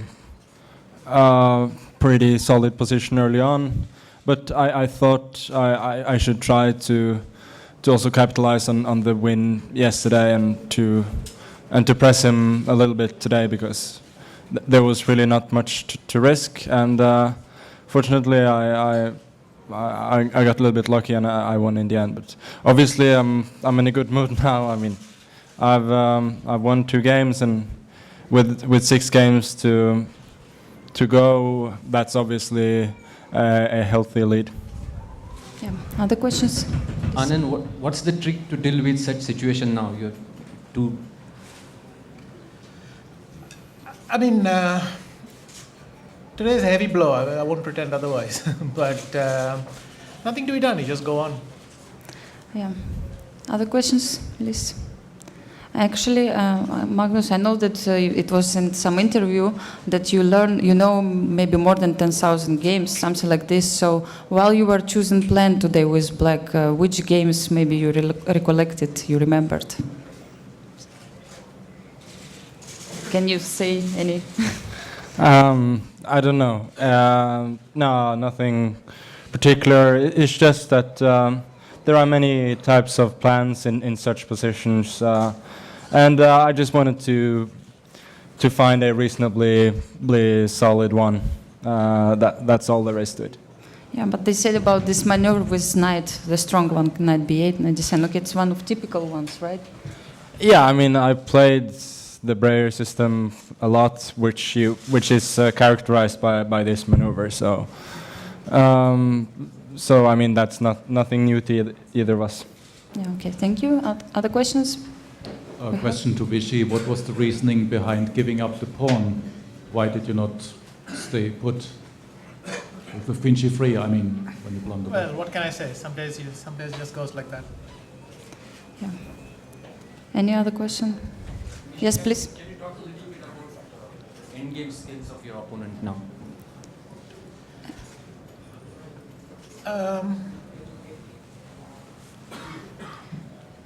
I think after rook c8, it would not tax a much weaker player. Yeah, I mean, knowing your style, that would have easily done it. Was that a pressure of the yesterday's game that made you? Because any other game, I'm sure that you would have made it. Was it having a loss? Yes, probably. Yes. So please, can we ask question here? Pass microphone. Yes. Thank you. Mr. Anand, you says this is a big blow for you. How will you now work to mend this big blow for you? Well, you just do your best. Yeah. Sad day for India. You lost your second game and Sachin Tendulkar retired today. Any thoughts on Sachin? Yeah, I kind of noticed. I mean, I've been sort of following what he's doing, but let's say I've had other things on my mind. Okay. Other questions? So, please. Well, I'm still wondering if Mr. Anand could elaborate what he means by doing your best again. Obviously, I've been doing your best means doing your best. I don't know why you don't understand English. Yeah. Okay. So thank you very much for all comments. Thank you for coming for the press conference.